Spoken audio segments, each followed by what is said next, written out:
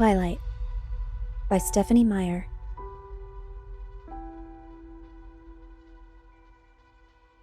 Preface.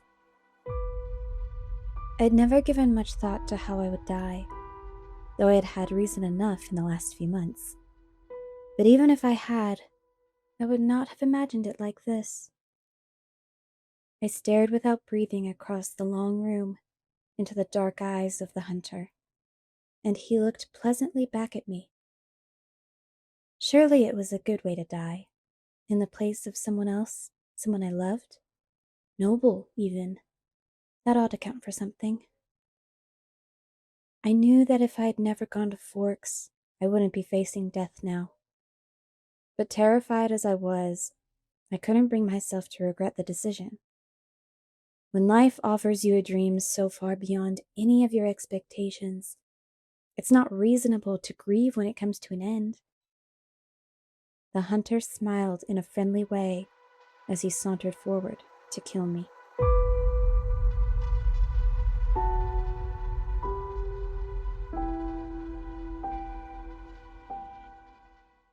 Chapter 1.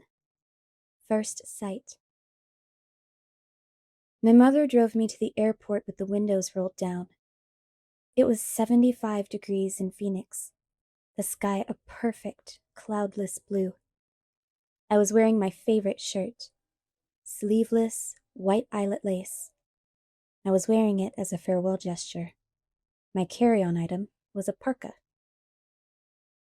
In the Olympic Peninsula of northwest Washington state, a small town named Forks exists under a near-constant cover of clouds. It rains on this inconsequential town more than any other place in the United States of America. It was from this town and its gloomy, omnipresent shade that my mother escaped with me when I was only a few months old. It was in this town that I'd been compelled to spend a month every summer until I was 14. That was the year I finally put my foot down. These past 3 summers, my dad, Charlie, vacationed with me in California for 2 weeks instead. It was to Forks that I now exiled myself, an action that I took with great horror. I detested Forks. I loved Phoenix. I loved the sun and the blistering heat. I loved the vigorous, sprawling city. "Bella," my mom said to me, the last of 1,000 times before I got on the plane, "you don't have to do this." My mom looks like me, except with short hair and laugh lines. I felt a spasm of panic as I stared at her wide, childlike eyes. How could I leave my loving, erratic, harebrained mother to fend for herself? Of course, she had Phil now, so the bills would probably get paid. There would be food in the refrigerator, gas in her car, and someone to call when she got lost. But still. "I want to go," I lied. I'd always been a bad liar, but I'd been saying this lie so frequently lately that it almost sounded convincing now. "Tell Charlie I say hi." "I will." "I'll see you soon," she insisted. "You can come home whenever you want. I'll come right back as soon as you need me."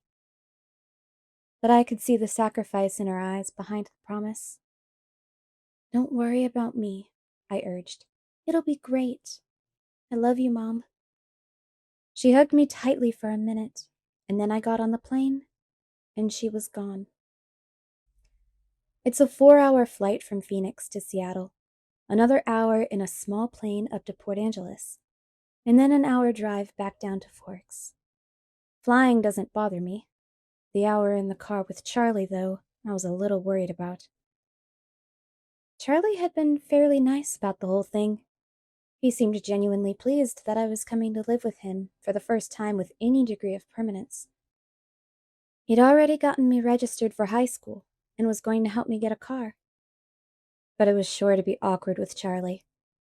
Neither of us was what anyone would call verbose, and I didn't know what there was to say regardless. I knew he was more than a little confused by my decision. Like my mother before me, I hadn't made a secret of my distaste for Forks. When I landed in Port Angeles, it was raining. I didn't see it as an omen, just unavoidable. I'd already said my goodbyes to the sun. Charlie was waiting for me with the cruiser. This I was expecting too. Charlie is Police Chief Swan to the good people of Forks. My primary motivation behind buying a car, despite my scarcity of funds, was that I refused to be driven around town in a car with red and blue lights on top. Nothing slows down traffic like a cop. Charlie gave me an awkward, one-armed hug when I stumbled my way off the plane.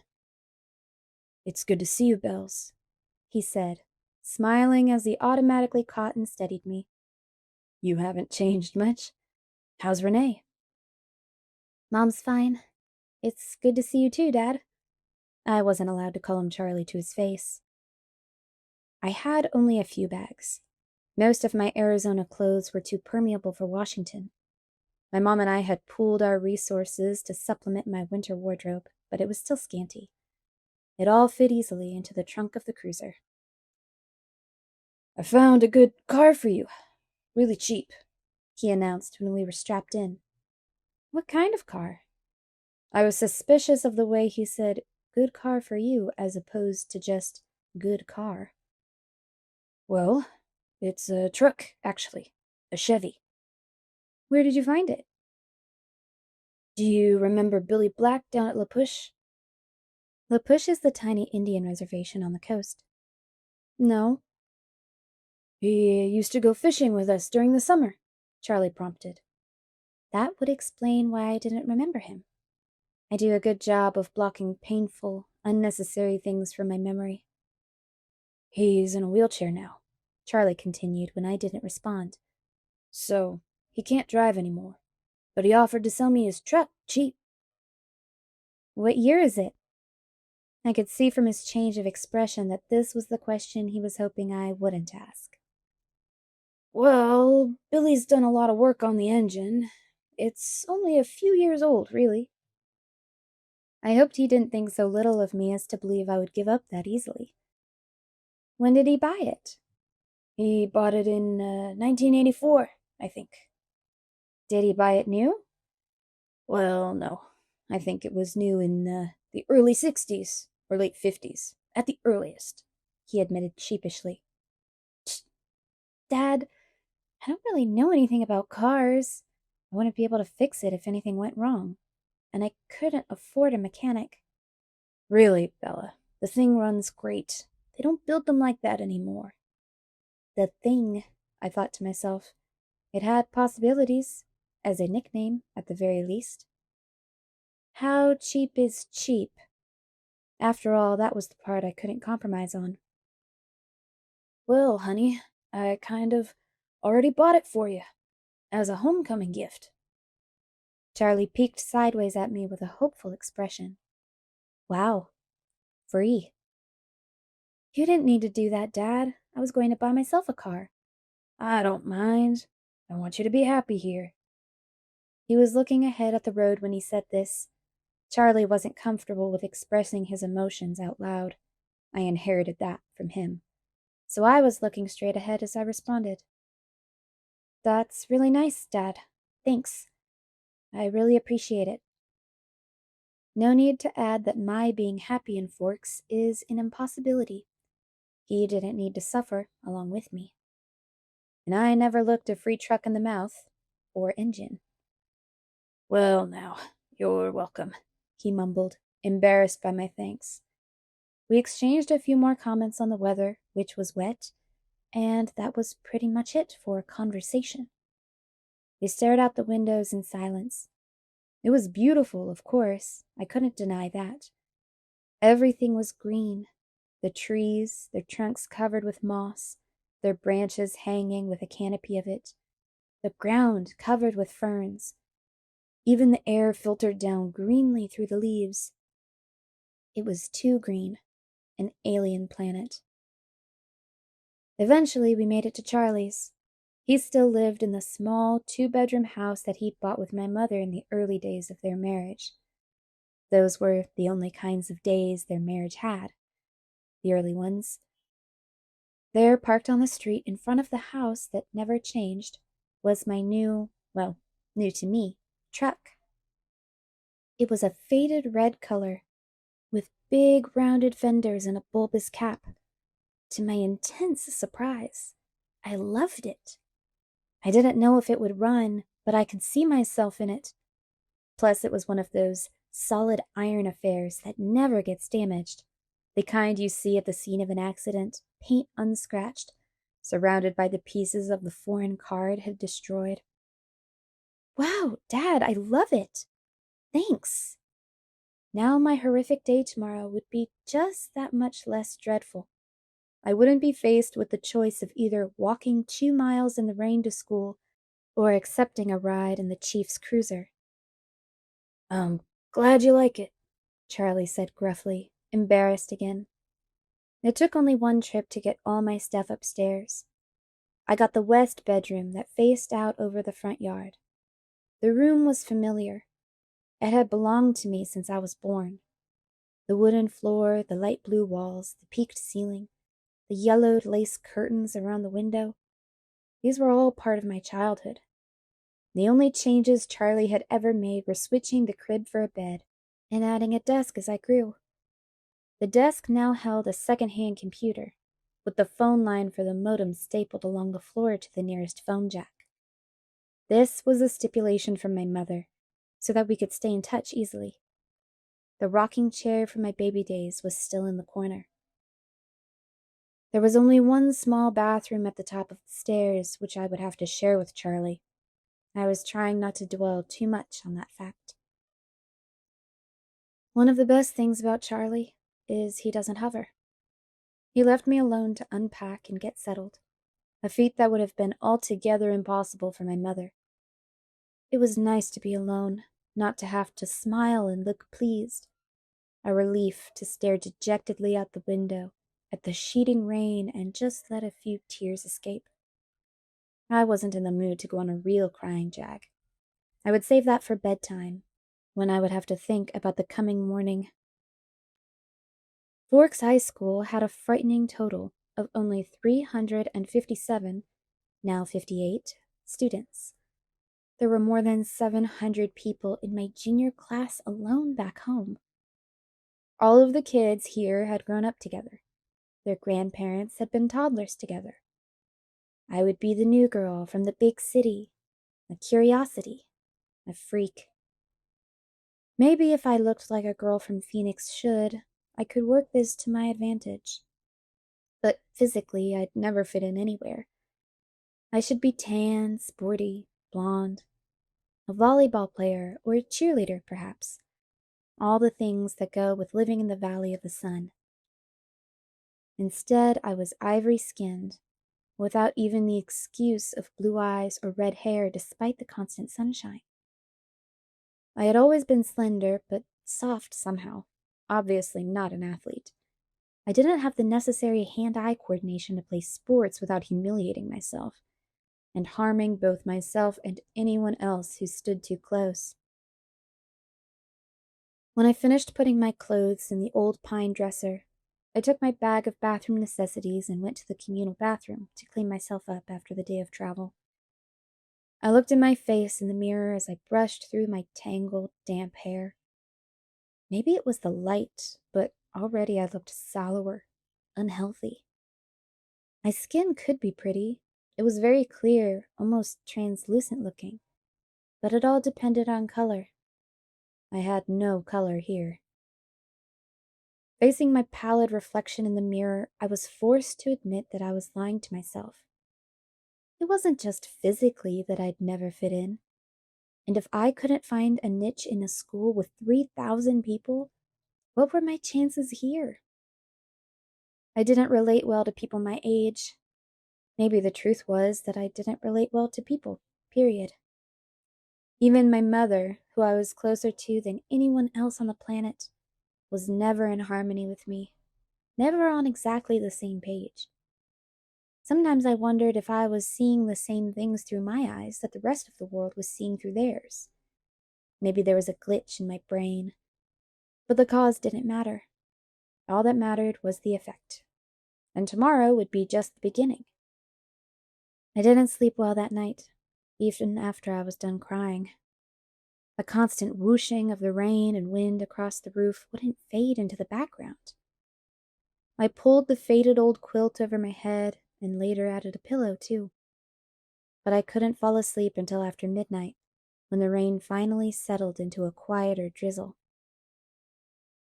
Thick fog was all I could see out my window in the morning, and I could feel the claustrophobia creeping up on me. You could never see the sky here. It was like a cage. Breakfast with Charlie was a quiet event. He wished me good luck at school. I thanked him, knowing his hope was wasted. Good luck tended to avoid me. Charlie left first, off to the police station that was his wife and family. After he left, I sat at the old square oak table in one of the 3 unmatching chairs and examined his small kitchen, with its dark paneled walls, bright yellow cabinets, and white linoleum floors. Nothing was changed. My mother had painted the cabinets 18 years ago in an attempt to bring some sunshine into the house. Over the small fireplace in the adjoining handkerchief-sized family room was a row of pictures. First, a wedding picture of Charlie and my mom in Las Vegas. Then one of the 3 of us in the hospital after I was born, taken by a helpful nurse, followed by the procession of my school pictures up to last year's. Those were embarrassing to look at. I would have to see what I could do to get Charlie to put them somewhere else, at least while I was living here. It was impossible being in this house not to realize that Charlie had never gotten over my mom. It made me uncomfortable. I didn't want to be too early to school, but I couldn't stay in the house anymore. I donned my jacket, which had the feel of a biohazard suit, and headed out into the rain. It was just drizzling still, not enough to soak me through immediately as I reached for the house key that was always hidden under the eaves by the door and locked up. The sloshing of my new waterproof boots was unnerving. I missed the normal crunch of gravel as I walked. I couldn't pause and admire my truck again as I wanted. I was in a hurry to get out of the misty wet that swirled around my head and clung to my hair under my hood. Inside the truck, it was nice and dry.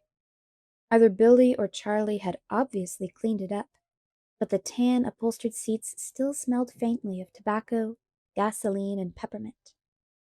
The engine started quickly, to my relief, but loudly, roaring to life and then idling at top volume. Well, a truck this old was bound to have a flaw. The antique radio worked, a plus that I hadn't expected. Finding the school wasn't difficult, though I'd never been there before. The school was, like most other things, just off the highway. It was not obvious that it was a school, only the sign which declared it to be the Forks High School made me stop. It looked like a collection of matching houses, built with maroon-colored bricks. There were so many trees and shrubs, I couldn't see its size at first. Where was the feel of the institution? I wondered nostalgically. Where were the chain-link fences, the metal detectors? I parked in front of the first building, which had a small sign over the door reading Front Office. No one else was parked there, so I was sure it was off limits. But I decided I would get directions inside, instead of circling around in the rain like an idiot. I stepped unwillingly out of the toasty truck cab and walked down a little stone path lined with dark hedges. I took a deep breath before opening the door. Inside, it was brightly lit and warmer than I'd hoped. The office was small, a little waiting area with padded folding chairs, orange-flecked commercial carpet, notices and awards cluttering the walls, a big clock ticking loudly. Plants grew everywhere in large plastic pots, as if there wasn't enough greenery outside. The room was cut in half by a long counter, cluttered with wire baskets full of papers and brightly colored flyers taped to its front. There were 3 desks behind the counter, one of which was manned by a large, red-haired woman wearing glasses. She was wearing a purple t-shirt, which immediately made me feel overdressed. The red-haired woman looked up. "Can I help you?" "I'm Isabella Swan," I informed her, and saw the immediate awareness light her eyes. I was expected, a topic of gossip, no doubt. Daughter of the chief's flighty ex-wife, come home at last. "Of course," she said. She dug through a precariously stacked pile of documents on her desk till she found the one she was looking for. "I have your schedule right here and a map of the school." She brought several sheets up to the counter to show me. She went through my classes for me, highlighting the best route to each on the map, and gave me a slip to have each teacher sign, which I was to bring back at the end of the day. She smiled at me and hoped, like Charlie, that I would like it here in Forks. I smiled back as convincingly as I could. When I went back out to my truck, other students were starting to arrive. I drove around the school, following the line of traffic. I was glad to see that most of the cars here were older like mine, nothing flashy. At home, I'd lived in one of the few lower-income neighborhoods that were included in the Paradise Valley district. It was a common thing to see a new Mercedes or a Porsche in the student lot. The nicest car here was a shiny Volvo, and it stood out. Still, I cut the engine as soon as I was in a spot, so that the thunderous volume wouldn't draw attention to me. I looked at the map in the truck, trying to memorize it now. Hopefully I wouldn't have to walk around with it stuck in front of my nose all day. I stuffed everything in my bag, slung the strap over my shoulder, and sucked in a huge breath. I can do this, I lied to myself feebly. No one was going to bite me. I finally exhaled and stepped out of the truck. I kept my face pulled back into my hood as I walked to the sidewalk, crowded with teenagers. My plain black jacket didn't stand out, I noticed with relief. Once I got around the cafeteria, Building 3 was easy to spot. A large black 3 was painted on a white square on the east corner. I felt my breathing gradually creeping toward hyperventilation as I approached the door. I tried holding my breath as I followed 2 unisex raincoats through the door. The classroom was small. The people in front of me stopped just inside the door to hang up their coats on a long row of hooks. I copied them. They were 2 girls, one a porcelain-colored blonde, the other also pale, with light brown hair. At least my skin wouldn't be a standout here. I took the slip up to the teacher, a tall, balding man whose desk had a nameplate identifying him as Mr. Mason. He gawked at me when he saw my name, not an encouraging response, and of course I flushed tomato red. But at least he sent me to an empty desk at the back without introducing me to the class. It was harder for my new classmates to stare at me in the back, but somehow they managed. I kept my eyes down on the reading list the teacher had given me. It was fairly basic. Bronte, Shakespeare, Chaucer, Faulkner. I'd already read everything. That was comforting and boring. I wondered if my mom would send me a folder of my old essays, or if she would think that was cheating. I went through different arguments with her in my head while the teacher droned on. When the bell rang, a nasal buzzing sound, a gangly boy with skin problems and hair black as an oil slick leaned across the aisle to talk to me. "You're Isabella Swan, aren't you?" He looked like the overly helpful chess club type. "Bella," I corrected. Everyone within a 3-seat radius turned to look at me. "Where's your next class?" he asked. I had to check in my bag. Government, with Jefferson in Building 6. There was nowhere to look without meeting curious eyes. "I'm heading toward Building 4. I could show you the way." Definitely over-helpful. "I'm Eric," he added. I smiled tentatively. "Thanks." We got our jackets and headed out into the rain, which had picked up. I could have sworn several people behind us were walking close enough to eavesdrop. I hoped I wasn't getting paranoid. "So, this is a lot different than Phoenix, huh?" he asked. "Very. It doesn't rain much there, does it? 3 or 4 times a year." "Wow, what must that be like?" he wondered. "Sunny," I told him. "You don't look very tan." "My mother is part albino." He studied my face apprehensively, and I sighed. It looked like clouds and a sense of humor didn't mix. A few months of this, and I would forget how to use sarcasm.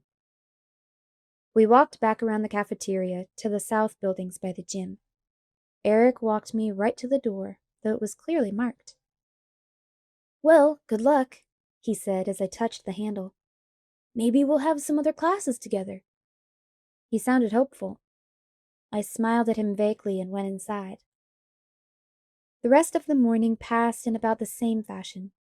My trigonometry teacher, Mr. Varner, who I would have hated anyway just because of the subject he taught, was the only one who made me stand in front of the class and introduce myself. I stammered, blushed, and tripped over my own boots on the way to my seat. After 2 classes, I started to recognize several of the faces in each class.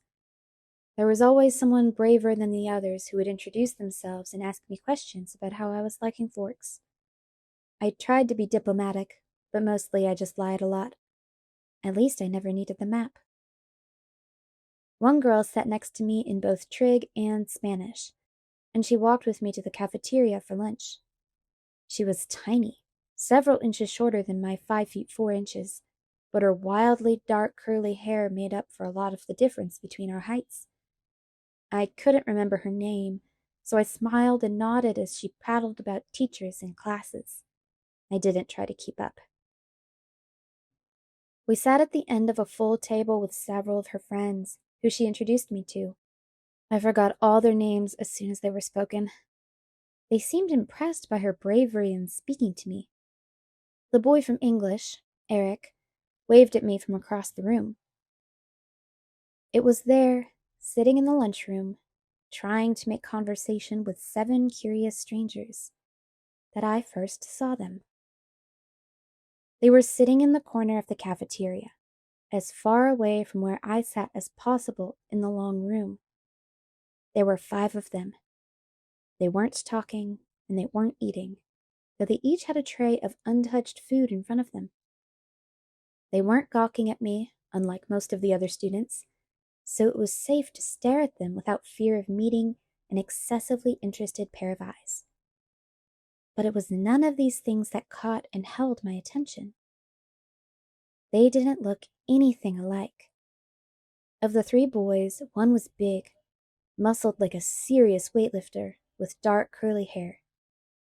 Another was taller, leaner, but still muscular, and honey blonde. The last was lanky, less bulky, with untidy, bronze-colored hair.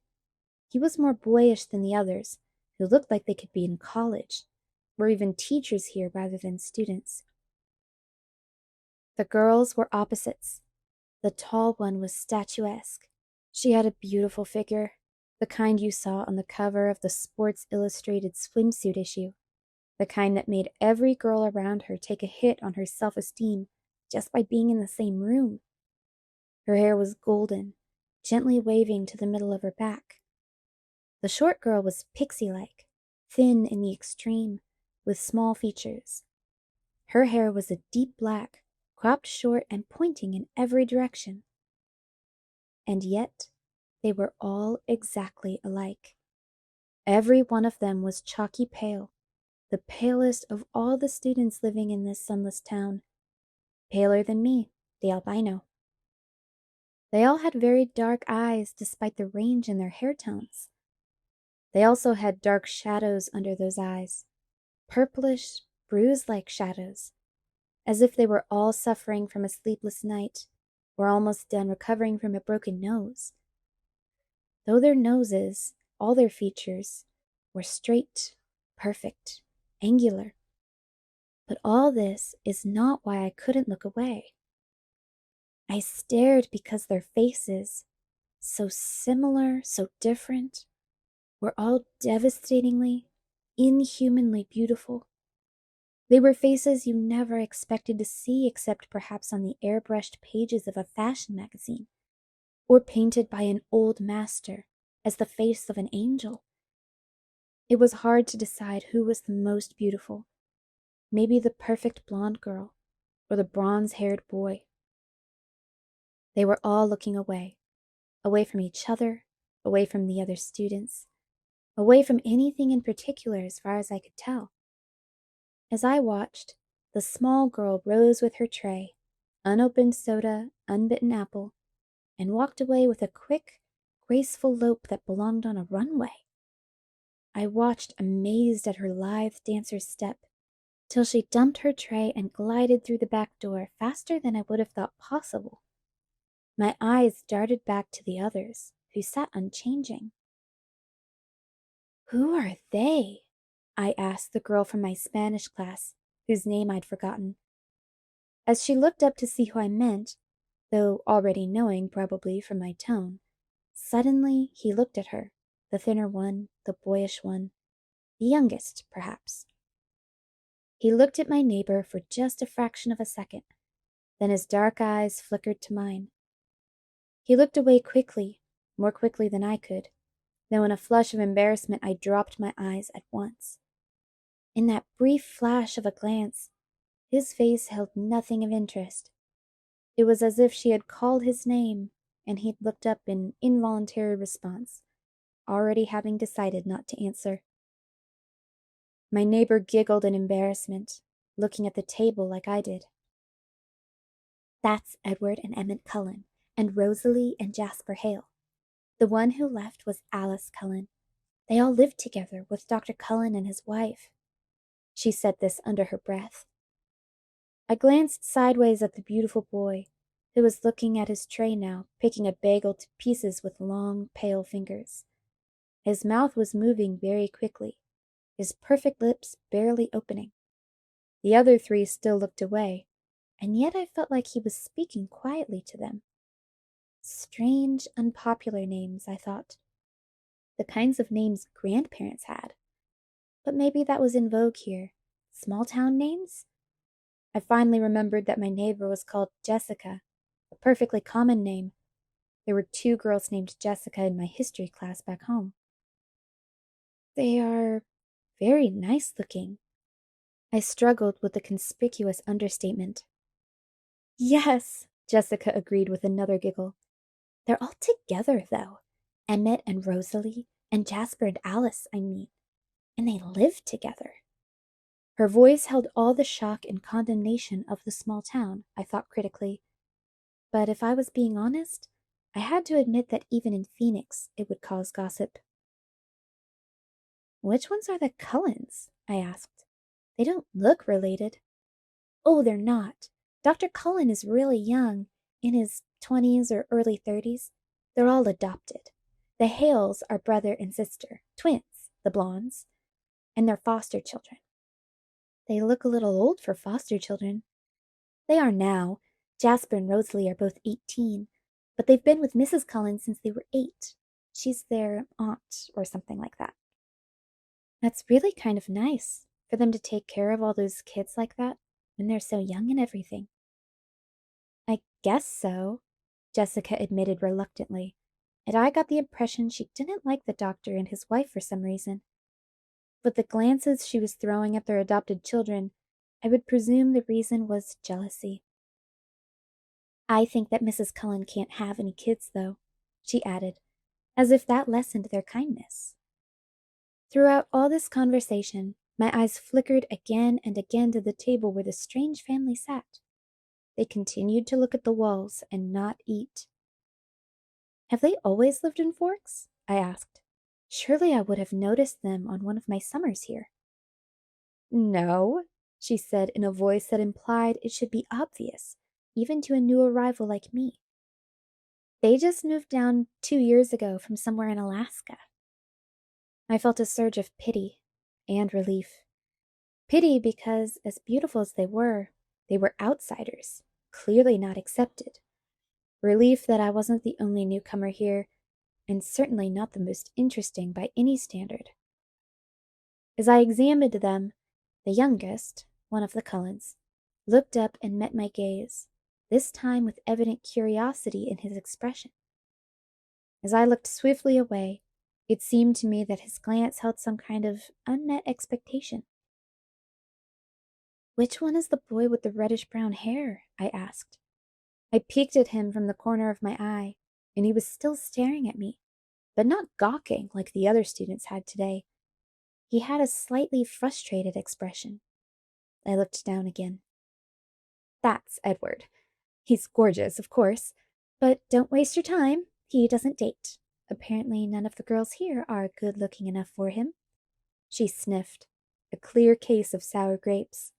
I wondered when he had turned her down. I bit my lip to hide my smile. Then I glanced at him again. His face was turned away, but I thought his cheek appeared lifted, as if he were smiling too. After a few more minutes, the four of them left the table together. They were all noticeably graceful, even the big, brawny one. It was unsettling to watch. The one named Edward didn't look at me again. I sat at the table with Jessica and her friends longer than I would have if I had been sitting alone. I was anxious not to be late for class on my first day.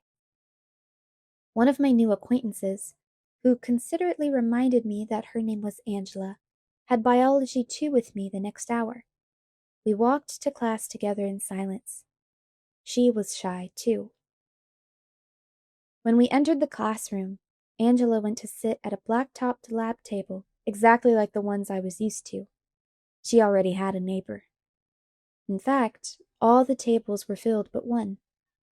Next to the center aisle, I recognized Edward Cullen by his unusual hair, sitting next to the single open seat.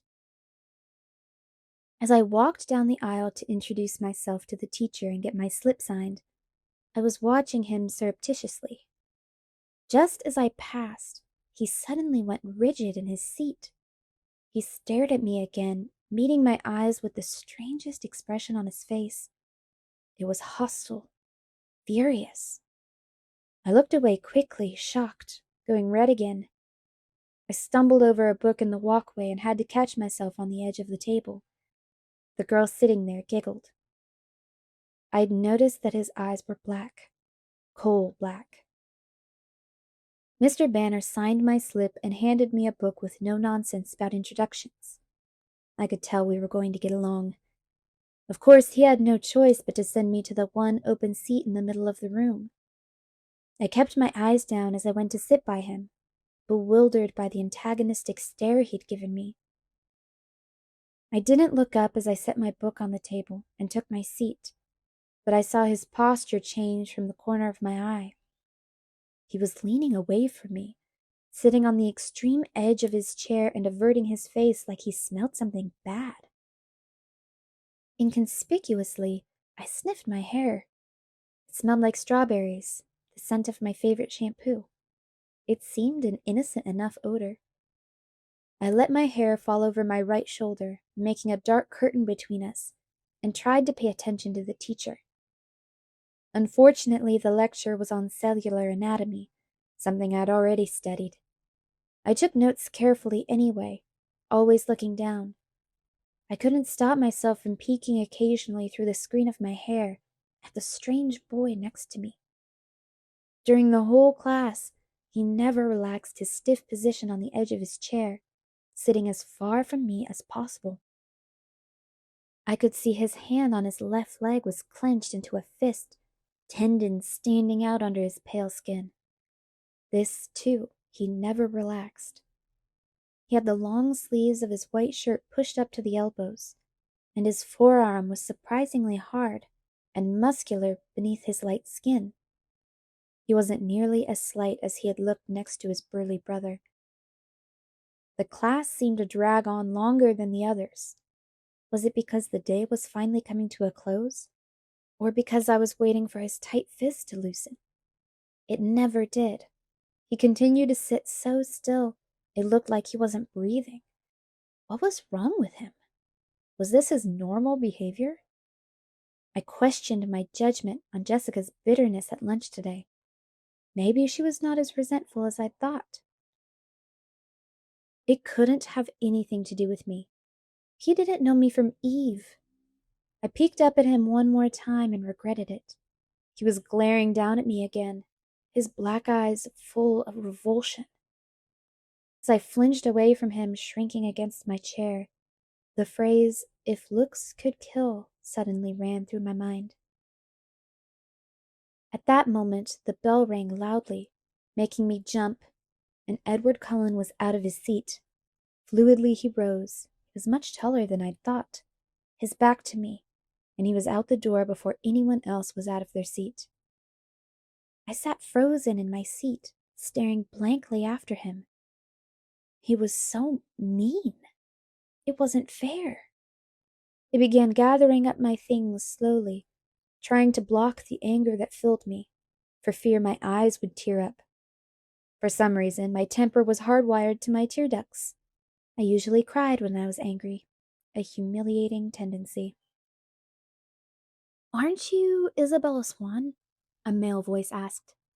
I looked up to see a cute baby-faced boy, his pale blonde hair carefully gelled into orderly spikes, smiling at me in a friendly way. He obviously didn't think I smelled bad. "Bella," I corrected him with a smile. "I'm Mike." "Hi, Mike."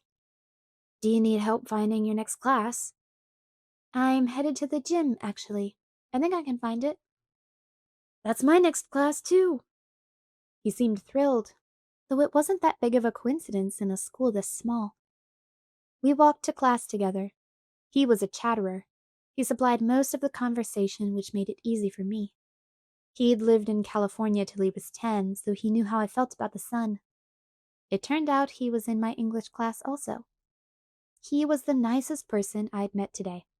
But as we were entering the gym, he asked, "So, did you stab Edward Cullen with a pencil or what? I've never seen him act like that." I cringed. So I wasn't the only one who had noticed. And apparently, that wasn't Edward Cullen's usual behavior. I decided to play dumb. "Was that the boy I sat next to in biology?" I asked artlessly. "Yes," he said. "He looked like he was in pain or something." "I don't know," I responded. "I never spoke to him." "He's a weird guy." Mike lingered by me instead of heading to the dressing room. "If I were lucky enough to sit by you, I would have talked to you." I smiled at him before walking through the girls' locker room. He was friendly and clearly admiring, but it wasn't enough to ease my irritation. The gym teacher, Coach Clapp, found me a uniform but didn't make me dress down for today's class. At home, only 2 years of PE were required. Here, PE was mandatory all 4 years. Forks was literally my personal hell on earth. I watched 4 volleyball games running simultaneously. Remembering how many injuries I had sustained and inflicted playing volleyball, I felt faintly nauseated.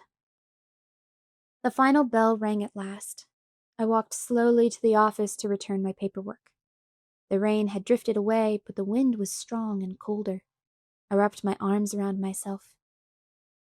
When I walked into the warm office, I almost turned around and walked back out. Edward Cullen stood at the desk in front of me. I recognized again that tousled bronze hair. He didn't appear to notice the sound of my entrance. I stood pressed against the back wall, waiting for the receptionist to be free. He was arguing with her in a low, attractive voice. I quickly picked up the gist of the argument. He was trying to trade from 6th-hour biology to another time. Any other time. I just couldn't believe that this was about me. It had to be something else, something that happened before I entered the biology room. The look on his face must have been about another aggravation entirely. It was impossible that this stranger could take such a sudden, intense dislike to me. The door opened again and the cold wind suddenly gusted through the room, rustling the papers on the desk, swirling my hair around my face. The girl who came in merely stepped to the desk, placed a note in the wire basket, and walked out again.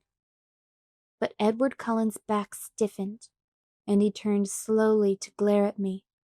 His face was absurdly handsome, with piercing, hate-filled eyes. For an instant, I felt a thrill of genuine fear, raising the hair on my arms. The look only lasted a second, but it chilled me more than the freezing wind. He turned back to the receptionist. "Never mind, then," he said hastily in a voice like velvet. "I can see that it's impossible. Thank you so much for your help." And he turned on his heel without another look at me and disappeared out the door. I went meekly to the desk, my face white for once instead of red, and handed her the signed slip. "How did your first day go, dear?" the receptionist asked maternally. "Fine," I lied, my voice weak. She didn't look convinced. When I got to the truck, it was almost the last car in the lot. It seemed like a haven, already the closest thing to home I had in this damp green hole. I sat inside for a while, just staring out the windshield blankly. But soon I was cold enough to need the heater, so I turned the key and the engine roared to life. I headed back to Charlie's house, fighting tears the whole way there. Chapter 2. Open Book. The next day was better, and worse. It was better because it wasn't raining yet, though the clouds were dense and opaque. It was easier because I knew what to expect of my day. Mike came to sit by me in English and walked me to my next class, with Chess Club Eric glaring at him all the while. That was nattering. People didn't look at me quite as much as they had yesterday. I sat with a big group at lunch that included Mike, Eric, Jessica, and several other people whose names and faces I now remembered. I began to feel like I was treading water instead of drowning in it.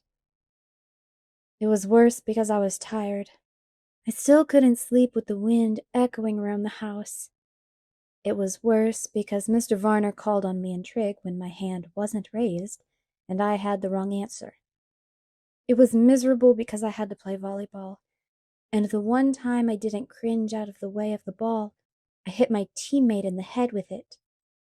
And it was worse because Edward Cullen wasn't in school at all. All morning I was dreading lunch, fearing his bizarre glares. Part of me wanted to confront him and demand to know what his problem was. While I was lying sleepless in my bed, I even imagined what I would say. But I knew myself too well to think I would really have the guts to do it. I made the cowardly lion look like the Terminator. But when I walked into the cafeteria with Jessica, trying to keep my eyes from sweeping the place for him and failing entirely, I saw that his 4 siblings of sorts were sitting together at the same table, and he was not with them. Mike intercepted us and steered us to his table. Jessica seemed elated by the attention, and her other friends quickly joined us. But as I tried to listen to their easy chatter, I was terribly uncomfortable, waiting nervously for the moment he would arrive. I hoped that he would simply ignore me when he came and prove my suspicions false. He didn't come, and as more time passed, I grew more and more tense. I walked to biology with more confidence when, by the end of lunch, he still hadn't showed. Mike, who was taking on the qualities of a golden retriever, walked faithfully by my side to class. I held my breath at the door, but Edward Cullen wasn't there either. I exhaled and went to my seat. Mike followed, talking about an upcoming trip to the beach. He lingered by my desk till the bell rang. Then he smiled at me wistfully and went to sit by a girl with braces and a bad perm. It looked like I was going to have to do something about Mike, and it wouldn't be easy. In a town like this, where everyone lived on top of everyone else, diplomacy was essential. I had never been enormously tactful. I had no practice dealing with overly friendly boys. I was relieved that I had the desk to myself, that Edward was absent. I told myself that repeatedly. But I couldn't get rid of the nagging suspicion that I was the reason he wasn't there. It was ridiculous and egotistical to think that I could affect anyone that strongly. It was impossible. And yet I couldn't stop worrying that it was true. When the school day was finally done and the blush was fading out of my cheeks from the volleyball incident, I changed quickly back into my jeans and navy blue sweater. I hurried from the girls' locker room, pleased to find that I had successfully evaded my retriever friend for the moment. I walked swiftly out to the parking lot. It was crowded now with fleeing students. I got in my truck and dug through my bag to make sure I had what I needed. Last night I'd discovered that Charlie couldn't cook much besides fried eggs and bacon, so I requested that I be assigned kitchen detail for the duration of my stay. He was willing enough to hand over the keys to the banquet hall. I also found that he had no food in the house, so I had my shopping list and the cash from the jar in the cupboard labeled food money, and I was on my way to the thriftway. I gunned my deafening engine to life, ignoring the heads that turned in my direction, and backed carefully into a place in the line of cars that were waiting to exit the parking lot. As I waited, trying to pretend that the ear-splitting rumble was coming from someone else's car, I saw the two Cullens and the Hale twins getting into their car. It was the shiny new Volvo. Of course, I hadn't noticed their clothes before. I'd been too mesmerized by their faces. Now that I looked, it was obvious that they were all dressed exceptionally well. Simply, but in clothes that subtly hinted at designer origins.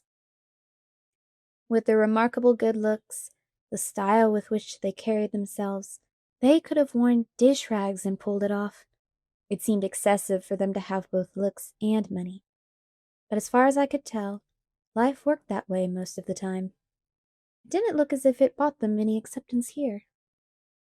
No, I didn't fully believe that. The isolation must be their desire. I couldn't imagine any door that wouldn't be opened by that degree of beauty. They looked at my noisy truck as I passed them, just like everyone else. I kept my eyes straight forward and was relieved when I was finally free of the school grounds.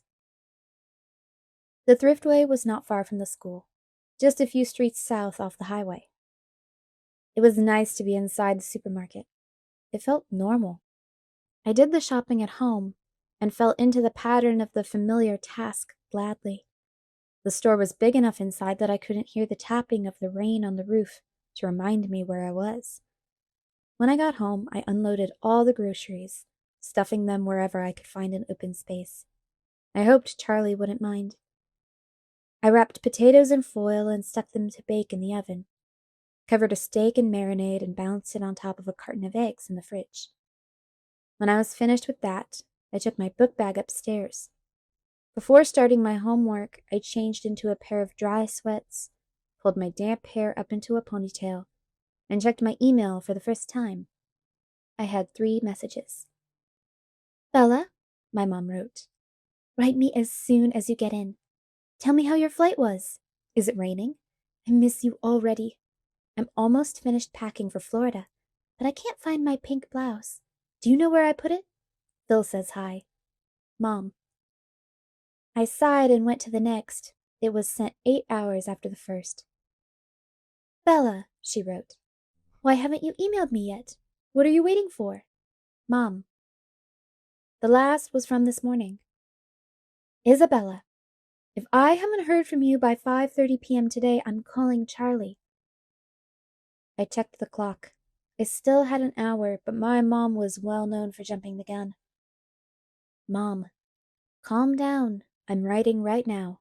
Don't do anything rash. Bella." I sent that and began again. "Mom, everything is great.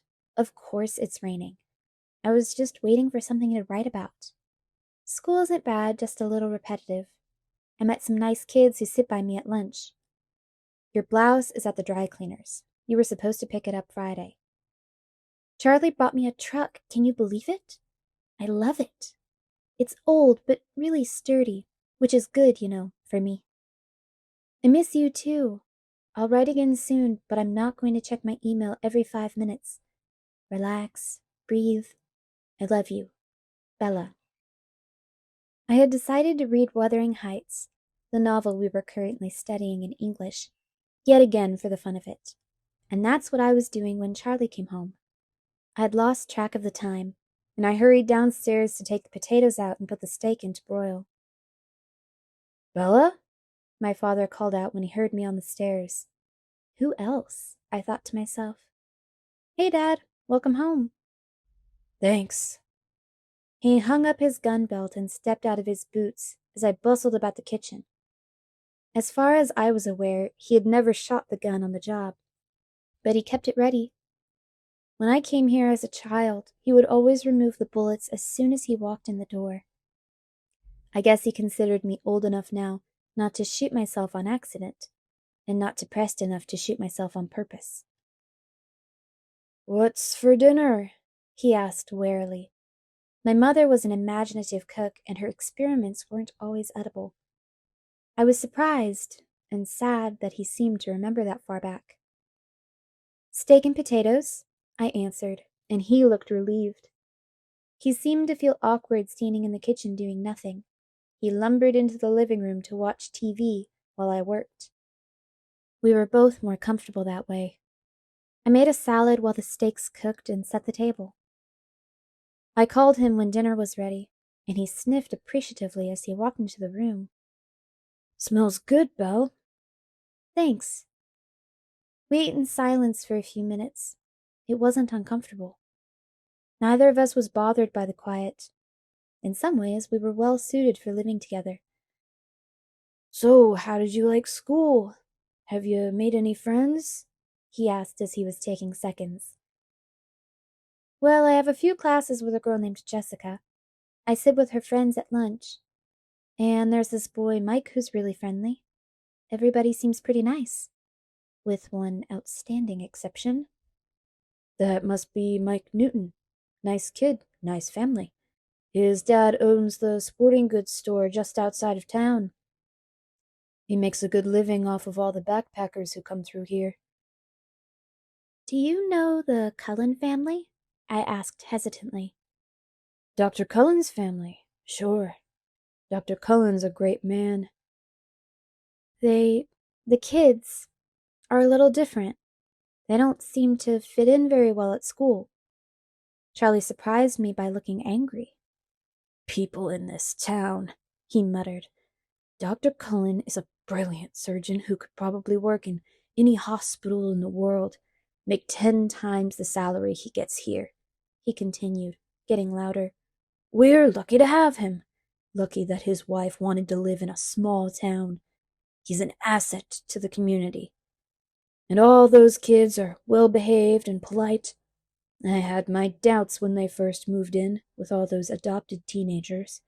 I thought we might have some problems with them, but they're all very mature. I haven't had one speck of trouble from any of them. That's more than I can say for the children of some folks who've lived in this town for generations. And they stick together the way a family should. Camping trips every other weekend. Just because they're newcomers, people have to talk. It was the longest speech I've ever heard Charlie make. He must feel strongly about whatever people were saying. I backpedaled. They seemed nice enough to me. I just noticed that they kept to themselves. They're all very attractive, I added, trying to be more complimentary. You should see the doctor, Charlie said, laughing. It's a good thing he's happily married. A lot of the nurses at the hospital have a hard time concentrating on their work with him around. We lapsed back into silence as we finished eating. He cleared the table while I started on the dishes. He went back to the TV, and after I finished washing the dishes by hand, no dishwasher, I went upstairs unwillingly to work on my math homework. I could feel a tradition in the making. That night it was finally quiet. I fell asleep quickly, exhausted. The rest of the week was uneventful. I got used to the routine of my classes. By Friday, I was able to recognize, if not name, almost all the students at school. In gym, the kids on my team learned to not pass me the ball and step quickly in front of me if the other team tried to take advantage of my weakness. I happily stayed out of their way. Edward Cullen didn't come back to school. Every day, I watched anxiously until the rest of the Cullens entered the cafeteria without him. Then I could relax and join in the lunchtime conversation. Mostly it centered around a trip to the La Push Ocean Park in 2 weeks that Mike was putting together. I was invited, and I had agreed to go, more out of politeness than desire. Beaches should be hot and dry. By Friday, I was perfectly comfortable entering my biology class, no longer worried that Edward would be there. For all I knew, he had dropped out of school. I tried not to think about him, but I couldn't totally suppress the worry that I was responsible for his continued absence, ridiculous as it seemed.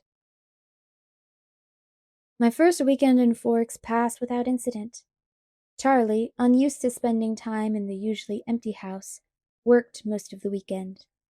I cleaned the house, got ahead on my homework, and wrote my mom more bogusly cheerful email. I did drive to the library Saturday, but it was so poorly stocked that I didn't bother to get a card. I would have to make a date to visit Olympia or Seattle soon and find a good bookstore. I wondered idly what kind of gas mileage the truck got, and shuddered at the thought. The rain stayed soft over the weekend, quiet, so I was able to sleep well. People greeted me in the parking lot Monday morning. I didn't know all of their names, but I waved back and smiled at everyone. It was colder this morning, but happily not raining. In English, Mike took his accustomed seat by my side. We had a pop quiz on Wuthering Heights.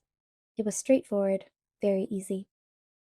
All in all, I was feeling a lot more comfortable than I had thought I would feel by this point.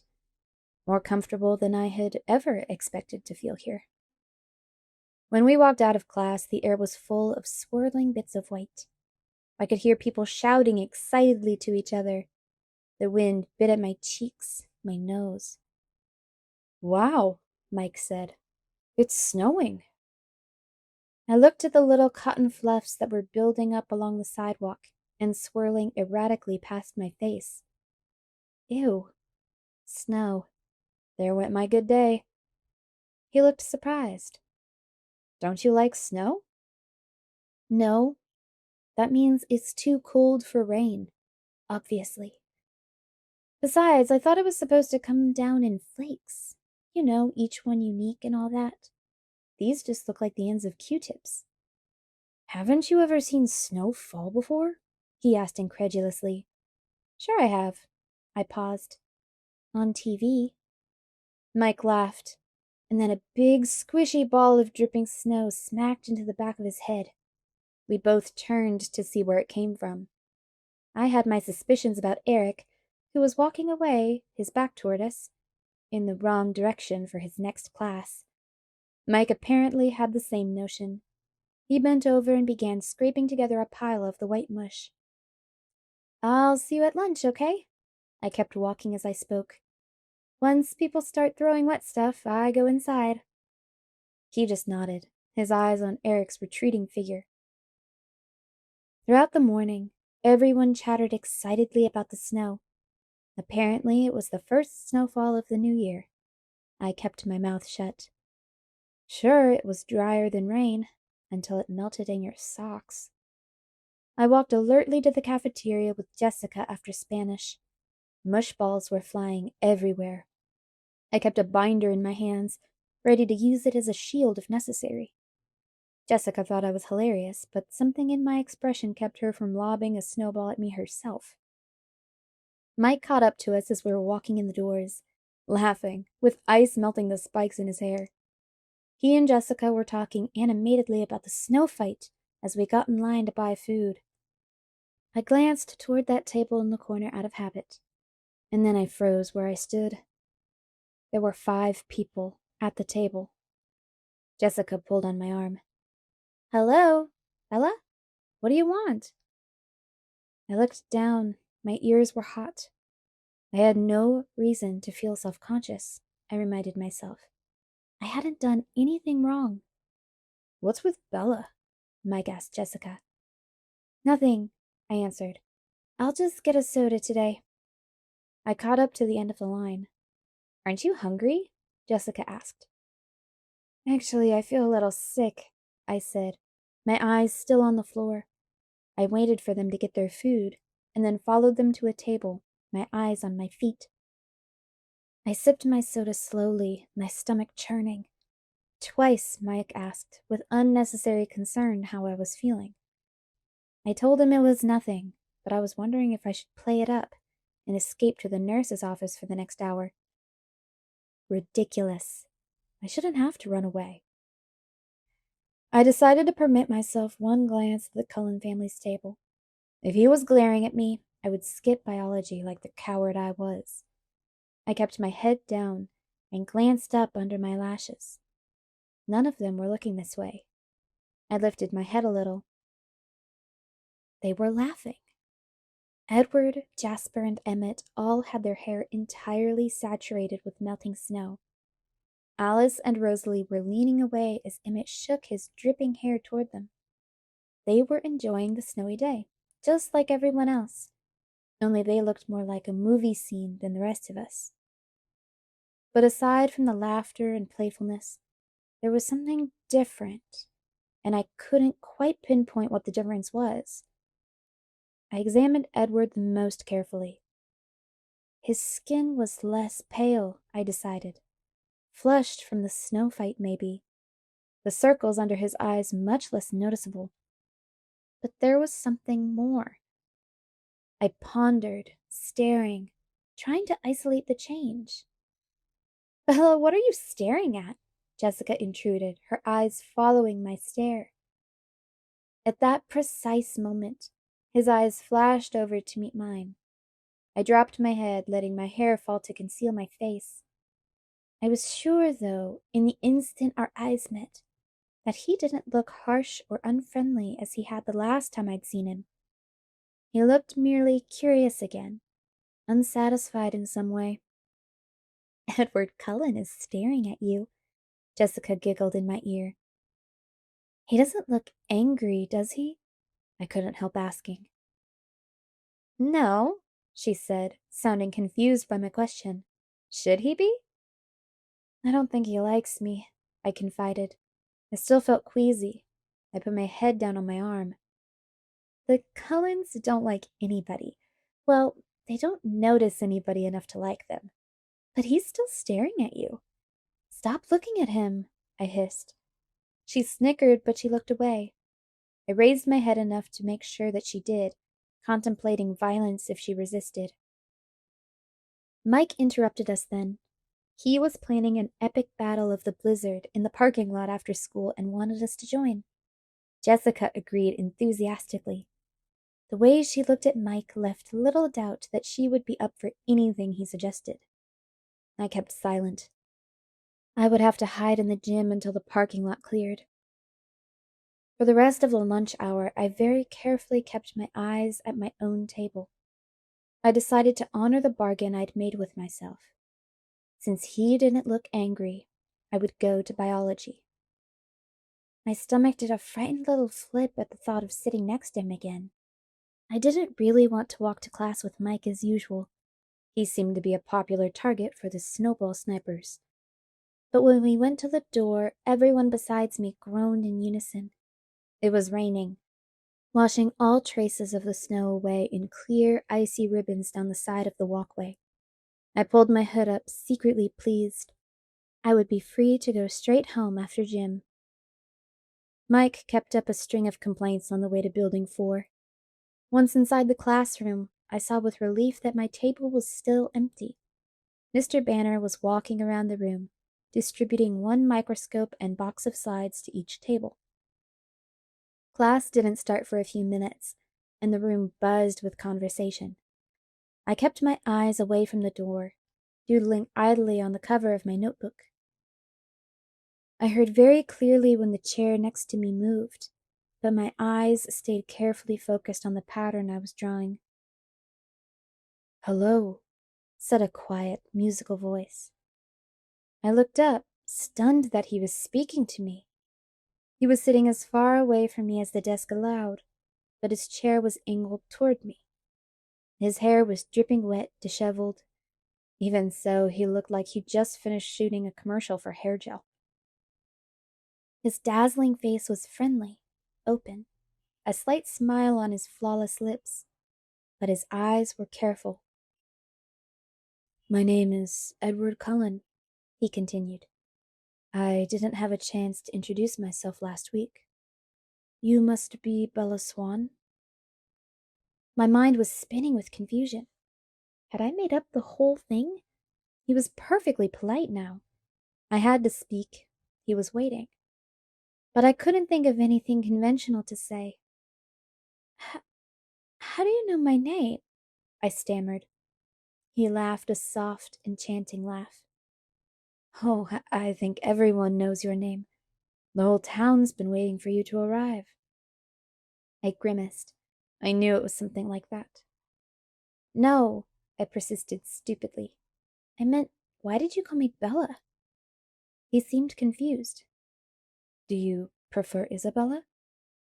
"No, I like Bella," I said.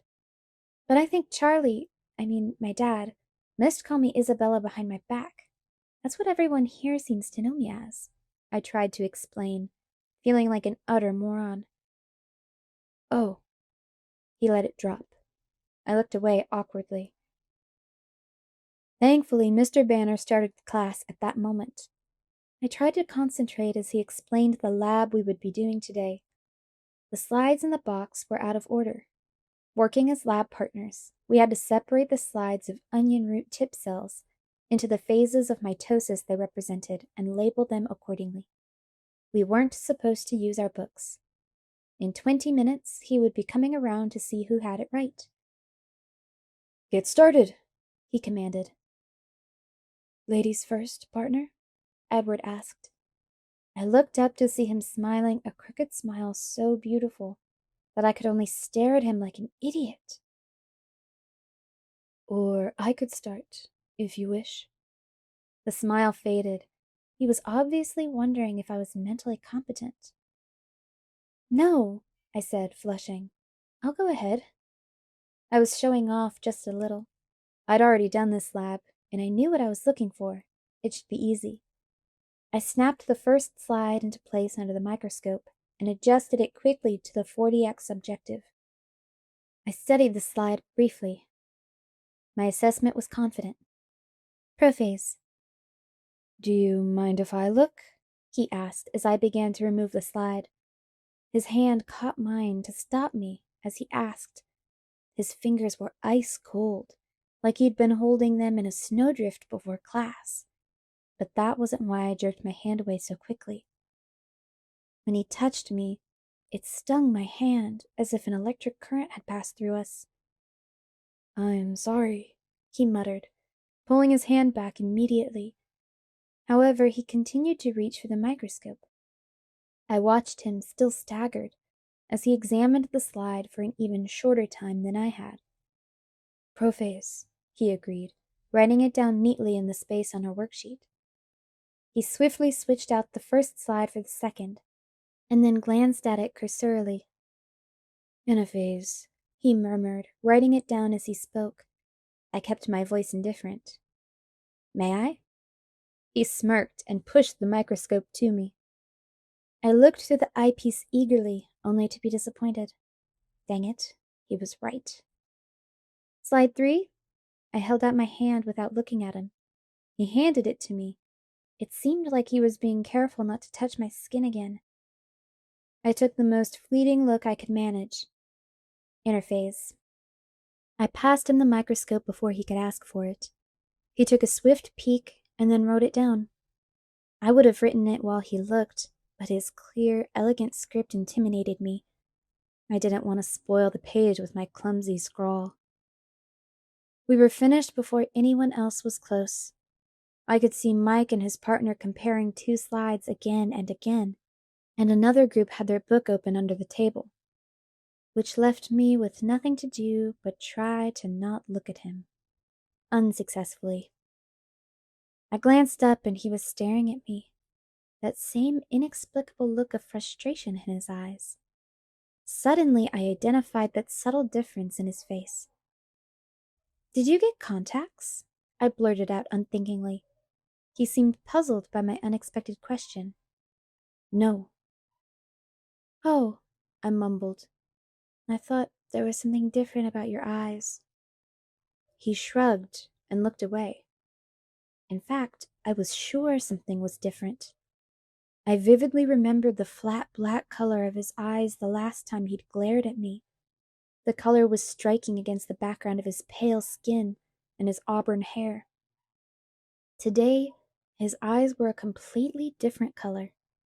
A strange ochre, darker than butterscotch, but with the same golden tone. I didn't understand how that could be, unless he was lying for some reason about the contacts. Or maybe Forks was making me crazy in the literal sense of the word. I looked down. His hands were clenched into hard fists again. Mr. Banner came to our table then to see why we weren't working. He looked over our shoulders to glance at the completed lab, and then stared more intently to check the answers. "So, Edward, didn't you think Isabella should get a chance with the microscope?" Mr. Banner asked. "Bella," Edward corrected automatically. "Actually, she identified 3 of the 5. Mr. Banner looked at me now. His expression was skeptical. "Have you done this lab before?" he asked. I smiled sheepishly. "Not with onion root." "Whitefish blashula?" "Yeah." Mr. Banner nodded. "Were you in an advanced placement program in Phoenix?" "Yes." "Well," he said after a moment, "I guess it's good you two are lab partners." He mumbled something else as he walked away. After he left, I began doodling on my notebook again. "It's too bad about the snow, isn't it?" Edward asked. I had the feeling he was forcing himself to make small talk with me. Paranoia swept over me again. It was like he had heard my conversation with Jessica at lunch and was trying to prove me wrong. "Not really," I answered honestly, instead of pretending to be normal like everyone else. I was still trying to dislodge the stupid feeling of suspicion, and I couldn't concentrate. "You don't like the cold?" It wasn't a question. "Or the wet." "Forks must be a difficult place for you to live," he mused. "You have no idea," I muttered darkly. He looked fascinated by what I said, for some reason I couldn't imagine. His face was such a distraction that I tried not to look at it any more than courtesy absolutely demanded. "Why did you come here, then?" No one had asked me that. Not straight out like he did, demanding. "It's complicated." "I think I can keep up," he pressed. I paused for a long moment, and then made the mistake of meeting his gaze. His dark gold eyes confused me, and I answered without thinking. "My mother got remarried," I said. "That doesn't sound so complex," he disagreed, but he was suddenly sympathetic. "When did that happen?" "Last September." My voice sounded sad, even to me. "And you don't like him?" Edward surmised, his tone still kind. "No, Phil is fine. Too young, maybe, but nice enough." "Why didn't you stay with them?" I couldn't fathom his interest, but he continued to stare at me with his penetrating eyes, as if my dull life story was somehow vitally important. "Phil travels a lot. He plays ball for a living." I half smiled. "Have I heard of him?" he asked, smiling in response. "Probably not. He doesn't play well. Strictly minor league. He moves around a lot." "And your mother sent you here so that she could travel with him?" He said it as an assumption again, not a question. My chin raised a fraction. "No, she did not send me here. I sent myself." His eyebrows knit together. "I don't understand," he admitted, and he seemed unnecessarily frustrated by that fact. I sighed. Why was I explaining this to him? He continued to stare at me with obvious curiosity. She stayed with me at first, but she missed him. It made her unhappy. So I decided it was time to spend some quality time with Charlie. My voice was glum by the time I finished. But now you're unhappy, he pointed out. And? I challenged. That doesn't seem fair, he shrugged, but his eyes were still intense. I laughed without humor. Hasn't anyone ever told you? Life isn't fair. I believe I have heard that somewhere before, he agreed dryly. So that's all, I insisted, wondering why he was still staring at me that way. His gaze became appraising. You put on a good show, he said slowly. But I'd be willing to bet that you're suffering more than you let anyone see. I grimaced at him, resisting the impulse to stick out my tongue like a 5-year-old, and looked away. Am I wrong? I tried to ignore him. I didn't think so, he murmured smugly. Why does it matter to you? I asked, irritated. I kept my eyes away, watching the teacher make his rounds. That's a very good question, he muttered, so quietly that I wondered if he was talking to himself. However, after a few seconds of silence, I decided that was the only answer I was going to get. I sighed, scowling at the blackboard. Am I annoying you? He asked.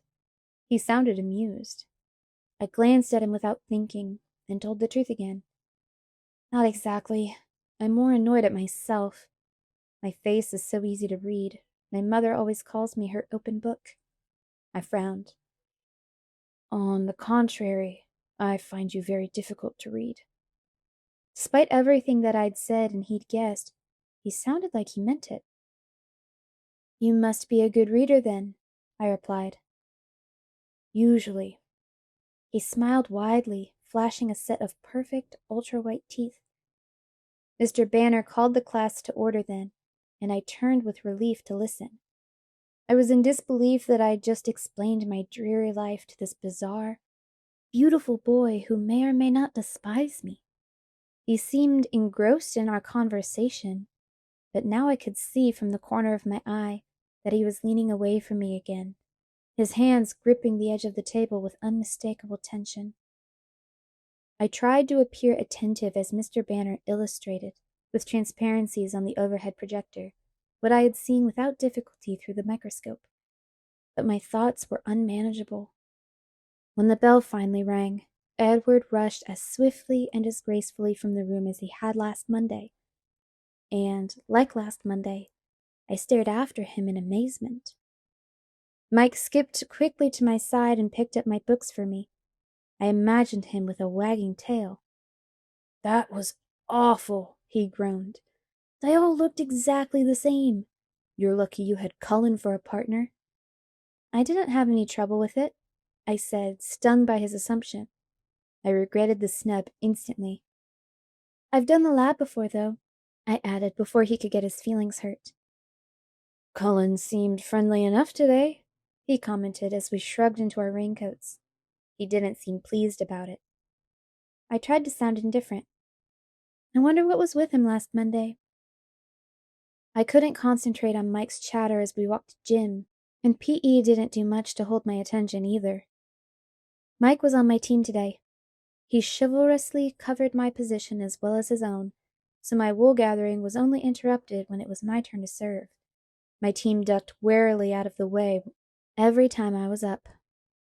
The rain was just a mist as I walked to the parking lot, but I was happier when I was in the dry cap. I got the heater running, for once not caring about the mind-numbing roar of the engine. I unzipped my jacket, put the hood down, and fluffed my damp hair out in the heater so it could dry on the way home. I looked around me to make sure it was clear. That's when I noticed the still, white figure. Edward Cullen was leaning against the front door of the Volvo, 3 cars down from me, and staring intently in my direction. I swiftly looked away and threw the truck into reverse, almost hitting a rusty Toyota Corolla in my haste. Lucky for the Toyota, I stomped on the brake in time. It was just the sort of car that my truck would make scrap metal of. I took a deep breath, still looking out the other side of my car, and cautiously pulled out again with greater success. I stared straight ahead as I passed the Volvo, but from a peripheral peak, I would swear I saw him laughing. Chapter 3. Phenomenon. When I opened my eyes in the morning, something was different. It was the light. It was still the gray-green light of a cloudy day in the forest, but it was clearer somehow. I realized there was no fog veiling my window. I jumped up to look outside, then groaned in horror. A fine layer of snow covered the yard, dusted the top of my truck, and whitened the road. But that wasn't the worst part. All the rain from yesterday had frozen solid, coating the needles on the trees in fantastic, gorgeous patterns, and making the driveway a deadly ice slick. I had enough trouble not falling down when the ground was dry. It might be safer for me to go back to bed now. Charlie had left for work before I got downstairs. In a lot of ways, living with Charlie was like having my own place, and I found myself reveling in the aloneness today instead of being lonely. I threw down a quick bowl of cereal and some orange juice from the carton. I felt excited to go to school, and that scared me. I knew it wasn't the stimulating learning environment I was anticipating, or seeing my new set of friends. If I was being honest with myself, I knew I was eager to get to school because I would see Edward Cullen, and that was very, very stupid. I should be avoiding him entirely after my brainless and embarrassing babbling yesterday, and I was suspicious of him. Why should he lie about his eyes? I was still frightened of the hostility I sometimes felt emanating from him, and I was still tongue-tied whenever I pictured his perfect face. I was well aware that my league and his league were spheres that did not touch, so I shouldn't be at all anxious to see him today. It took every ounce of my concentration to make it down the icy brick driveway alive. I almost lost my balance when I finally got to the truck, but I managed to cling to the side mirror and save myself. Clearly, today was going to be nightmarish. Driving to school, I distracted myself from my fear of falling and my unwanted speculations about Edward Cullen by thinking about Mike and Eric, the obvious difference in how teenage boys responded to me here. I was sure I looked exactly the same as I had in Phoenix. Maybe it was just that the boys back home had watched me pass slowly through all the awkward phases of adolescence, and still thought of me that way. Perhaps it was because I was a novelty here, where novelties were few and far between. Possibly my crippling clumsiness was seen as endearing rather than pathetic, casting me as a damsel in distress. Whatever the reason, Mike's puppy dog behavior and Eric's apparent rivalry with him were disconcerting. I wasn't sure if I didn't prefer being ignored. My truck seemed to have no problem with the black ice that covered the roads. I drove very slowly, though, not wanting to carve a path of destruction through Main Street. When I got out of my truck at school, I saw why I'd had so little trouble. Something silver caught my eye, and I walked to the back of the truck, carefully holding the side for support, to examine my tires. There were thin chains crisscrossed in diamond shapes around them. Charlie had gotten up who knows how early to put snow chains on my truck. My throat suddenly felt tight. I wasn't used to being taken care of, and Charlie's unspoken concern caught me by surprise. I was standing by the back corner of the truck, struggling to fight back the sudden wave of emotion the snow chains had brought on, when I heard an odd sound. It was a high-pitched screech, and it was fast, becoming painfully loud. I looked up, startled. I saw several things simultaneously. Nothing was moving in slow motion, the way it does in the movies. Instead, the adrenaline rush seemed to make my brain work much faster. and I was able to absorb in clear detail several things at once. Edward Cullen was standing 4 cars down from me, staring at me in horror. His face stood out from a sea of faces, all frozen in the same mask of shock. But of more immediate importance was the dark blue van that was skidding, tires locked and squealing against the brakes, spinning wildly across the ice of the parking lot. It was going to hit the back corner of my truck, and I was standing between them. I didn't even have time to close my eyes. Just before I heard the shattering crunch of the van folding around the truck bed, something hit me hard, but not from the direction I was expecting. My head cracked against the icy blacktop, and I felt something cold and solid pinning me to the ground. I was lying on the pavement behind the tan car I'd parked next to, but I didn't have a chance to notice anything else, because the van was still coming. It had curled gratingly around the end of the truck, and spinning and sliding, it was about to collide with me again. A low oath made me aware that someone was with me, and the voice was impossible not to recognize. 2 long white hands shot out protectively in front of me, and the van shuddered to a stop a foot from my face, the large hands fitting providentially into a deep dent in the side of the van's body. Then his hands moved so fast that they blurred. One was suddenly gripping under the body of the van, and something was dragging me, swinging my legs around like a rag doll's, till they hit the tire of the tan car. A groaning metallic thud hurt my ears, and then the van settled, glass popping, onto the asphalt, exactly where, a second ago, my legs had been. It was absolutely silent for 1 long second before the screaming began. In the abrupt bedlam, I could hear more than one person shouting my name, but more clearly than all the yelling, I could hear Edward Cullen's low, frantic voice in my ear. "Bella, are you all right?" "I'm fine." My voice sounded strange. I tried to sit up and then realized he was holding me against the side of his body in an iron grasp. "Be careful," he warned as I struggled. "I think you hit your head pretty hard." I became aware of a throbbing ache centered above my left ear. "Ow," I said, surprised. "That's what I thought." His voice, amazingly, sounded like it was suppressing laughter. "How in the—" I trailed off, trying to clear my head, get my bearings. "How did you get over here so fast?" "I was standing right next to you, Bella," he said, his tone serious again. I turned to sit up, and this time he let me, releasing his hold around my waist and sliding as far from me as he could in the limited space.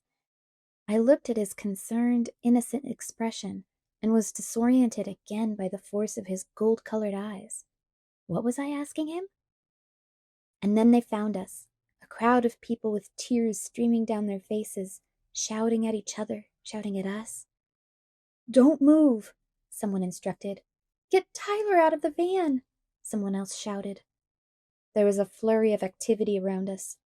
I tried to get up, but Edward's cold hand pushed my shoulder down. "Just stay put for now." "But it's cold," I complained. It surprised me when he chuckled under his breath. There was an edge to the sound.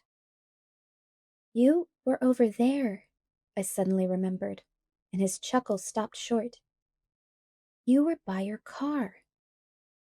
His expression turned hard. "No, I wasn't." "I saw you." All around us was chaos. I could hear the gruffer voices of adults arriving on the scene. But I obstinately held on to our argument. I was right, and he was going to admit it. "Bella, I was standing with you, and I pulled you out of the way." He unleashed the full, devastating power of his eyes on me, as if trying to communicate something crucial. "No," I set my jaw. The gold in his eyes blazed. "Please, Bella." "Why?" I demanded. "Trust me," he pleaded, his soft voice overwhelming. I could hear the sirens now. Will you promise to explain everything to me later? Fine, he snapped, abruptly exasperated. Fine, I repeated angrily. It took 6 EMTs and 2 teachers, Mr. Varner and Coach Clapp, to shift the van far enough away from us to bring the stretchers in. Edward vehemently refused his, and I tried to do the same, but the traitor told them I'd hit my head and probably had a concussion. I almost died of humiliation when they put on the neck brace. It looked like the entire school was there, watching soberly as they loaded me into the back of the ambulance. Edward got to ride in the front. It was maddening. To make matters worse, Chief Swan arrived before they could get me safely away. "Bella!" he yelled in panic when he recognized me on the stretcher. "I'm completely fine, Dad," I sighed. "There's nothing wrong with me." He turned to the closest EMT for a second opinion. I tuned him out to consider the jumble of inexplicable images churning chaotically in my head. When they'd lifted me away from the car, I had seen the deep dent in the tanned car's bumper, a very distinct dent that fit the contours of Edward's shoulders, as if he had braced himself against the car with enough force to damage the metal frame. And then there was his family, looking on from the distance, with expressions that ranged from disapproval to fury, but held no hint of concern for their brother's safety. I tried to think of a logical solution that could explain what I had just seen, a solution that excluded the assumption that I was insane. Naturally, the ambulance got a police escort to the county hospital. I felt ridiculous the whole time they were unloading me. What made it worse was that Edward simply glided through the hospital doors under his own power. I ground my teeth together. They put me in the emergency room, a long room with a line of beds separated by pastel-patterned curtains. A nurse put a pressure cuff on my arm and a thermometer under my tongue. Since no one bothered pulling the curtain around me to give me some privacy, I decided I wasn't obligated to wear the stupid-looking neck brace anymore. When the nurse walked away, I quickly unfastened the Velcro and threw it under the bed. There was another flurry of hospital personnel, another stretcher brought to the bed next to me. I recognized Tyler Crowley from my government class beneath the blood-stained bandages wrapped tightly around his head. Tyler looked 100 times worse than I felt, but he was staring anxiously at me. "Bella, I'm so sorry." "I'm fine, Tyler. You look awful. Are you all right?" As we spoke, nurses began unwinding his soiled bandages, exposing a myriad of shallow slices all over his forehead and left cheek. He ignored me. "I thought I was going to kill you. I was going too fast and I hit the ice wrong." He winced as one of the nurses started dabbing at his face. "Don't worry about it. You missed me." "How did you get out of the way so fast? You were there and then you were gone?" Edward pulled me out of the way. He looked confused. "Who?" "Edward Cullen. He was standing next to me." I'd always been a terrible liar. It didn't sound convincing at all. "Cullen? I didn't see him. Wow, it was all so fast, I guess. Is he okay?" "I think so. He's here somewhere, but they didn't make him use a stretcher." I knew I wasn't crazy. What had happened? There was no way to explain away what I'd seen. They wheeled me away then, to x-ray my head. I told them there was nothing wrong, and I was right. Not even a concussion. I asked if I could leave, but the nurse said I had to talk to a doctor first. So I was trapped in the ER, waiting, harassed by Tyler's constant apologies and promises to make it up to me. No matter how many times I tried to convince him I was fine, he continued to torment himself. Finally, I closed my eyes and ignored him. He kept up a remorseful mumbling. "Is she sleeping?" a musical voice asked. My eyes flew open. Edward was standing at the foot of my bed, smirking. I glared at him. It wasn't easy. It would have been more natural to ogle. "Hey, Edward, I'm really sorry," Tyler began. Edward lifted up a hand to stop him. "No blood, no foul," he said, flashing his brilliant teeth. He moved to sit on the edge of Tyler's bed, facing me. He smirked again. "So, what's the verdict?" he asked me. "There's nothing wrong with me at all, but they won't let me go," I complained. "How come you aren't strapped to a gurney like the rest of us?" "It's all about who you know," he answered. "But don't worry, I came to spring you." Then a doctor walked around the corner, and my mouth fell open. He was young, he was blonde, and he was handsomer than any movie star I'd ever seen. He was pale, though, and tired-looking, with circles under his eyes. From Charlie's description, this had to be Edward's father. "So, Miss Swan," Dr. Cullen said in a remarkably appealing voice, "how are you feeling?" "I'm fine," I said, for the last time, I hoped. He walked to the light board on the wall over my head and turned it on. "Your x-rays look good," he said. "Does your head hurt? Edward said you hit it pretty hard." "It's fine," I repeated with a sigh, throwing a quick scowl toward Edward. The doctor's cool fingers probed lightly against my skull. He noticed when I winced. "Tender?" he asked. "Not really. I'd had worse." I heard a chuckle and looked over to see Edward's patronizing smile. My eyes narrowed. "Well, your father is in the waiting room. You can go home with him now. But come back if you feel dizzy or have trouble with your eyesight at all." "Can't I go back to school?" I asked, imagining Charlie trying to be attentive. "Maybe you should take it easy today." I glanced at Edward. "Does he get to go to school?" "Someone has to spread the good news that we survived," Edward said smugly. "Actually," Dr. Cullen corrected, "most of the school seems to be in the waiting room." "Oh, no," I moaned, covering my face with my hands. Dr. Cullen raised his eyebrows. "Do you want to stay?" "No, no," I insisted, throwing my legs over the side of the bed and hopping down quickly. Too quickly. I staggered, and Dr. Cullen caught me. He looked concerned. "I'm fine," I assured him again. No need to tell him my balance problems had nothing to do with hitting my head. "Take some Tylenol for the pain," he suggested as he steadied me. "It doesn't hurt that bad," I insisted. "It sounds like you were extremely lucky," Dr. Cullen said, smiling as he signed my chart with a flourish. "Lucky Edward happened to be standing next to me," I amended with a hard glance at the subject of my statement. "Oh, well, yes," Dr. Cullen agreed, suddenly occupied with the papers in front of him. Then he looked away at Tyler and walked to the next bed. My intuition flickered. The doctor was in on it. "I'm afraid that you'll have to stay with us just a little bit longer," he said to Tyler, and began checking his cuts. As soon as the doctor's back was turned, I moved to Edward's side. "Can I talk to you for a minute?" I hissed under my breath. He took a step back from me, his jaw suddenly clenched. "Your father is waiting for you," he said through his teeth. I glanced at Dr. Cullen and Tyler. "I'd like to speak with you alone, if you don't mind," I pressed. He glared and then turned his back and strode down the long room. I nearly had to run to keep up.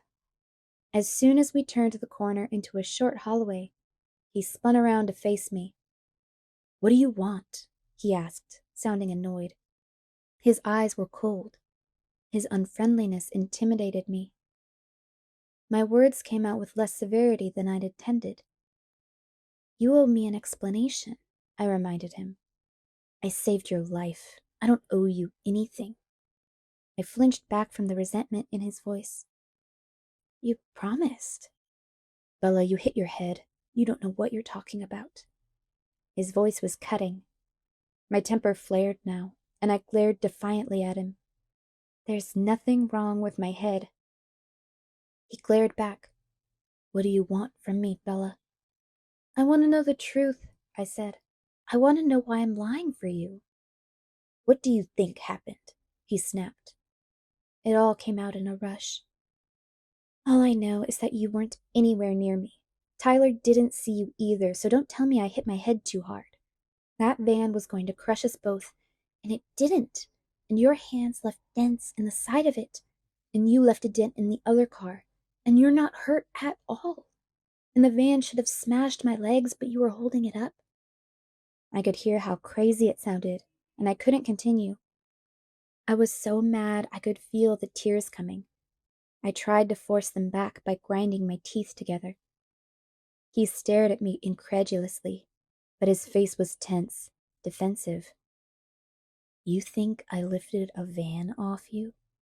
His tone questioned my sanity, but it only made me more suspicious. It was like a perfectly delivered line by a skilled actor. I merely nodded once, jaw tight. Nobody will believe that, you know. His voice held an edge of derision now. I'm not going to tell anybody, I said each word slowly, carefully controlling my anger. Surprise flitted across his face. Then why does it matter? It matters to me, I insisted.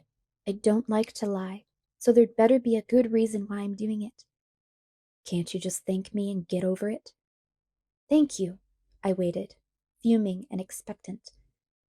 You're not going to let it go, are you? No. In that case, I hope you enjoy disappointment. We scowled at each other in silence. I was the first to speak, trying to keep myself focused. I was in danger of being distracted by his livid, glorious face. It was like trying to stare down a destroying angel. Why did you even bother? I asked frigidly. He paused, and for a brief moment his stunning face was unexpectedly vulnerable. I don't know, he whispered, and then he turned his back on me and walked away. I was so angry it took me a few minutes until I could move. When I could walk, I made my way slowly to the exit at the end of the hallway. The waiting room was more unpleasant than I'd feared. It seemed like every face I knew in Forks was there, staring at me. Charlie rushed to my side. I put up my hands. There's nothing wrong with me, I assured him sullenly. I was still aggravated, not in the mood for chit-chat. What did the doctor say? Dr. Cullen saw me, and he said I was fine and I could go home. I sighed. Mike and Jessica and Eric were all there, beginning to converge on us. Let's go, I urged. Charlie put one arm behind my back, not quite touching me, and led me to the glass doors of the exit. I waved sheepishly to my friends, hoping to convey that they didn't need to worry anymore. It was a huge relief, the first time I'd ever felt that way, to get into the cruiser. We drove in silence. I was so wrapped up in my thoughts that I barely knew Charlie was there. I was positive that Edward's defensive behavior in the hall was a confirmation of the bizarre things I could still hardly believe I'd witnessed. When we got to the house, Charlie finally spoke. You'll need to call Renee. He hung his head, guilty. I was appalled. You told Mom? Sorry. I slammed the cruiser's door a little harder than necessary on my way out. My mom was in hysterics, of course. I had to tell her I felt fine at least 30 times before she would calm down. She begged me to come home, forgetting the fact that home was empty at the moment. But her pleas were easier to resist than I would have thought. I was consumed by the mystery Edward presented, and more than a little obsessed by Edward himself. Stupid, stupid, stupid. I wasn't as eager to escape Forks as I should be, as any normal, sane person would be. I decided I might as well go to bed early that night. Charlie continued to watch me anxiously, and it was getting on my nerves. I stopped on my way to grab 3 Tylenol from the bathroom. They did help, and as the pain eased, I drifted to sleep. That was the first night I dreamed of Edward Cullen. Chapter 4. Invitations. In my dream, it was very dark, and what dim light there was seemed to be radiating from Edward's skin.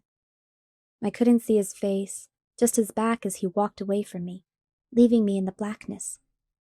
No matter how fast I ran, I couldn't catch up to him. No matter how loud I called, he never turned.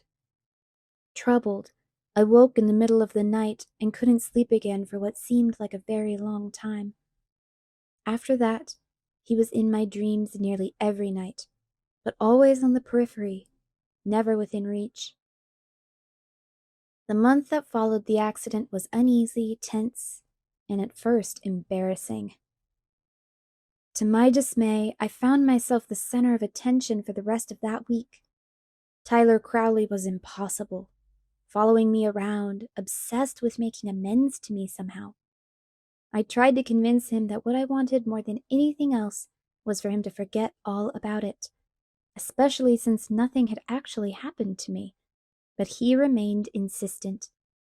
He followed me between classes and sat at our now crowded lunch table. Mike and Eric were even less friendly toward him than they were toward each other, which made me worry that I had gained another unwelcome fan. No one seemed concerned about Edward, though I explained over and over that he was the hero. How he had pulled me out of the way and nearly been crushed, too. I tried to be convincing. Jessica, Mike, Eric, and everyone else always commented that they hadn't even seen him there till the van was pulled away. I wondered to myself why no one else had seen him standing so far away, before he was suddenly, impossibly saving my life. With chagrin, I realized the probable cause. No one else was as aware of Edward as I always was. No one else watched him the way I did. How pitiful. Edward was never surrounded by crowds of curious bystanders, eager for his first-hand account. People avoided him as usual. The Cullens and the Hales sat at the same table as always, not eating, talking only among themselves. None of them, especially Edward, glanced my way anymore. When he sat next to me in class, as far from me as the table would allow, he seemed totally unaware of my presence. Only now and then, when his fists would suddenly ball up, skin stretched even whiter over the bones, did I wonder if he wasn't quite as oblivious as he appeared. He wished he hadn't pulled me from the path of Tyler's van. There was no other conclusion I could come to. I wanted very much to talk to him, and the day after the accident I tried. The last time I'd seen him outside the ER, we'd both been so furious. I was still angry that he wouldn't trust me with the truth, even though I was keeping my part of the bargain flawlessly. But he had, in fact, saved my life, no matter how he'd done it. And overnight, the heat of my anger faded into awed gratitude. He was already seated when I got to biology, looking straight ahead. I sat down, expecting him to turn toward me. He showed no sign that he realized I was there. "Hello, Edward," I said pleasantly, to show him I was going to behave myself. He turned his head a fraction toward me without meeting my gaze, nodded once, and then looked the other way. And that was the last contact I'd had with him, though he was there, a foot away from me every day. I watched him sometimes, unable to stop myself, from a distance though, in the cafeteria or parking lot. I watched as his golden eyes grew perceptibly darker day by day. But in class I gave no more notice that he existed than he showed toward me. I was miserable, and the dreams continued. Despite my outright lies, the tenor of my emails alerted Renee to my depression, and she called a few times, worried. I tried to convince her it was just the weather that had me down. Mike, at least, was pleased by the obvious coolness between me and my lab partner. I could see that he'd been worried that Edward's daring rescue might have impressed me, and he was relieved that it seemed to have the opposite effect. He grew more confident, sitting on the edge of my table to talk before biology class started, ignoring Edward as completely as he ignored us. The snow washed away for good after that one dangerously icy day. Mike was disappointed he'd never gotten to stage his snowball fight, but pleased that the beach trip would soon be possible.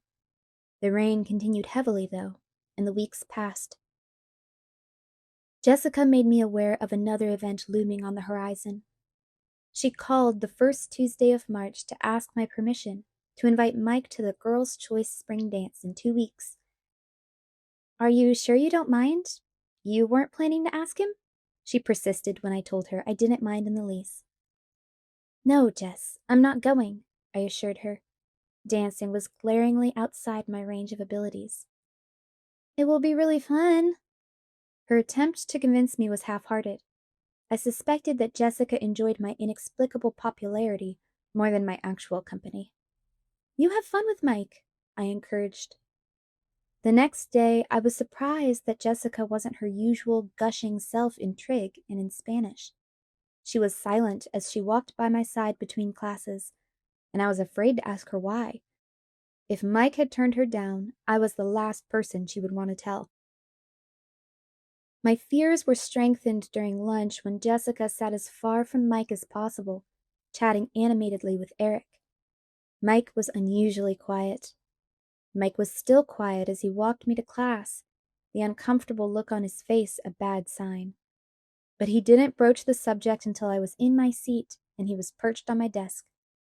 As always, I was electrically aware of Edward sitting close enough to touch, as distant as if he were merely an invention of my imagination. "So," Mike said, looking at the floor, "Jessica asked me to the spring dance." "That's great," I made my voice bright with enthusiasm. "You'll have a lot of fun with Jessica." "Well," he floundered as he examined my smile, clearly not happy with my response. "I told her I had to think about it." "Why would you do that?" I let disapproval color my tone, though I was relieved he hadn't given her an absolute no. His face was bright red as he looked down again. Pity shook my resolve. "I was wondering if you might be planning to ask me." I paused for a moment, hating the wave of guilt that swept through me. But I saw from the corner of my eye Edward's head tilt reflexively in my direction. "Mike, I think you should tell her yes," I said. "Did you already ask someone?" Did Edward notice how Mike's eyes flickered in his direction? "No," I assured him. "I'm not going to the dance at all." "Why not?" Mike demanded. I didn't want to get into the safety hazards that dancing presented, so I quickly made new plans. "I'm going to Seattle that Saturday," I explained. I needed to get out of town anyway. It was suddenly the perfect time to go. "Can't you go some other weekend?" "Sorry, no," I said. "You shouldn't make Jess wait any longer. It's rude." "Yeah, you're right," he mumbled, and turned, dejected, to walk back to his seat. I closed my eyes and pressed my fingers to my temples, trying to push the guilt and sympathy out of my head. Mr. Banner began talking. I sighed and opened my eyes. And Edward was staring at me curiously, that same familiar edge of frustration even more distinct now in his black eyes. I stared back, surprised, expecting him to look quickly away. But instead he continued to gaze with probing intensity into my eyes. There was no question of me looking away. My hands started to shake. "Mr. Cullen," the teacher called, seeking the answer to a question that I hadn't heard. "The Krebs cycle," Edward answered, seeming reluctant as he turned to look at Mr. Banner. I looked down at my book as soon as his eyes released me, trying to find my place. Cowardly as ever, I shifted my hair over my right shoulder to hide my face. I couldn't believe the rush of emotion pulsing through me. Just because he'd happened to look at me for the first time in a half-dozen weeks, I couldn't allow him to have this level of influence over me. It was pathetic. More than pathetic, it was unhealthy. I tried very hard not to be aware of him for the rest of the hour, and since that was impossible, at least not let him know that I was aware of him. When the bell rang at last, I turned my back to him to gather my things, expecting him to leave immediately as usual. Bella. His voice shouldn't have been so familiar to me, as if I'd known the sound of it all my life, rather than for just a few short weeks. I turned slowly, unwillingly. I didn't want to feel what I knew I would feel when I looked at his too perfect face. My expression was wary when I finally turned to him. His expression was unreadable. He didn't say anything. "What, are you speaking to me again?" I finally asked, an unintentional note of petulance in my voice. His lips twitched, fighting a smile. "No, not really," he admitted. I closed my eyes and inhaled slowly through my nose, aware that I was gritting my teeth. He waited. "Then what do you want, Edward?" I asked, keeping my eyes closed. It was easier to talk to him coherently that way. "I'm sorry." He sounded sincere. "I'm being very rude, I know. But it's better this way, really." I opened my eyes. His face was very serious. "I don't know what you mean," I said, my voice guarded. "It's better if we're not friends," he explained. "Trust me." My eyes narrowed. I'd heard that before. "It's too bad you didn't figure that out earlier," I hissed through my teeth. "You could have saved yourself all this regret." Regret? The word and my tone obviously caught him off guard. Regret for what? For not just letting that stupid van squish me. He was astonished. He stared at me in disbelief. When he finally spoke, he almost sounded mad. "You think I regret saving your life?" "I know you do," I snapped. "You don't know anything." He was definitely mad. I turned my head sharply away from him, clenching my jaw against all the wild accusations I wanted to hurl at him. I gathered my books together, then stood and walked to the door. I meant to sweep dramatically out of the room, but of course I caught the toe of my boot on the door jamb and dropped my books. I stood there for a moment, thinking about leaving them. Then I sighed and bent to pick them up. He was there. He'd already stacked them into a pile. He handed them to me, his face hard. "Thank you," I said icily. His eyes narrowed. "You're welcome," he retorted. I straightened up swiftly, turned away from him again, and stalked off to gym without looking back. Gym was brutal. We'd moved on to basketball. My team never passed me the ball, so that was good, but I fell down a lot. Sometimes I took people with me. Today I was worse than usual because my head was so filled with Edward. I tried to concentrate on my feet, but he kept creeping back into my thoughts just when I really needed my balance. It was a relief, as always, to leave. I almost ran to the truck. There were just so many people I wanted to avoid. The truck had suffered only minimal damage in the accident. I had had to replace the taillights, and if I'd had a real paint job, I would have touched that up. Tyler's parents had to sell their van for parts. I almost had a stroke when I rounded the corner and saw a tall, dark figure leaning against the side of my truck. Then I realized it was just Eric. I started walking again. "Hey, Eric," I called. "Hi, Bella." "What's up?" I said as I was unlocking the door. I wasn't paying attention to the uncomfortable edge in his voice, so his next words took me by surprise. I was just wondering if you would go to the spring dance with me?" His voice broke on the last word. "I thought it was girls' choice," I said, too startled to be diplomatic. "Well, yeah," he admitted, shamefaced. I recovered my composure and tried to make my smile warm. "Thank you for asking me, but I'm going to be in Seattle that day." "Oh," he said. "Well, maybe next time." "Sure," I agreed, then bit my lip. I wouldn't want him to take that too literally. He slouched off back toward the school. I heard a low chuckle. Edward was walking past the front of my truck, looking straight forward, his lips pressed together. I yanked the door open and jumped inside, slamming it loudly behind me. I revved the engine deafeningly and reversed out into the aisle. Edward was in his car already, 2 spaces down, sliding out smoothly in front of me, cutting me off.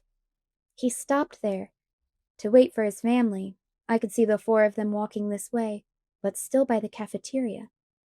I considered taking out the rear of his shiny Volvo, but there were too many witnesses. I looked in my rearview mirror. A line was beginning to form.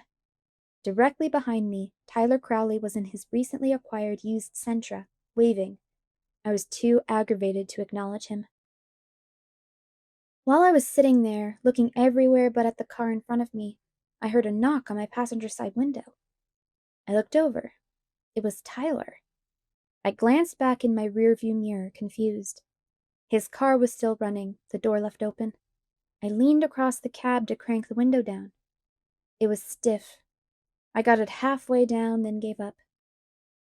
"I'm sorry, Tyler. I'm stuck behind Cullen." I was annoyed. Obviously, the holdup wasn't my fault.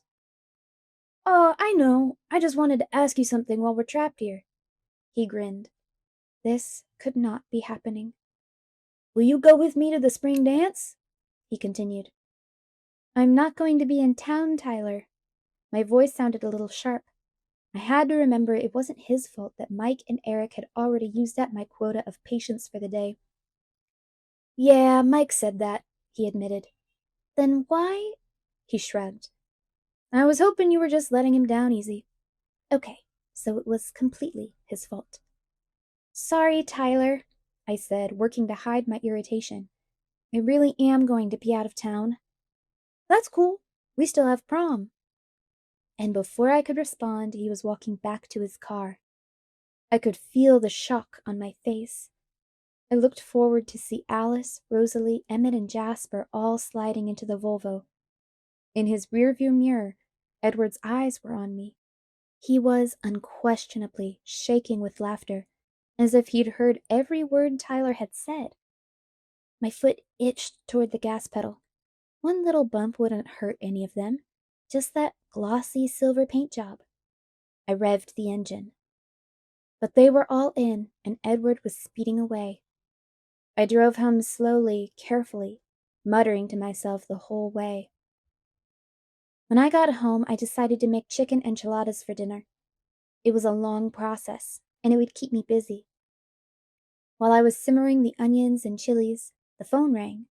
I was almost afraid to answer it, but it might be Charlie or my mom. It was Jessica, and she was jubilant. Mike had caught her after school to accept her invitation. I celebrated with her briefly while I stirred. She had to go. She wanted to call Angela and Lauren to tell them.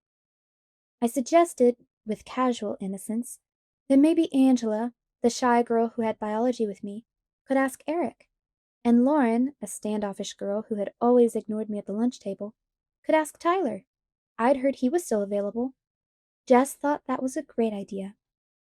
Now that she was sure of Mike, she actually sounded sincere when she said she wished I could go to the dance. I gave her my Seattle excuse. After I hung up, I tried to concentrate on dinner, dicing the chicken especially. I didn't want to take another trip to the emergency room.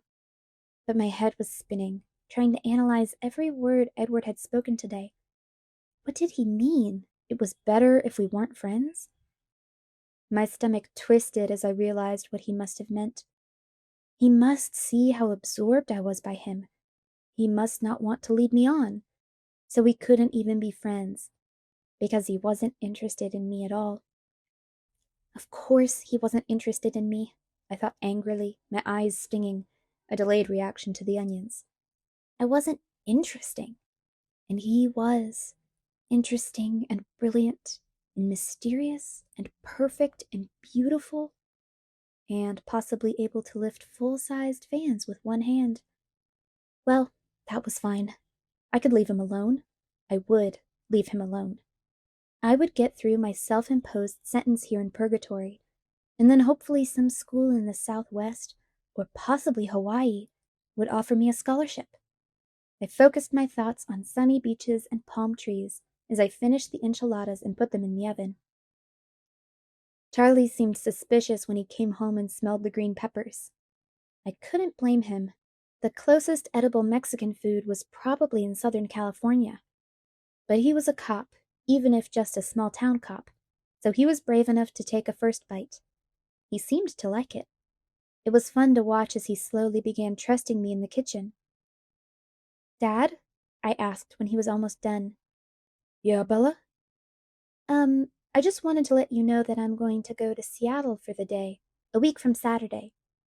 If that's okay?" I didn't want to ask permission. It set a bad precedent, but I felt rude, so I tacked it on at the end. "Why?" He sounded surprised, as if he were unable to imagine something that Forks couldn't offer. "Well, I wanted to get a few books. The library here is pretty limited. And maybe look at some clothes?" I had more money than I was used to having, since thanks to Charlie I didn't have to pay for a car. Not that the truck didn't cost me quite a bit in the gas department. "That truck probably doesn't get very good gas mileage," he said, echoing my thoughts. "I know. I'll stop in Montesano and Olympia, and Tacoma if I have to." "Are you going all by yourself?" he asked, and I couldn't tell if he was suspicious that I had a secret boyfriend, or just worried about car trouble. "Yes." "Seattle is a big city. You could get lost," he fretted. "Dad, Phoenix is 5 times the size of Seattle, and I can read a map. Don't worry about it." "Do you want me to come with you?" I tried to be crafty as I hid my horror. "That's all right, Dad. I'll probably just be in dressing rooms all day. Very boring." "Oh, okay." The thought of sitting in women's clothing stores for any period of time immediately put him off. "Thanks." I smiled at him. "Will you be back in time for the dance?" Ugh, only in a small town would a father know when the high school dances were. "No, I don't dance, Dad." He, of all people, should understand that. I didn't get my balance problems from my mother. He did understand. "Oh, that's right," he realized. The next morning, when I pulled into the parking lot, I deliberately parked as far as possible from the silver Volvo. I didn't want to put myself in the path of too much temptation and end up owing him a new car. Getting out of the cab, I fumbled with my key and it fell in a puddle at my feet. As I bent to get it, a white hand flashed out and grabbed it before I could. I jerked upright. Edward Cullen was right next to me, leaning casually against my truck. "How do you do that?" I asked in amazed irritation. "Do what?" He held out my key as he spoke. As I reached for it, he dropped it into my palm. "Appear out of thin air." "Bella, it's not my fault if you are exceptionally unobservant." His voice was quiet as usual, velvet, muted. I scowled at his perfect face. His eyes were light again today, a deep golden honey color. Then I had to look down to reassemble my now tangled thoughts. "Why, the traffic jam last night," I demanded, still looking away. "I thought you were supposed to be pretending I don't exist, not irritating me to death." "That was for Tyler's sake, not mine. I had to give him his chance," he snickered. "You?" I gasped. I couldn't think of a bad enough word. I felt like the heat of my anger should physically burn him, but he only seemed more amused. "And I'm not pretending you don't exist," he continued. "So you are trying to irritate me to death, since Tyler's van didn't do the job?" Anger flashed in his tawny eyes. His lips pressed together in a hard line, all signs of humor gone. "Bella, you are utterly absurd," he said, his low voice cold. My palms tingled. I wanted so badly to hit something. I was surprised at myself. I was usually a non-violent person. I turned my back and started to walk away. "Wait," he called. I kept walking, sloshing angrily through the rain, but he was next to me, easily keeping pace. "I'm sorry. That was rude," he said as we walked. I ignored him. "I'm not saying it isn't true," he continued, "but it was rude to say it anyway." "Why won't you leave me alone?" I grumbled.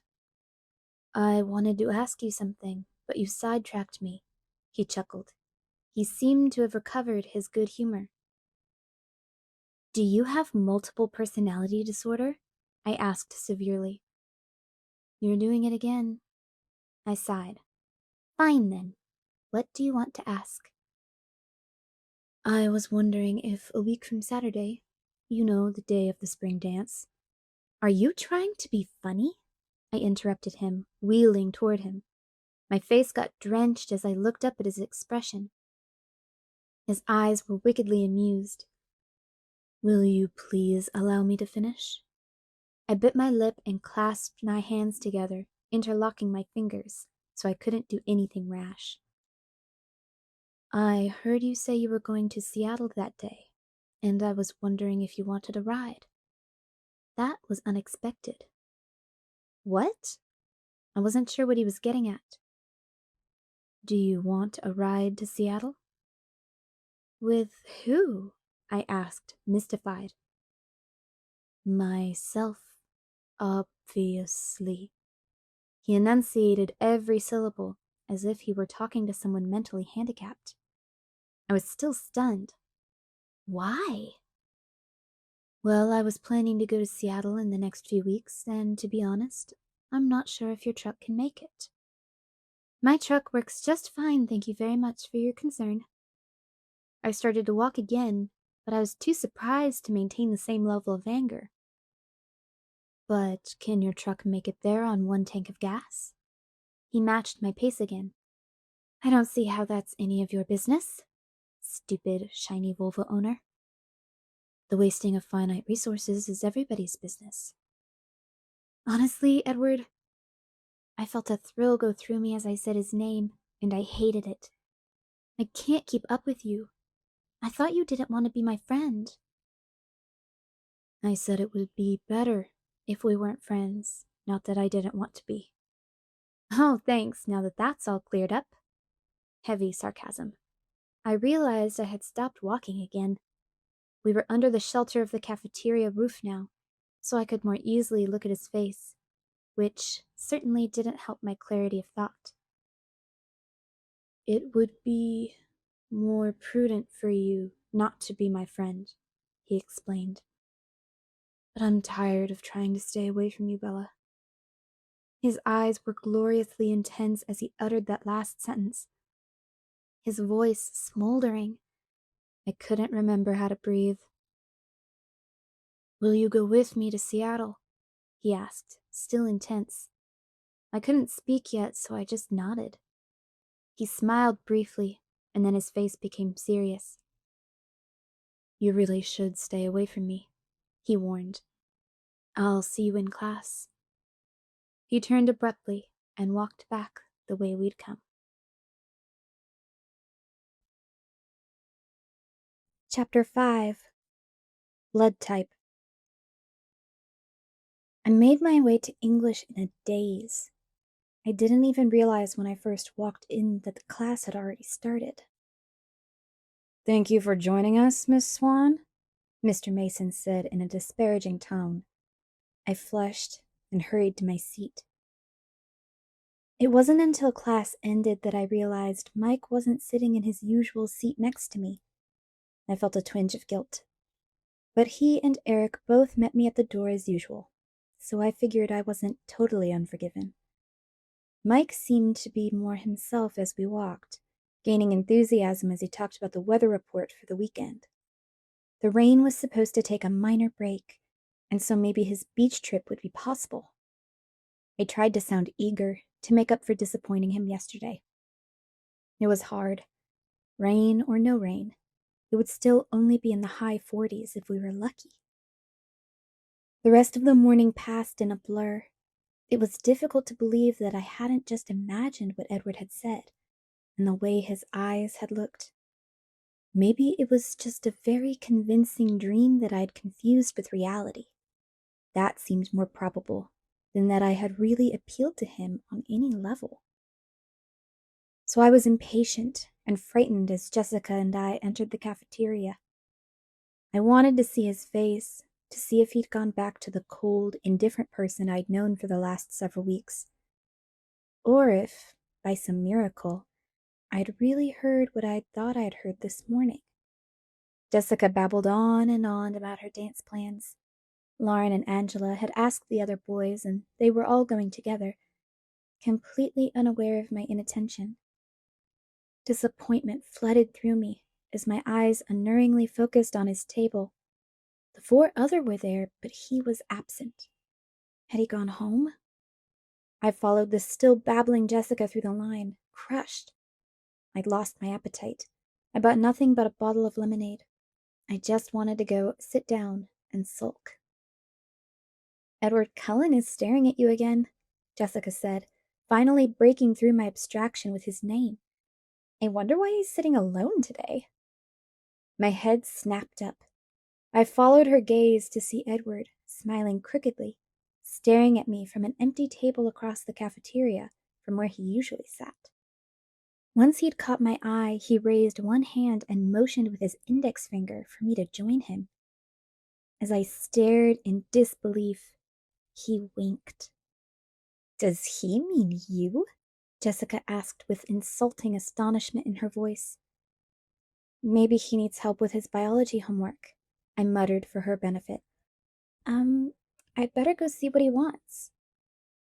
I could feel her staring after me as I walked away. When I reached his table, I stood behind the chair across from him, unsure. "Why don't you sit with me today?" he asked, smiling. I sat down automatically, watching him with caution. He was still smiling. It was hard to believe that someone so beautiful could be real. I was afraid that he might disappear in a sudden puff of smoke, and I would wake up. He seemed to be waiting for me to say something. "This is different," I finally managed. "Well," he paused, and then the rest of his words followed in a rush. "I decided as long as I was going to hell, I might as well do it thoroughly." I waited for him to say something that made sense. The seconds ticked by. "You know I don't have any idea what you mean," I eventually pointed out. "I know." He smiled again, and then he changed the subject. "I think your friends are angry with me for stealing you." "They'll survive." I could feel their stares boring into my back. "I may not give you back, though," he said with a wicked glint in his eyes. I gulped. He laughed. "You look worried." "No," I said, but ridiculously my voice broke. "Surprised, actually. What brought all this on?" "I told you. I got tired of trying to stay away from you. So I'm giving up." He was still smiling, but his ochre eyes were serious. "Giving up," I repeated in confusion. "Yes, giving up trying to be good. I'm just going to do what I want now, and let the chips fall where they may." His smile faded as he explained, and a hard edge crept into his voice. "You lost me again." The breathtaking crooked smile reappeared. "I always say too much when I'm talking to you. That's one of my problems." "Don't worry, I don't understand any of it," I said wryly. "I'm counting on that." "So, in plain English, are we friends now?" "Friends," he mused, dubious. "Or not?" I muttered. He grinned. "Well, we can try, I suppose. But I'm warning you now that I'm not a good friend for you." Behind his smile, the warning was real. "You say that a lot," I noted, trying to ignore the sudden trembling in my stomach and keep my voice even. "Yes, because you're not listening to me. I'm still waiting for you to believe it. If you're smart, you'll avoid me." "I think you've made your opinion on the subject of my intellect clear, too." My eyes narrowed. He smiled apologetically. "So, as long as I'm being not smart, we'll try to be friends?" I struggled to sum up the confusing exchange. "That sounds about right." I looked down at my hands wrapped around the lemonade bottle, not sure what to do now. What are you thinking? He asked curiously. I looked up into his deep gold eyes, became befuddled, and as usual, blurted out the truth. I'm trying to figure out what you are. His jaw tightened, but he kept his smile in place with some effort. Are you having any luck with that? He asked in an offhand tone. Not too much, I admitted. He chuckled. What are your theories? I blushed. I had been vacillating during the last month between Bruce Wayne and Peter Parker. There was no way I was going to own up to that. Won't you tell me? He asked, tilting his head to one side with a shockingly tempting smile. I shook my head. Too embarrassing. That's really frustrating, you know, he complained. No, I disagreed quickly, my eyes narrowing. I can't imagine why that would be frustrating at all, just because someone refuses to tell you what they're thinking, even if all the while they're making cryptic little remarks specifically designed to keep you up at night, wondering what they could possibly mean. Now, why would that be frustrating? He grimaced. Or better, I continued, the pent-up annoyance flowing freely now.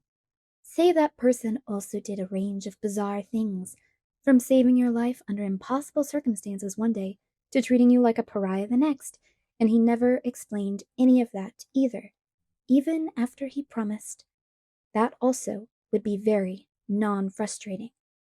You've got a bit of a temper, don't you? I don't like double standards. We stared at each other, unsmiling. He glanced over my shoulder, and then, unexpectedly, he snickered. What? Your boyfriend seems to think I'm being unpleasant to you. He's debating whether or not to come break up our fight. He snickered again. I don't know who you're talking about, I said frostily, but I'm sure you're wrong, anyway. I'm not. I told you, most people are easy to read. Except me, of course. Yes, except for you. His mood shifted suddenly. His eyes turned brooding. I wonder why that is. I had to look away from the intensity of his stare. I concentrated on unscrewing the lid of my lemonade. I took a swig, staring at the table without seeing it.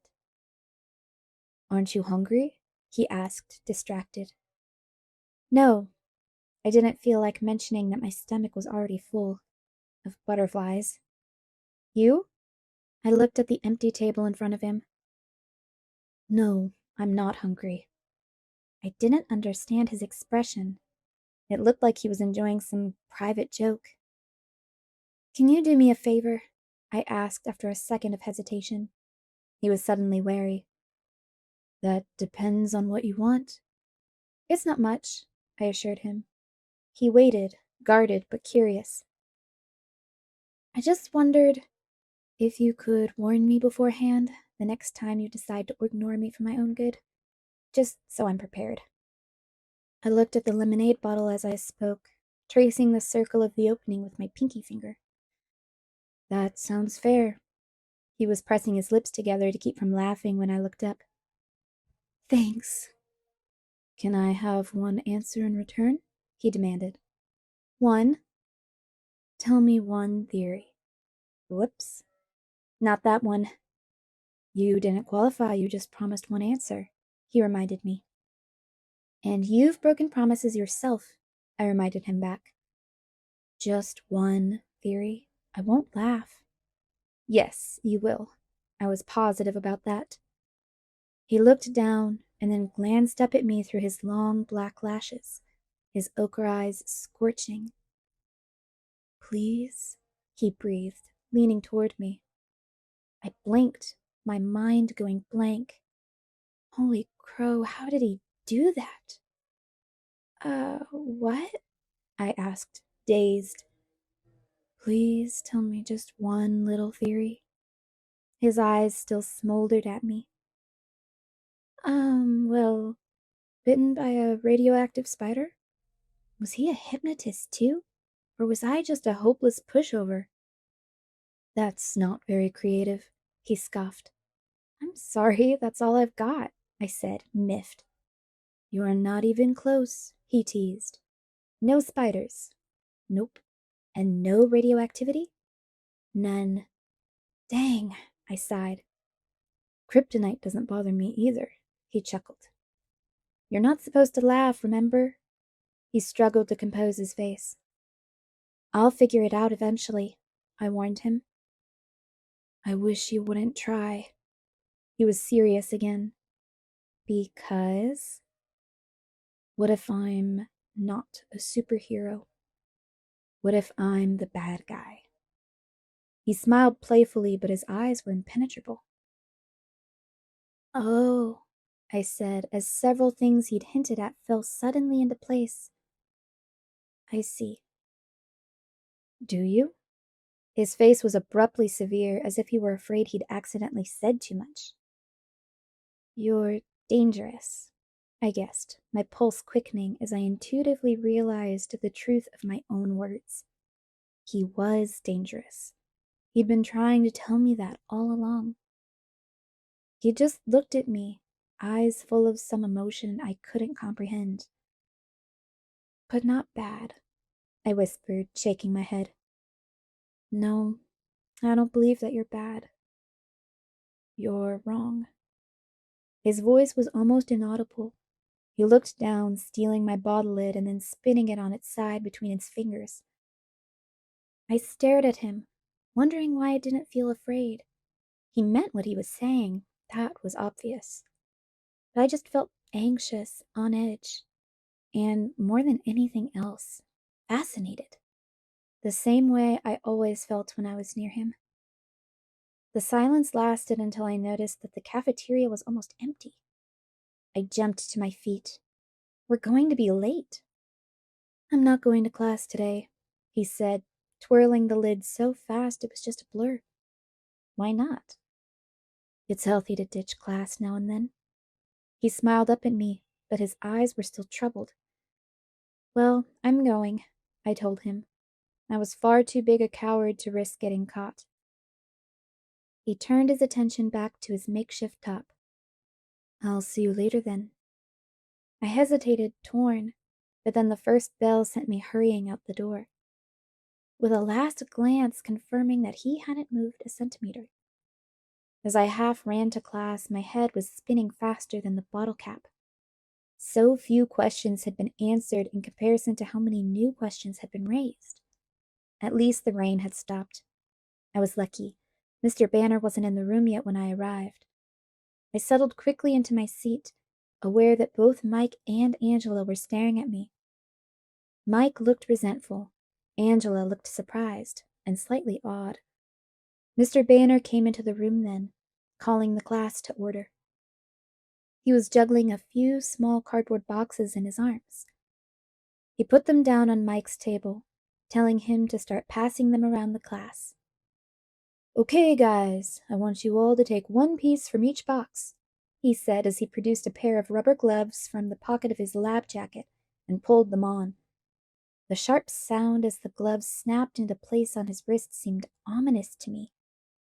The first should be an indicator card, he went on, grabbing a white card with 4 squares marked on it and displaying it. The second is a 4-pronged applicator.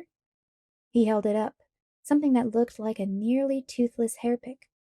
And the third is a sterile micro-lancet. He held up a small piece of blue plastic and split it open. The barb was invisible from this distance, but my stomach flipped. I'll be coming around with a dropper of water to prepare your cards, so please don't start until I get to you. He began at Mike's table, carefully putting 1 drop of water in each of the 4 squares. Then I want you to carefully prick your finger with the lancet. He grabbed Mike's hand and jabbed the spike into the tip of Mike's middle finger. Oh no. Clammy moisture broke out across my forehead. Put a small drop of blood onto each of the prongs. He demonstrated, squeezing Mike's finger till the blood flowed. I swallowed convulsively, my stomach heaving. And then apply it to the card, he finished, holding up the dripping red card for us to see. I closed my eyes, trying to hear through the ringing in my ears. The Red Cross is having a blood drive in Port Angeles next weekend, so I thought you all should know your blood type. He sounded proud of himself. Those of you who aren't 18 yet will need a parent's permission. I have slips at my desk. He continued through the room with his water drops. I put my cheek against the cool black tabletop, and I tried to hold on to my consciousness. All around me I could hear squeals, complaints, and giggles as my classmates skewered their fingers. I breathed slowly in and out through my mouth. Bella, are you all right? Mr. Banner asked. His voice was close to my head, and it sounded alarmed. I already know my blood type, Mr. Banner, I said in a weak voice. I was afraid to raise my head. Are you feeling faint? Yes, sir, I muttered, internally kicking myself for not ditching when I had the chance. Can someone take Bella to the nurse, please? He called. I didn't have to look up to know that it would be Mike who volunteered. Can you walk? Mr. Banner asked. Yes, I whispered. Just get me out of here, I thought. I'll crawl. Mike seemed eager as he put his arm around my waist and pulled my arm over his shoulder. I leaned against him heavily on the way out of the classroom. Mike towed me slowly across campus. When we were around the edge of the cafeteria, out of sight of Building 4 in case Mr. Banner was watching, I stopped. Just let me sit for a minute, please, I begged. He helped me to sit on the edge of the walk. And whatever you do, keep your hand in your pocket, I warned. I was still so dizzy. I slumped over on my side, putting my cheek against the freezing, damp cement of the sidewalk, closing my eyes. That seemed to help a little. Wow, you're green, Bella, Mike said nervously. Bella? A different voice called from the distance. No, please let me be imagining that horribly familiar voice. What's wrong? Is she hurt? His voice was closer now and he sounded upset. I wasn't imagining it. I squeezed my eyes shut, hoping to die, or at the very least, not to throw up. Mike seemed stressed. I think she's fainted. I don't know what happened. She didn't even stick her finger. Bella? Edward's voice was right beside me, relieved now. Can you hear me? No, I groaned. Go away. He chuckled. I was taking her to the nurse, Mike explained in a defensive tone, but she wouldn't go any further.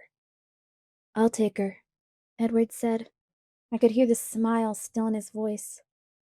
You can go back to class. No, Mike protested. I'm supposed to do it. Suddenly the sidewalk disappeared from beneath me. My eyes flew open in shock.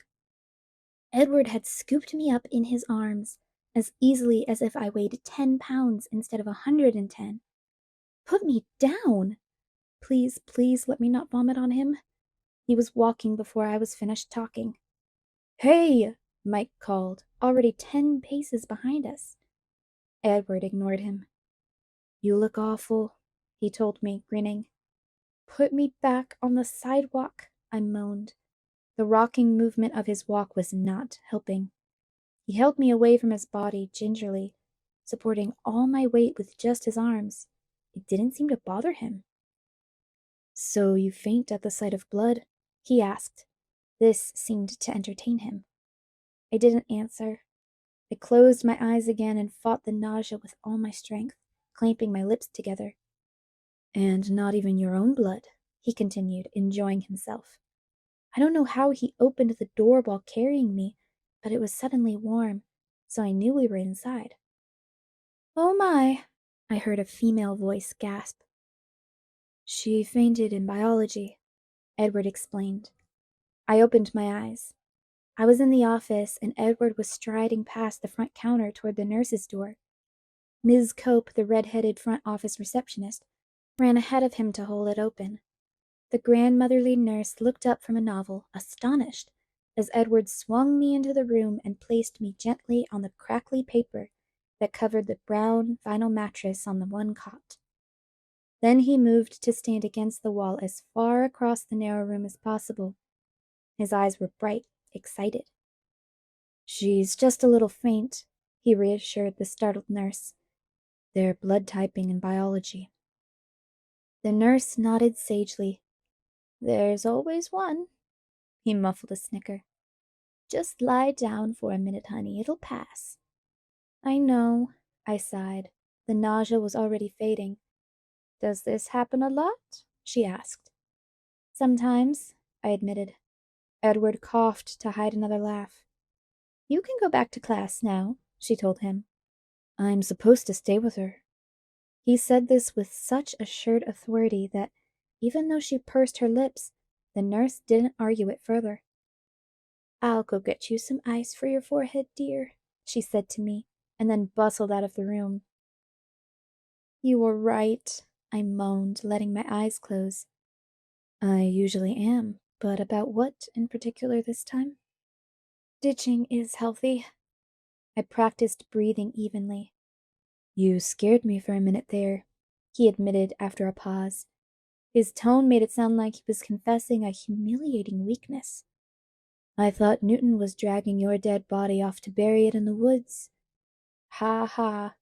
I still had my eyes closed, but I was feeling more normal every minute. Honestly, I've seen corpses with better color. I was concerned that I might have to avenge your murder.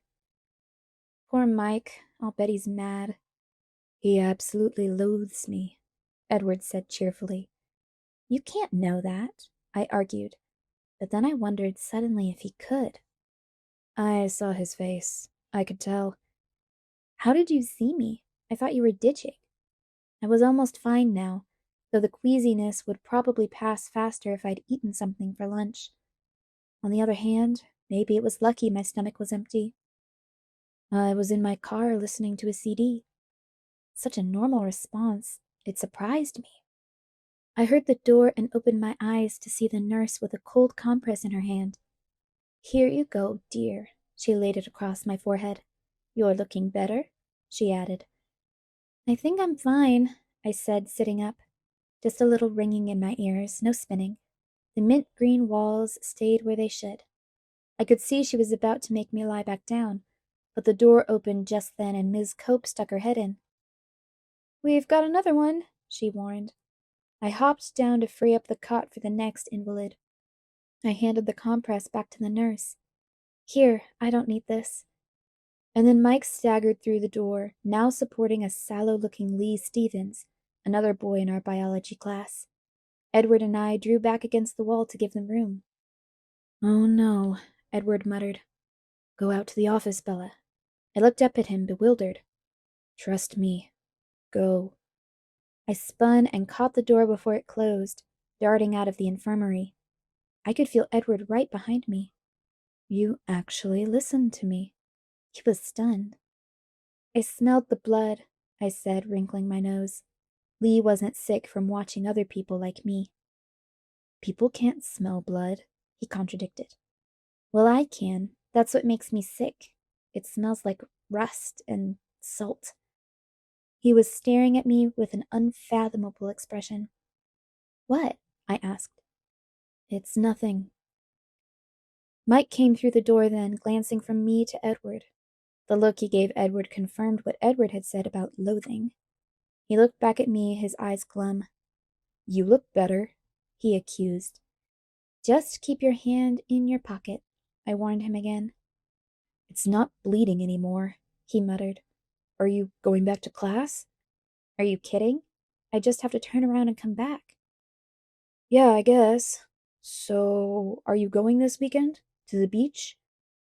While he spoke, he flashed another glare toward Edward, who was standing against the cluttered counter, motionless as a sculpture, staring off into space. I tried to sound friendly as possible. Sure, I said I was in. We're meeting at my dad's store at 10. His eyes flickered to Edward again, wondering if he was giving out too much information. His body language made it clear that this wasn't an open invitation. I'll be there, I promised. I'll see you in gym then, he said, moving uncertainly toward the door. See you, I replied. He looked at me once more, his round face slightly pouting, and then he walked slowly through the door, his shoulders slumped. A swell of sympathy washed over me. I pondered, seeing his disappointed face again. In Jim. Jim, I groaned. I can take care of that. I hadn't noticed Edward moving to my side, but he spoke now into my ear. Go sit down and look pale, he muttered. That wasn't a challenge.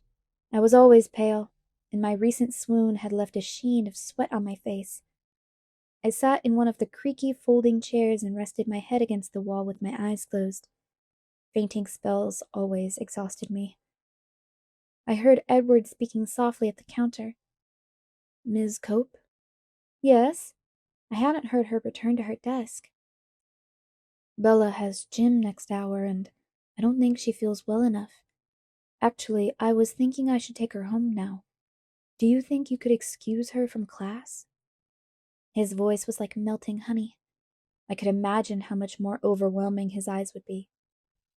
Do you need to be excused too, Edward? Miss Cope fluttered. Why couldn't I do that? No, I have Mrs. Goff. She won't mind. Okay, it's all taken care of. You feel better, Bella, she called to me. I nodded weakly, hamming it up just a little bit. Can you walk, or do you want me to carry you again? With his back to the receptionist, his expression became sarcastic. I'll walk. I stood carefully, and I was still fine. He held the door out for me, his smile polite, but his eyes mocking. I walked out into the cold, fine mist that had just begun to fall.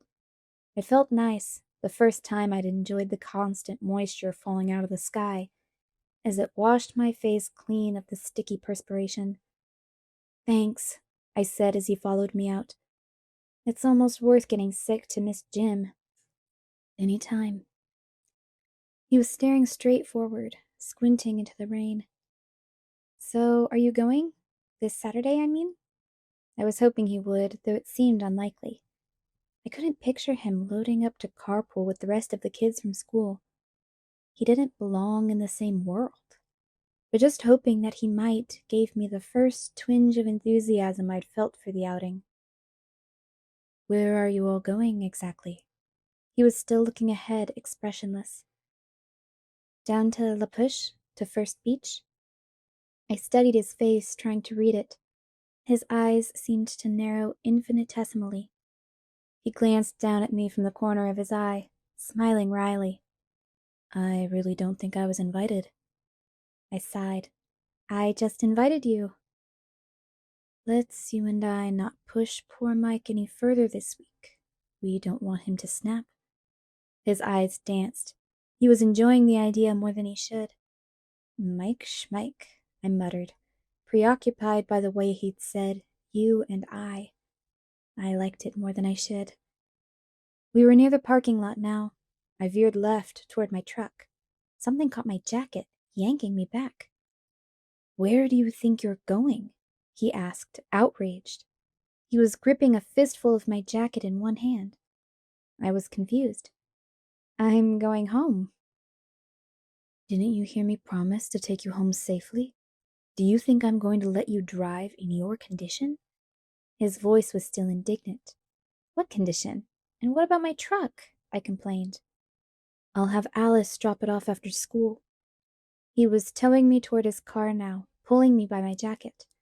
It was all I could do to keep from falling backward. He'd probably just drag me along anyway if I did.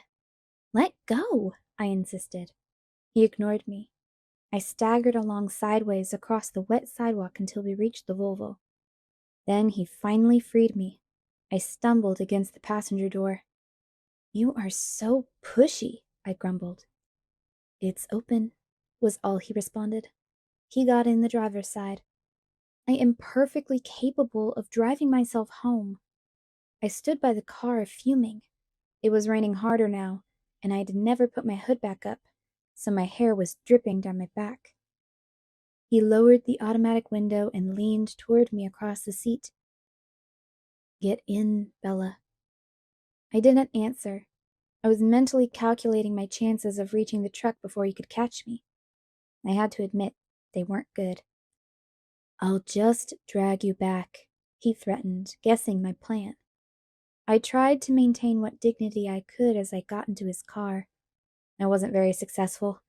I looked like a half-drowned cat and my boots squeaked. "This is completely unnecessary," I said stiffly. He didn't answer. He fiddled with the controls, turning the heater up and the music down. As he pulled out of the parking lot, I was preparing to give him the silent treatment, my face in full pout mode. But then I recognized the music playing, and my curiosity got the better of my intentions. "Clair de Lune?" I asked, surprised. "You know Debussy?" He sounded surprised, too. "Not well," I admitted. "My mother plays a lot of classical music around the house. I only know my favorites." "It's one of my favorites, too." He stared out through the rain, lost in thought. I listened to the music, relaxing against the light gray leather seat. It was impossible not to respond to the familiar, soothing melody. The rain blurred everything outside the window into gray and green smudges. I began to realize we were driving very fast. The car moved so steadily, so evenly, though, I didn't feel the speed. Only the town flashing by gave it away. "What is your mother like?" he asked me suddenly. I glanced over to see him studying me with curious eyes. "She looks a lot like me, but she's prettier," I said. He raised his eyebrows. "I have too much Charlie in me. She's more outgoing than I am and braver. She's irresponsible and slightly eccentric. And she's a very unpredictable cook. She's my best friend." I stopped. Talking about her was making me depressed. "How old are you, Bella?" His voice sounded frustrated for some reason I couldn't imagine. He'd stopped the car, and I realized we were at Charlie's house already. The rain was so heavy that I could barely see the house at all. It was like the car was submerged under a river. "I'm 17, I responded, a little confused. "You don't seem 17. His tone was reproachful. It made me laugh. "What?" he asked, curious again. "My mom always says I was born 35 years old and that I get more middle-aged every year." I laughed and then sighed. "Well, somebody has to be the adult." I paused for a second. "You don't seem much like a junior in high school yourself," I noted. He made a face and changed the subject. "So why did your mother marry Phil?" I was surprised he would remember the name. I had mentioned it just once, almost 2 months ago. It took me a moment to answer. "My mother, she's very young for her age. I think Phil makes her feel even younger. At any rate, she's crazy about him." I shook my head. The attraction was a mystery to me. "Do you approve?" he asked. "Does it matter?" I countered. "I want her to be happy, and he is who she wants." "That's very generous. I wonder," he mused. "What?" "Would she extend the same courtesy to you, do you think? No matter who your choice was." He was suddenly intent, his eyes searching mine. I I think so," I stuttered. "But she is the parent, after all. It's a little bit different." "No one too scary, then," he teased. I grinned in response. "What do you mean by scary? Multiple facial piercings and extensive tattoos?" "That's one definition, I suppose." "What's your definition?" But he ignored my question and asked me another. "Do you think that I could be scary?" He raised one eyebrow, and the faint trace of a smile lightened his face.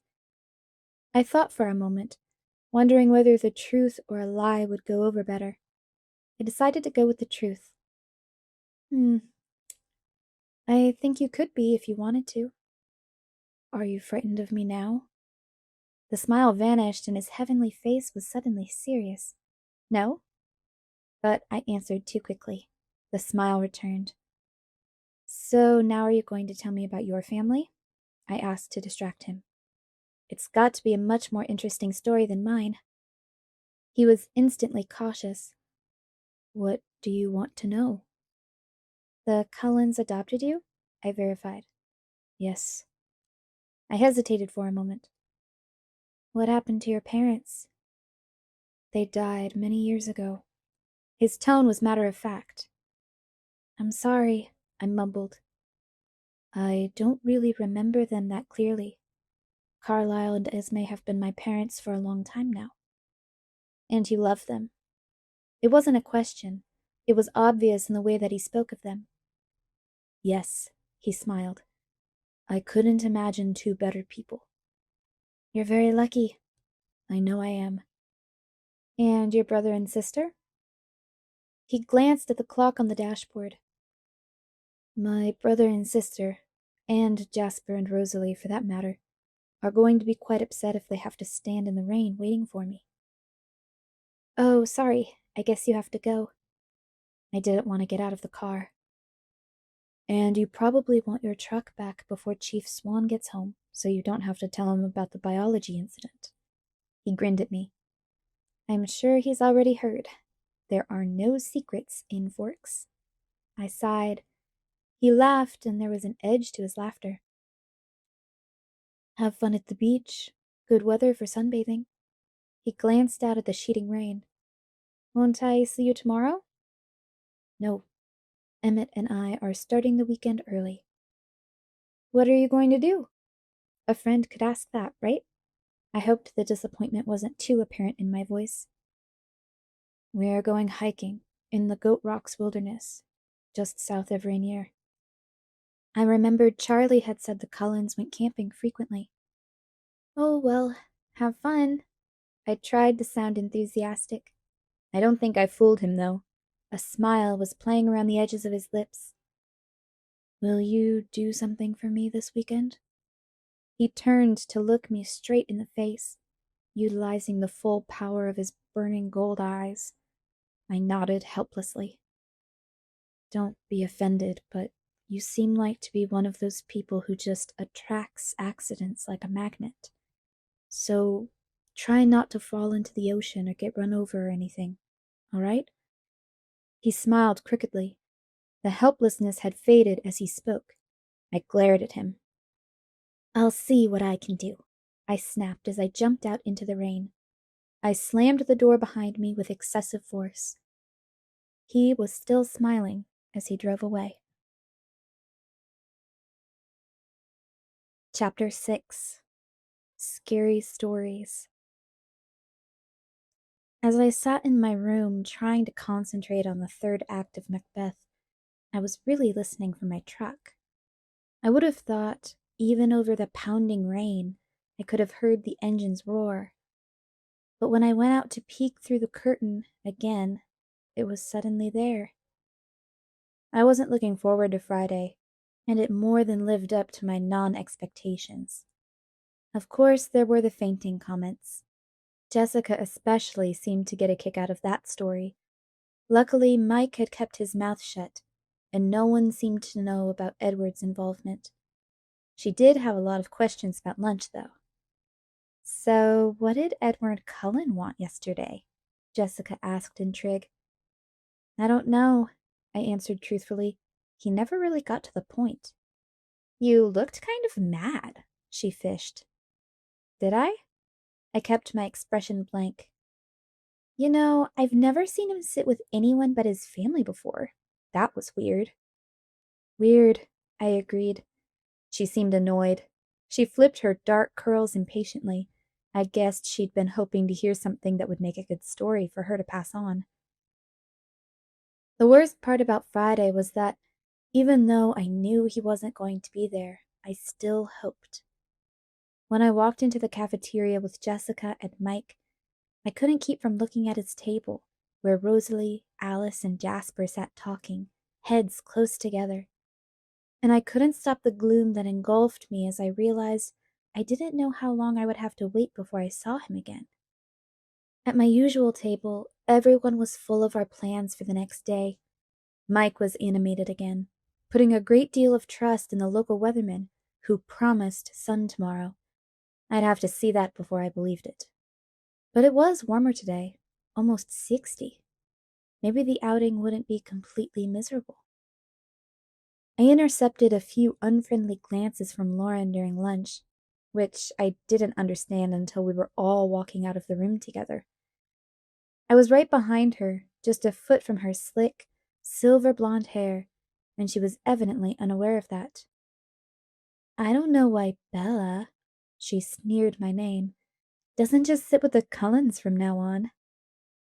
I heard her muttering to Mike.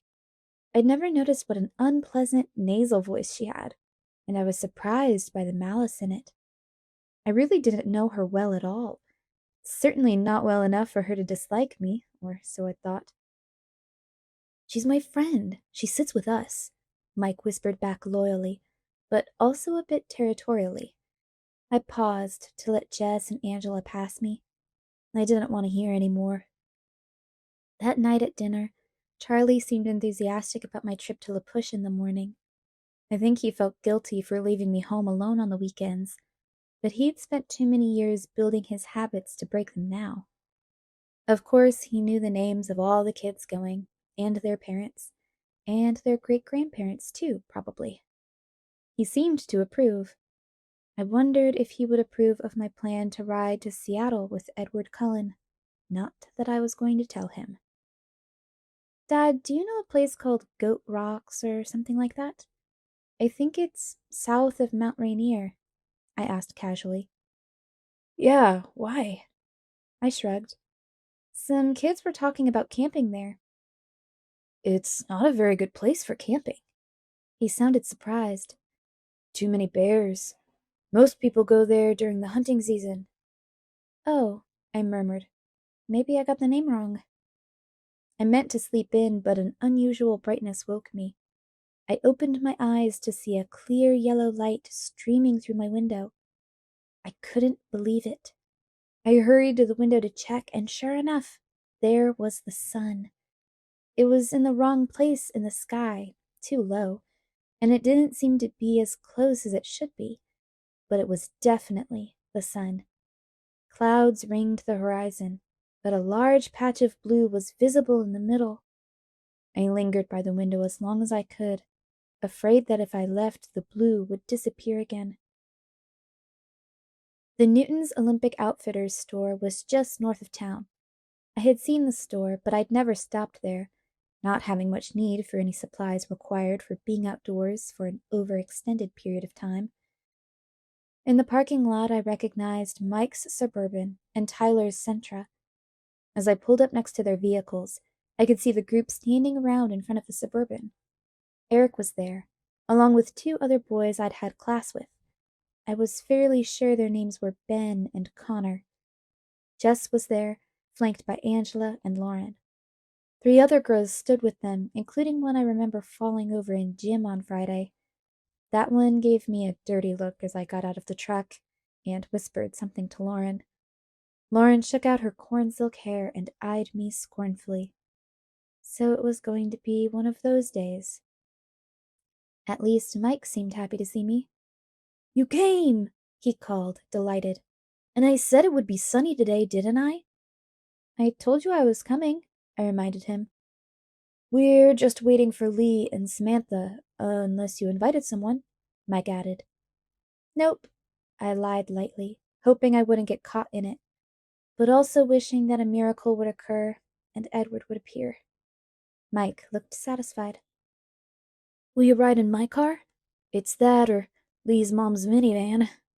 Sure. He smiled blissfully. It was so easy to make Mike happy. You can have shotgun, he promised. I hid my chagrin. It wasn't as simple to make Mike and Jessica happy at the same time. I could see Jessica glowering at us now. The numbers worked out in my favor, though. Lee brought 2 extra people, and suddenly every seat was necessary. I managed to wedge Jess in between Mike and me in the front seat of the Suburban. Mike could have been more graceful about it, but at least Jess seemed appeased.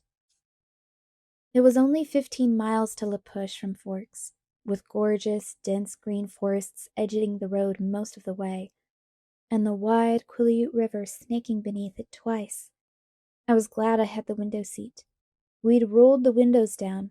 The Suburban was a bit claustrophobic with 9 people in it, and I tried to absorb as much sunlight as possible. I'd been to the beaches around La Push many times during my Forks summers with Charlie. so the mile-long crescent of First Beach was familiar to me. It was still breathtaking. The water was dark gray, even in the sunlight, white-capped and heaving to the gray, rocky shore. Islands rose out of the steel harbor waters with sheer cliff sides, reaching to uneven summits and crowned with austere, soaring firs. The beach had only a thin border of actual sand at the water's edge, after which it grew into millions of large, smooth stones that looked uniformly gray from a distance, but close up they were every shade a stone could be: terracotta, sea green, lavender, blue-gray, dull gold. The tide line was strewn with huge driftwood trees, bleached bone-white in the salt waves, some piled together against the edge of the forest fringe, some lying solitary, just out of reach of the waves. There was a brisk wind coming off the waves, cool and briny. Pelicans floated on the swells while seagulls and a lone eagle wheeled over them. The clouds still circled the sky, threatening to invade at any moment. But for now, the sun shone bravely in its halo of blue sky. We picked our way down to the beach, Mike leading the way to a ring of driftwood logs that had obviously been used for parties like ours before. There was a fire circle already in place, filled with black ashes. Eric and the boy I thought was named Ben gathered broken branches of driftwood from the drier piles against the forest edge, and soon had a teepee-shaped construction built atop the old cinders. "Have you ever seen a driftwood fire?" Mike asked me. I was sitting by one of the bone-colored benches, the other girls clustered, gossiping excitedly, on either side of me. Mike kneeled by the fire, lighting one of the smaller sticks with a cigarette lighter. "No," I said as he placed the blazing twig carefully against the teepee. "You like this, then? Watch the colors." He lit another small branch and laid it alongside the first. The flames started to lick quickly up the dry wood. "It's blue," I said in surprise. "The salt does it. Pretty, isn't it?" He lit one more piece, placed it where the fire hadn't yet caught, and then came to sit by me. Thankfully, Jess was on his other side. She turned to him and claimed his attention. I watched the strange blue and green flames crackle toward the sky. After half an hour of chatter, some of the boys wanted to hike to the nearby tidal pools. It was a dilemma. On the one hand, I loved the tide pools. They had fascinated me since I was a child. They were one of the only things I ever looked forward to when I had come to Forks.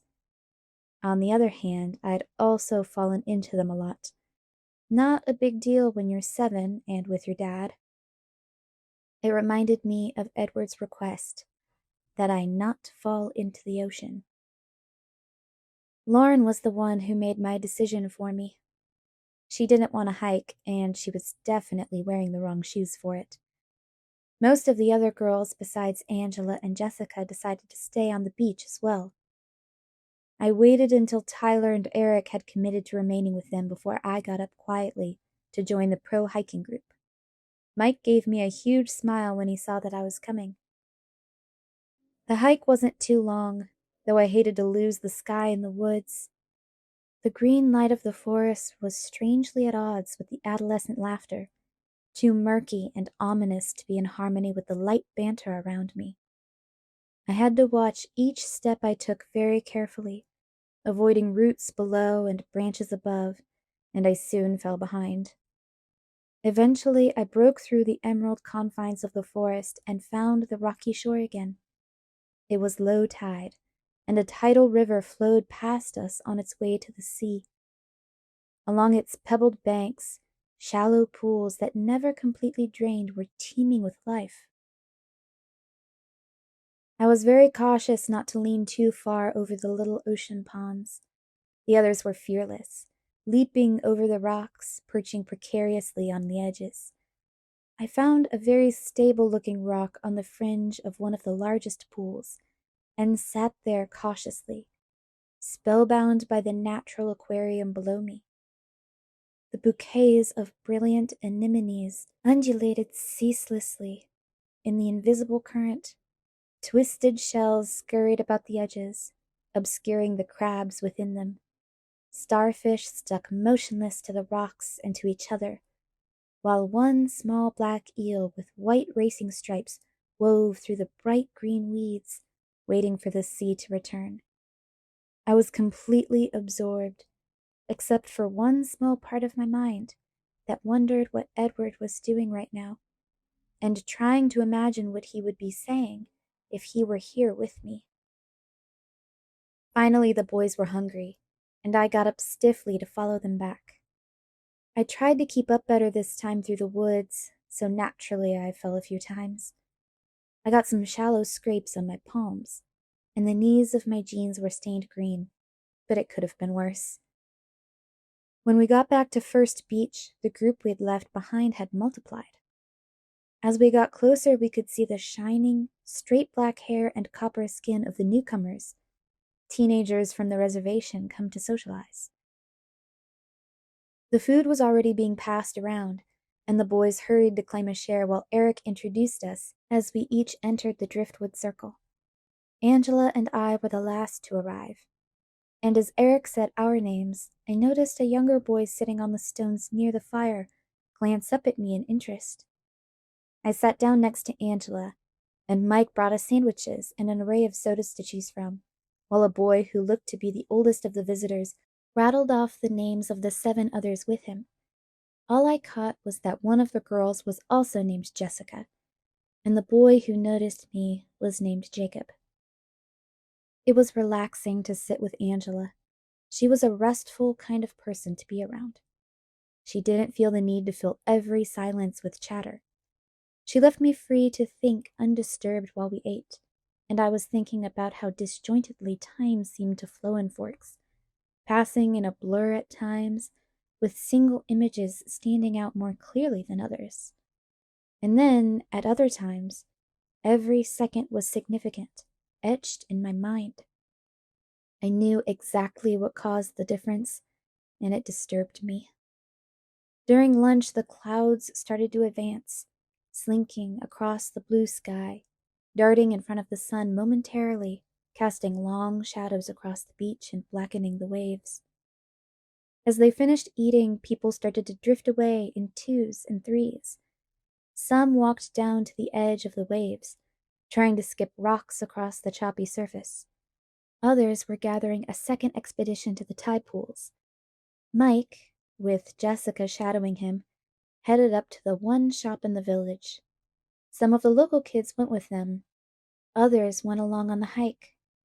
By the time they had all scattered, I was sitting alone on my driftwood log, with Lauren and Tyler occupying themselves by the CD player someone had thought to bring, and 3 teenagers from the reservation perched around the circle, including the boy named Jacob and the oldest boy who had acted as spokesperson. A few minutes after Angela left with the hikers, Jacob sauntered over to take her place by my side. He looked 14, maybe 15, and had long, glossy black hair pulled back with a rubber band at the nape of his neck. His skin was beautiful, silky and russet-colored. His eyes were dark, deep-set above the high planes of his cheekbones. He still had just a hint of childish roundness left around his chin.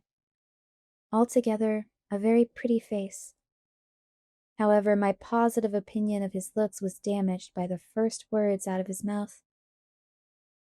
"You're Isabella Swan, aren't you?" It was like the first day of school all over again. "Bella," I sighed. "I'm Jacob Black."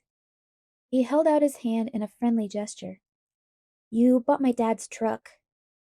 "Oh," I said, relieved, shaking his sleek hand. "You're Billy's son. I probably should remember you." "Nah, I'm the youngest of the family. You would remember my older sisters." "Rachel and Rebecca," I suddenly recalled. Charlie and Billy had thrown us together a lot during my visits, to keep us busy while they fished. We were all too shy to make much progress as friends. Of course, I'd kicked up enough tantrums to end the fishing trips by the time I was 11. Are they here? I examined the girls at the ocean's edge, wondering if I would recognize them now. Nah, Jacob shook his head. Rachel got a scholarship to Washington State, and Rebecca married a Samoan surfer. She lives in Hawaii now. Married? Wow. I was stunned. The twins were only a little over a year older than I was. So, how do you like the truck? I love it. It runs great. Yeah, but it's really slow, he laughed. I was so relieved when Charlie bought it. My dad wouldn't let me work on building another car when we had a perfectly good vehicle right there. It's not that slow, I objected. Have you ever tried to go over 60? No, I admitted. Good.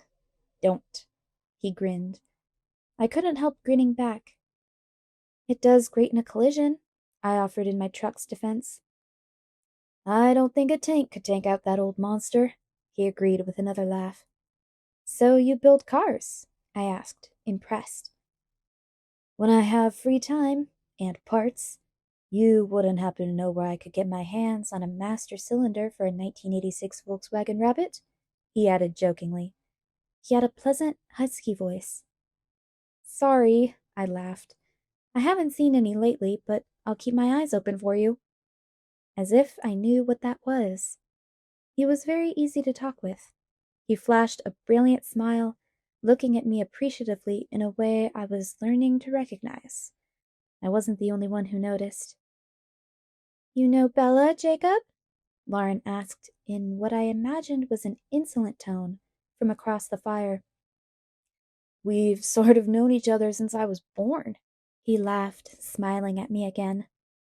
How nice. She didn't sound like she thought it was very nice at all, and her pale, fishy eyes narrowed. Bella, she called again, watching my face carefully. I was just saying to Tyler that it was too bad none of the Cullens could come out today. Didn't anyone think to invite them? Her expression of concern was unconvincing. You mean Dr. Carlyle Cullen's family? The tall, older boy asked before I could respond, much to Lauren's irritation. He was really closer to a man than a boy, and his voice was very deep. Yes, do you know them? She asked condescendingly, turning halfway toward him. The Cullens don't come here, he said in a tone that closed the subject, ignoring her question. Tyler, trying to win back her attention, asked Lauren's opinion about a CD he held. She was distracted. I stared at the deep-voiced boy, taken aback, but he was looking away toward the dark forest behind us. He'd said that the Cullens didn't come here, but his tone had implied something more, that they weren't allowed. They were prohibited. His manner left a strange impression on me, and I tried to ignore it without success. Jacob interrupted my meditation. So is Forks driving you insane yet? Oh, I'd say that's an understatement, I grimaced. He grinned understandingly. I was still turning over the brief comment on the Cullens, and I had a sudden inspiration. It was a stupid plan, but I didn't have any better ideas. I hoped that young Jacob was as yet inexperienced around girls, so that he wouldn't see through my sure-to-be-pitiful attempts at flirting. Do you want to walk down the beach with me? I asked, trying to imitate that way Edward had of looking up from underneath his eyelashes. It couldn't have nearly the same effect, I was sure, but Jacob jumped up willingly enough. As we walked north across the multi-hued stones toward the driftwood seawall, the clouds finally closed ranks across the sky, causing the sea to darken and the temperature to drop. I shoved my hands deep into the pockets of my jacket. So you're what, 16? I asked, trying not to look like an idiot as I fluttered my eyelids the way I'd seen girls do on TV. I just turned 15, he confessed, flattered. Really? My face was full of false surprise. I would have thought you were older. I'm tall for my age, he explained. Do you come up to Forks much? I asked archly, as if I was hoping for a yes. I sounded idiotic to myself. I was afraid he would turn on me with disgust and accuse me of my fraud, but he still seemed flattered. Not too much, he admitted with a frown. But when I get my car finished, I can go up as much as I want. After I get my license, he amended. Who was that other boy Lauren was talking to? He seemed a little old to be hanging out with us. I purposefully lumped myself in with the youngsters, trying to make it clear that I preferred Jacob. That's Sam. He's 19, he informed me. What was that he was saying about the doctor's family? I asked innocently. The Cullens? Oh, they're not supposed to come onto the reservation. He looked away, out toward James Island, as he confirmed what I'd thought I'd heard in Sam's voice. Why not? He glanced back at me, biting his lips. Oops, I'm not supposed to say anything about that. Oh, I won't tell anyone. I'm just curious. I tried to make my smile alluring, wondering if I was laying it on too thick. He smiled back, though, looking allured. Then he lifted one eyebrow and his voice was even huskier than before. Do you like scary stories? He asked ominously. I love them, I enthused, making an effort to smolder at him.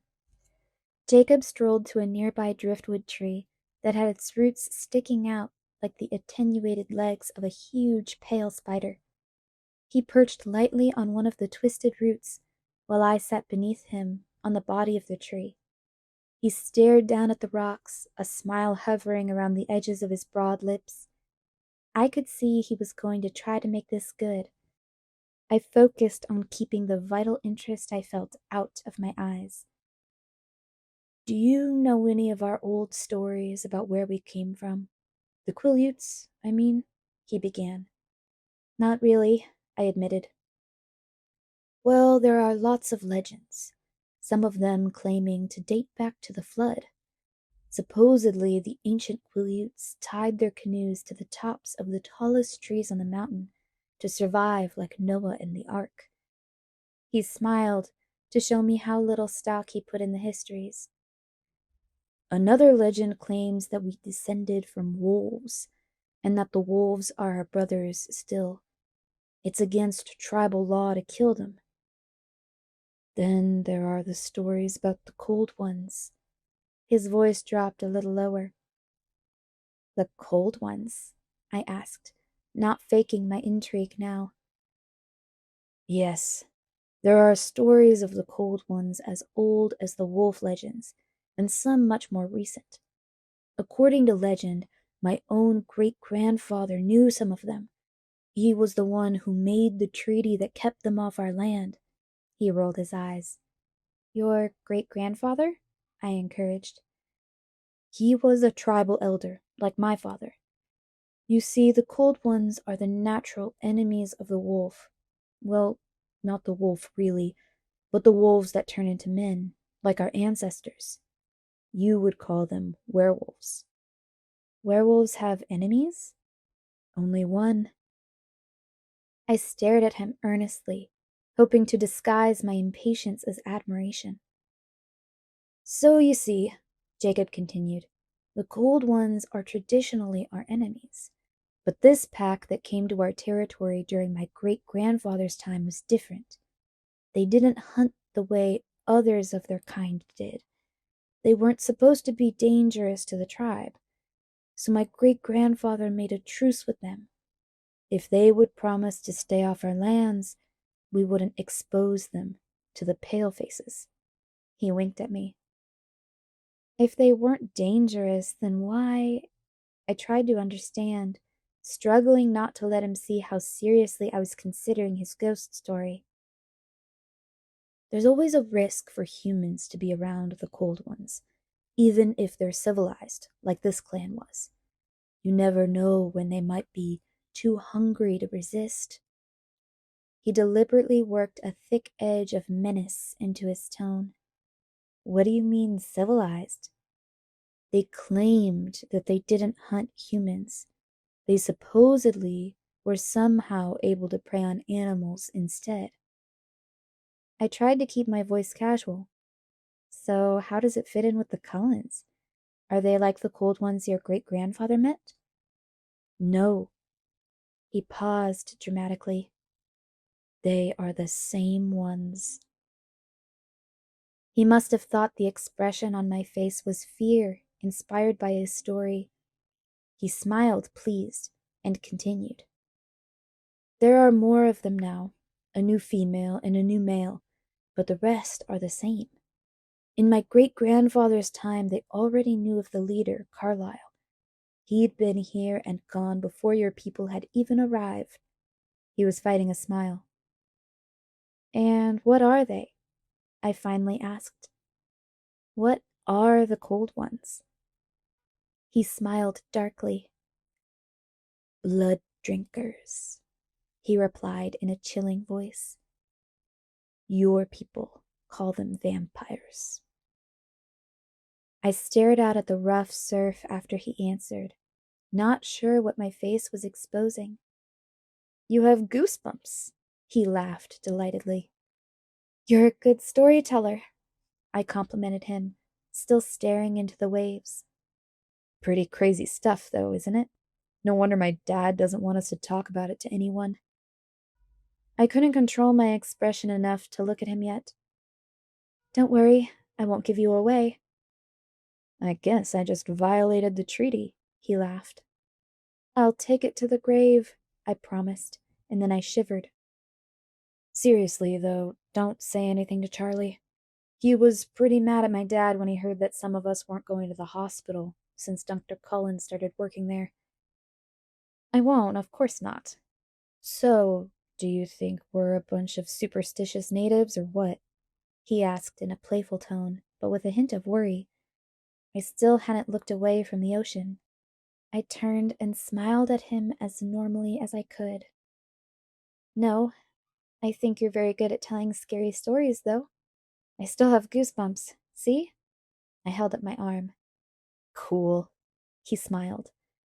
And then the sound of the beach rocks clattering against each other warned us that someone was approaching.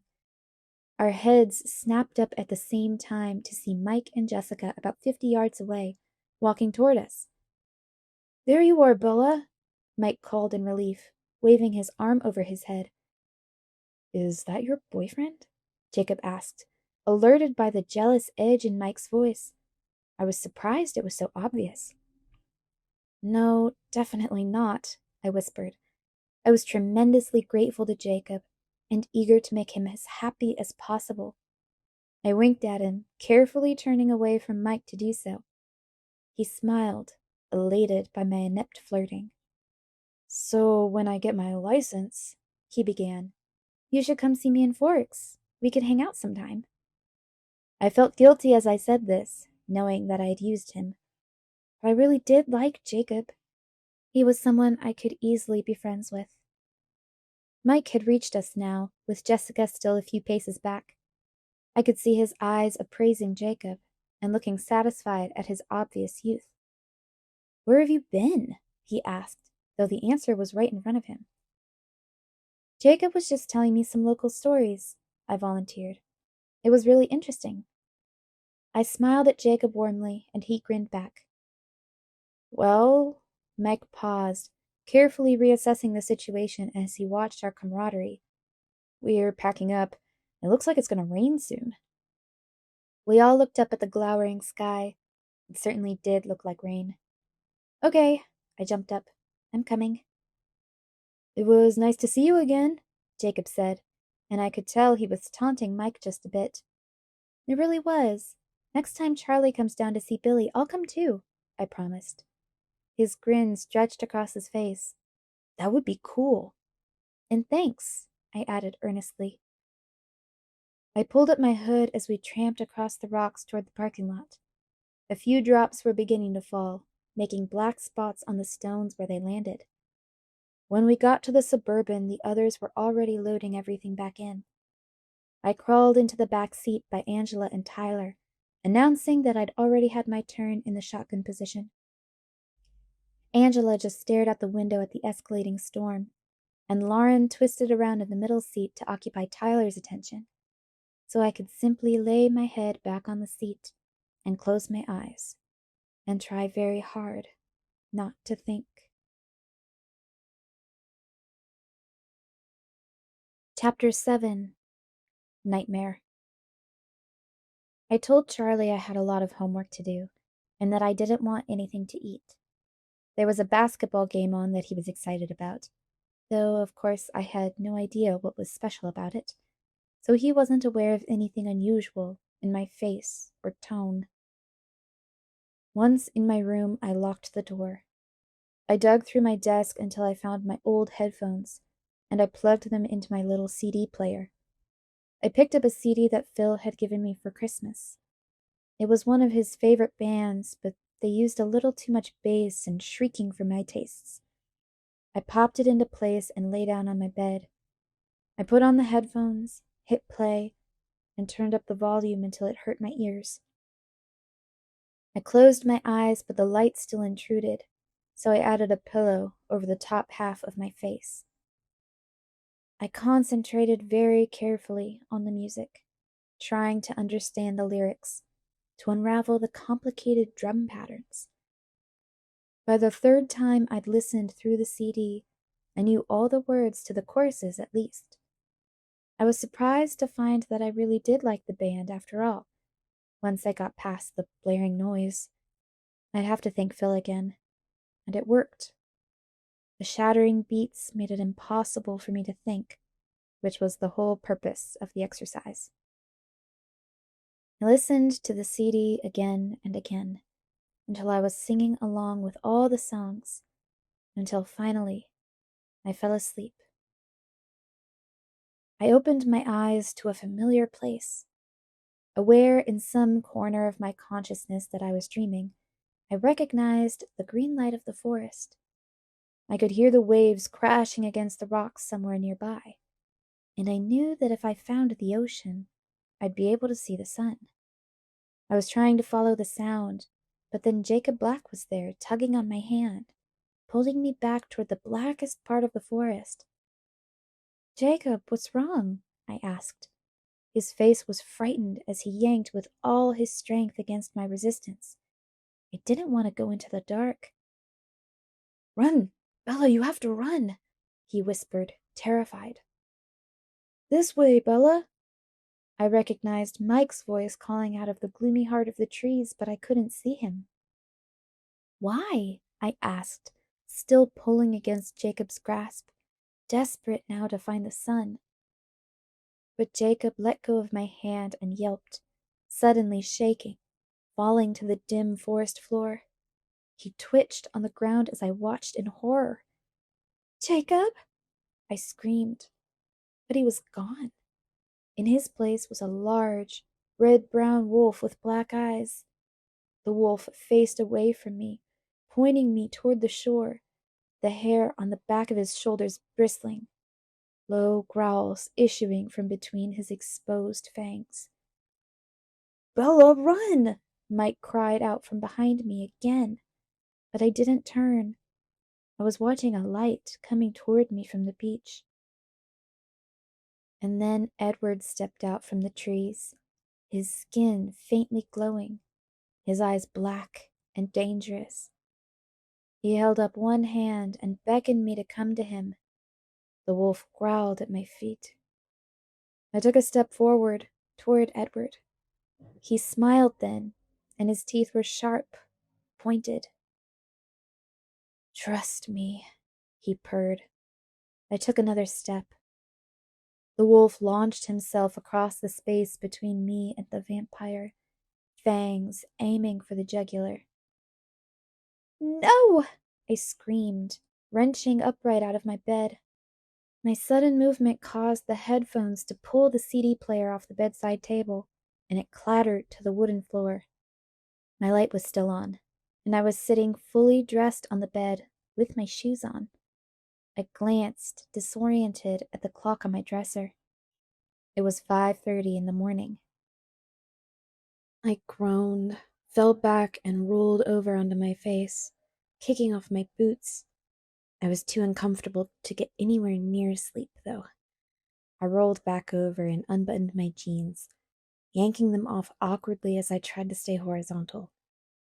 I could feel the braid in my hair, an uncomfortable ridge along the back of my skull. I turned onto my side and ripped the rubber band out, quickly combing through the plaits with my fingers. I pulled the pillow back over my eyes. It was all of no use, of course. My subconscious had dredged up exactly the images I'd been trying so desperately to avoid. I was going to have to face them now. I sat up and my head spun for a minute as the blood flowed downward. First things first, I thought to myself, happy to put it off as long as possible. I grabbed my bathroom bag. The shower didn't last nearly as long as I hoped it would, though. Even taking the time to blow dry my hair, I was soon out of things to do in the bathroom. Wrapped in a towel, I crossed back to my room. I couldn't tell if Charlie was still asleep or if he had already left. I went to look out my window, and the cruiser was gone. Fishing again. I dressed slowly in my most comfy sweats and then made my bed, something I never did. I couldn't put it off any longer. I went to my desk and switched on my old computer. I hated using the internet here. My modem was sadly outdated, my free service substandard. Just dialing up took so long that I decided to go get myself a bowl of cereal while I waited. I ate slowly, chewing each bite with care. When I was done, I washed the bowl and spoon, dried them, and put them away. My feet dragged as I climbed the stairs. I went to my CD player first, picking it up off the floor and placing it precisely in the center of the table. I pulled out the headphones and put them away in the desk drawer. Then I turned the same CD on, turning it down to the point where it was background noise. With another sigh, I turned to my computer. Naturally, the screen was covered in pop-up ads. I sat in my hard folding chair and began closing all the little windows. Eventually, I made it to my favorite search engine. I shut down a few more pop-ups and then typed in one word: vampire. It took an infuriatingly long time, of course. When the results came up, there was a lot to sift through. Everything from movies and TV shows to role-playing games, underground metal, and gothic cosmetic companies. Then I found a promising site, Vampires A to Z. I waited impatiently for it to load, quickly clicking closed each ad that flashed across the screen. Finally, the screen was finished. Simple white background with black text, academic looking. 2 quotes greeted me on the homepage. Throughout the vast, shadowy world of ghosts and demons, there is no figure so terrible, no figure so dreaded and abhorred, yet wrought with such fearful fascination as the vampire, who is himself neither ghost nor demon, but yet who partakes in the dark natures and possesses the mysterious and terrible qualities of both. Reverend Montague Summers. If there is in this world a well-attested account, it is that of the vampires. Nothing is lacking. Official reports, affidavits of well-known people, of surgeons, of priests, of magistrates. The judicial proof is most complete. And with all that, who is there who believes in vampires? Rousseau. The rest of the site was an alphabetized listing of all the different myths of vampires held throughout the world. The first I clicked on, the Danag, was a Filipino vampire supposedly responsible for planting taro on the islands long ago. The myth continued that the Danag worked with humans for many years, but the partnership ended one day when a woman cut her finger, and a Danag sucked her wound, enjoying the taste so much that it drained her body completely of blood. I read carefully through the descriptions, looking for anything that sounded familiar, let alone plausible.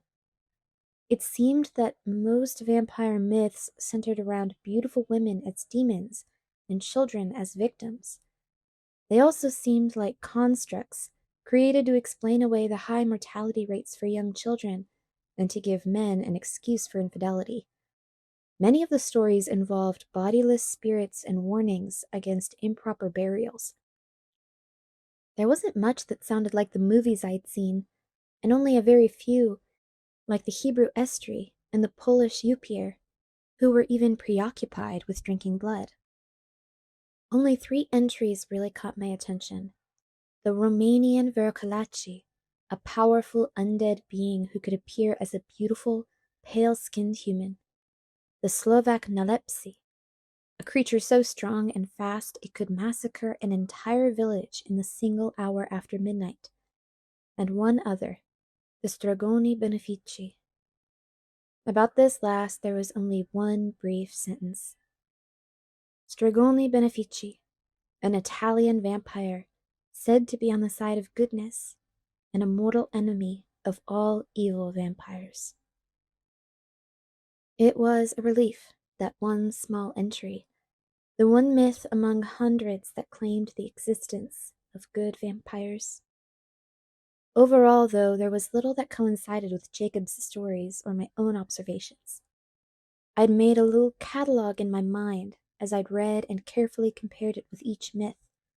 Speed, strength, beauty, pale skin, eyes that shift color, and then Jacob's criteria: blood drinkers, enemies of the werewolf, cold-skinned, and immortal. There were very few myths that matched even one factor. And then another problem, one that I'd remembered from the small number of scary movies I'd seen and was backed up by today's reading. Vampires couldn't come out in the daytime. The sun would burn them to a cinder. They slept in coffins all day and came out only at night. Aggravated, I snapped off the computer's main power switch, not waiting to shut things down properly. Through my irritation, I felt overwhelming embarrassment. It was all so stupid. I was sitting in my room researching vampires. What was wrong with me? I decided most of the blame belonged on the doorstep of the town of Forks, and the entire sodden Olympic Peninsula, for that matter. I had to get out of the house, but there was nowhere I wanted to go that didn't involve a 3-day drive. I pulled on my boots anyway, unclear where I was headed, and went downstairs.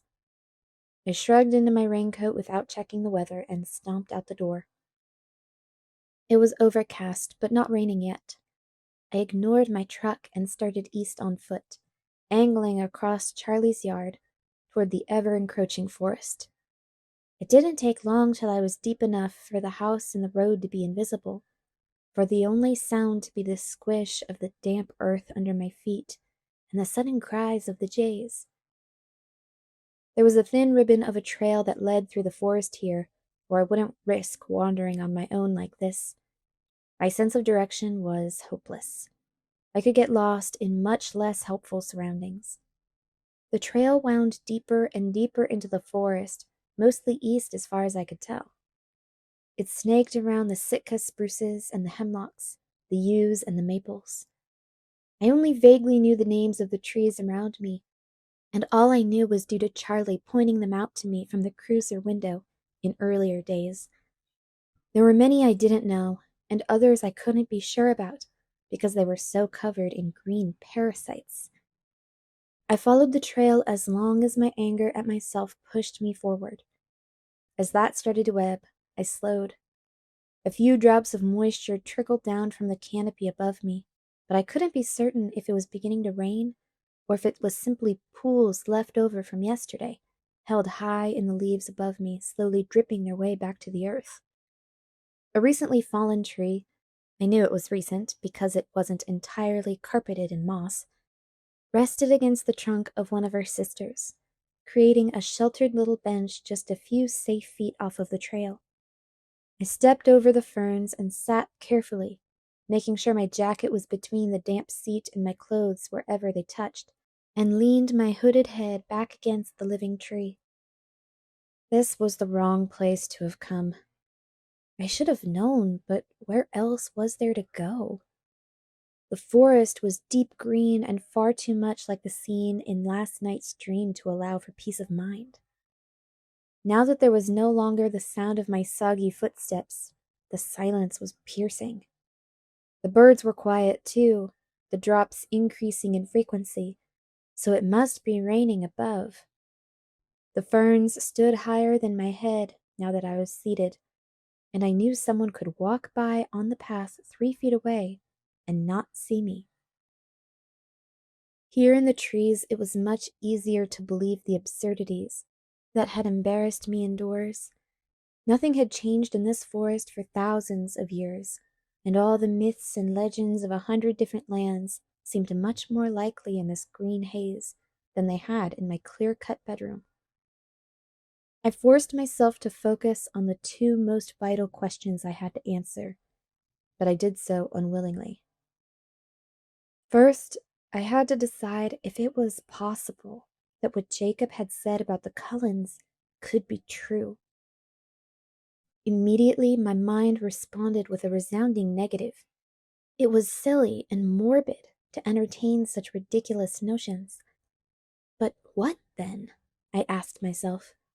There was no rational explanation for how I was alive at this moment. I listed again in my head the things I had observed myself. The impossible speed and strength, the eye color shifting from black to gold and back again, the inhuman beauty, the pale, frigid skin, and more. Small things that registered slowly. How they never seemed to eat, the disturbing grace with which they moved, and the way he sometimes spoke with unfamiliar cadences and phrases that better fit the style of a turn-of-the-century novel than that of a 21st century classroom. He had skipped class the day we'd done blood typing. He hadn't said no to the beach trip till he heard where we were going. He seemed to know what everyone around him was thinking, except me. He had told me he was the villain, dangerous. Could the Cullens be vampires? Well, they were something. Something outside the possibility of rational justification was taking place in front of my incredulous eyes.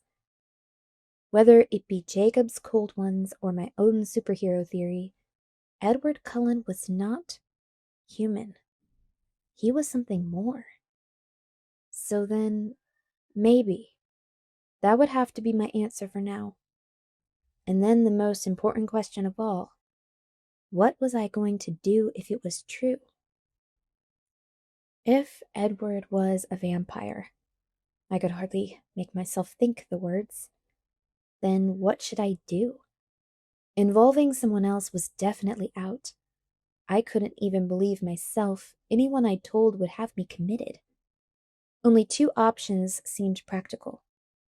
The first was to take his advice, to be smart, to avoid him as much as possible, to cancel our plans, to go back to ignoring him as far as I was able, to pretend there was an impenetrably thick glass wall between us in the one class where we were forced together, to tell him to leave me alone and mean it this time. I was gripped in a sudden agony of despair as I considered that alternative. My mind rejected the pain, quickly skipping on to the next option.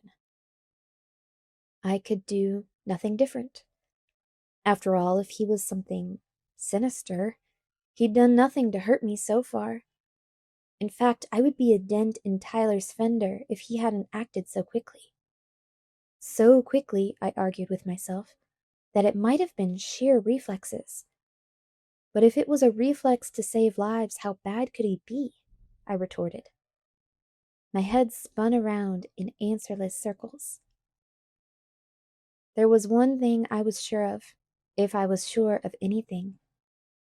The dark Edward in my dream last night was a reflection only of my fear of the word Jacob had spoken, and not Edward himself. Even so, when I had screamed out in terror at the werewolf's lunge, it wasn't fear for the wolf that brought the cry of no to my lips. It was fear that he would be harmed. Even as he called to me with sharp-edged fangs, I feared for him. And I knew in that I had my answer. I didn't know if there was ever a choice, really. I was already in too deep.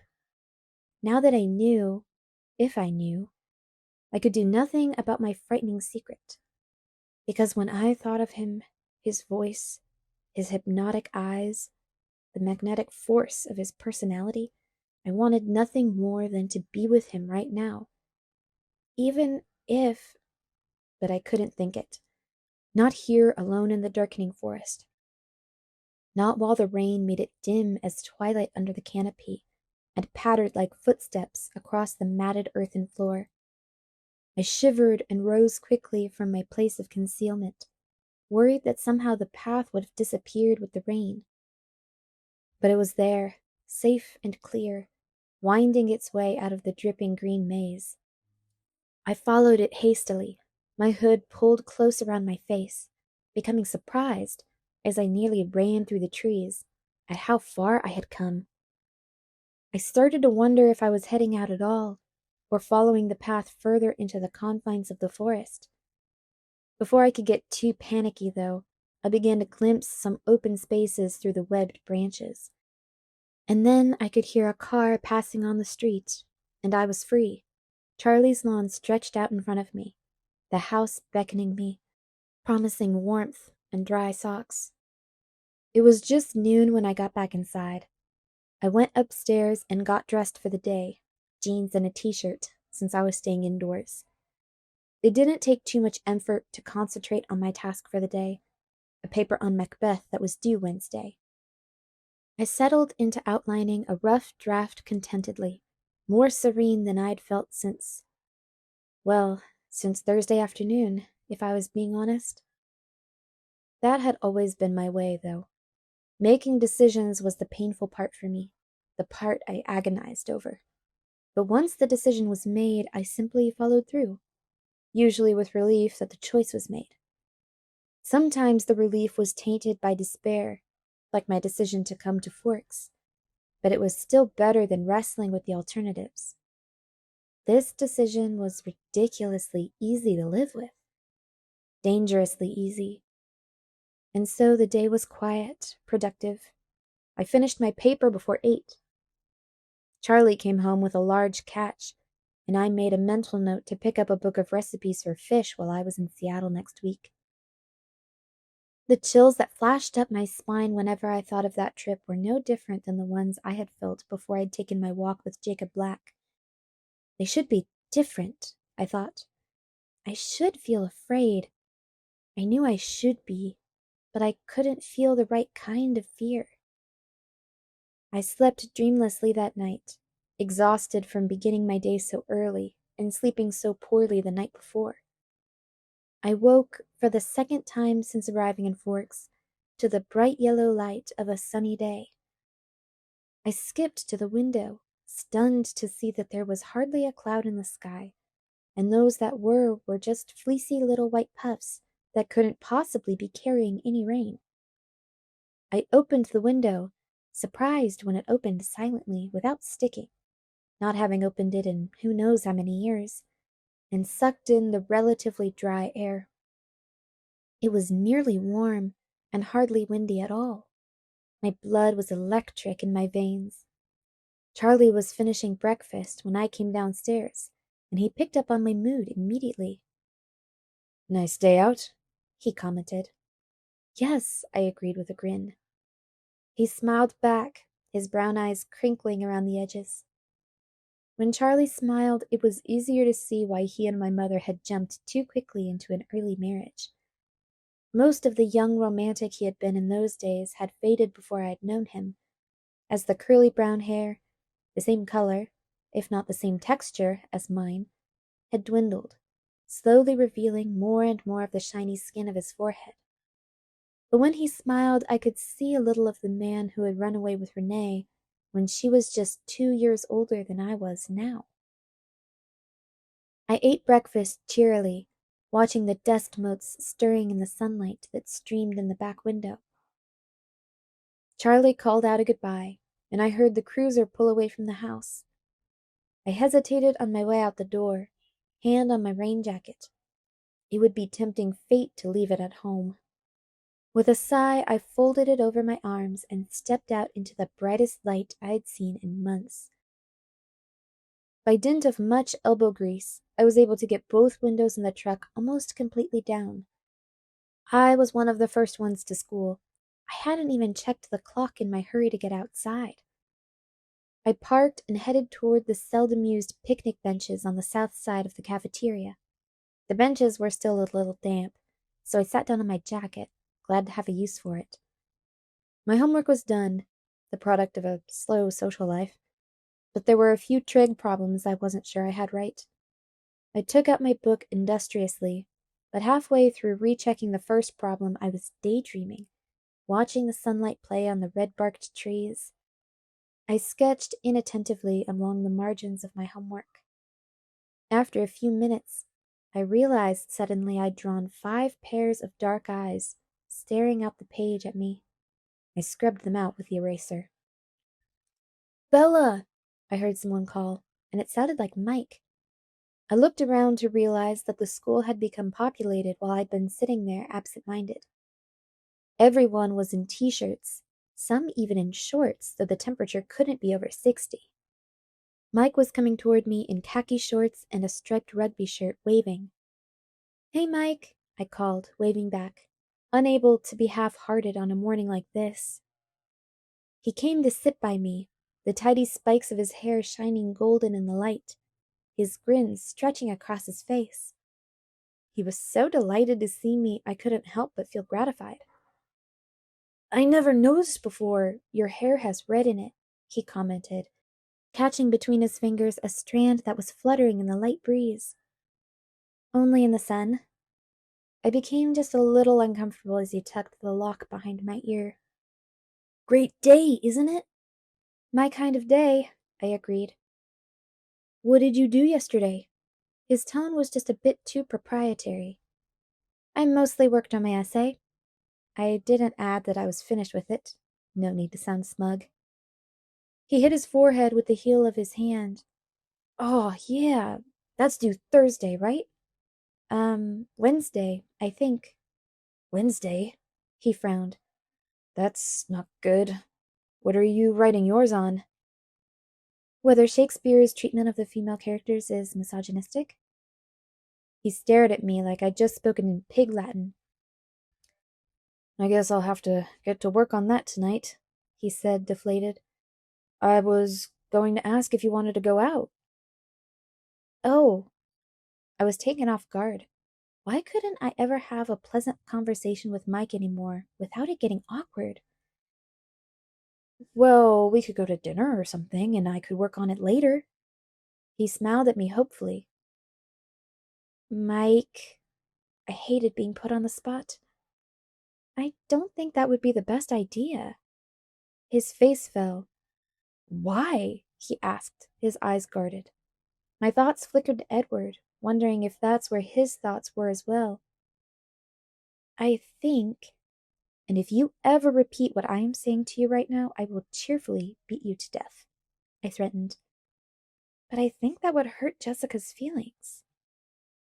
He was bewildered, obviously not thinking in that direction at all. "Jessica? Really, Mike, are you blind?" "Oh," he exhaled, clearly dazed. I took advantage of that to make my escape. "It's time for class and I can't be late again." I gathered my books up and stuffed them in my bag. We walked in silence to Building 3, and his expression was distracted. I hoped whatever thoughts he was immersed in were leading him in the right direction. When I saw Jessica in Trig, she was bubbling with enthusiasm. She, Angela, and Lauren were going to Port Angeles tonight to go dress shopping for the dance, and she wanted me to come too, even though I didn't need one. I was indecisive. It would be nice to get out of town with some girlfriends, but Lauren would be there. And who knew what I could be doing tonight? But that was definitely the wrong path to let my mind wander down. Of course I was happy about the sunlight. But that wasn't completely responsible for the euphoric mood I was in. Not even close. So I gave her a maybe, telling her I'd have to talk with Charlie first.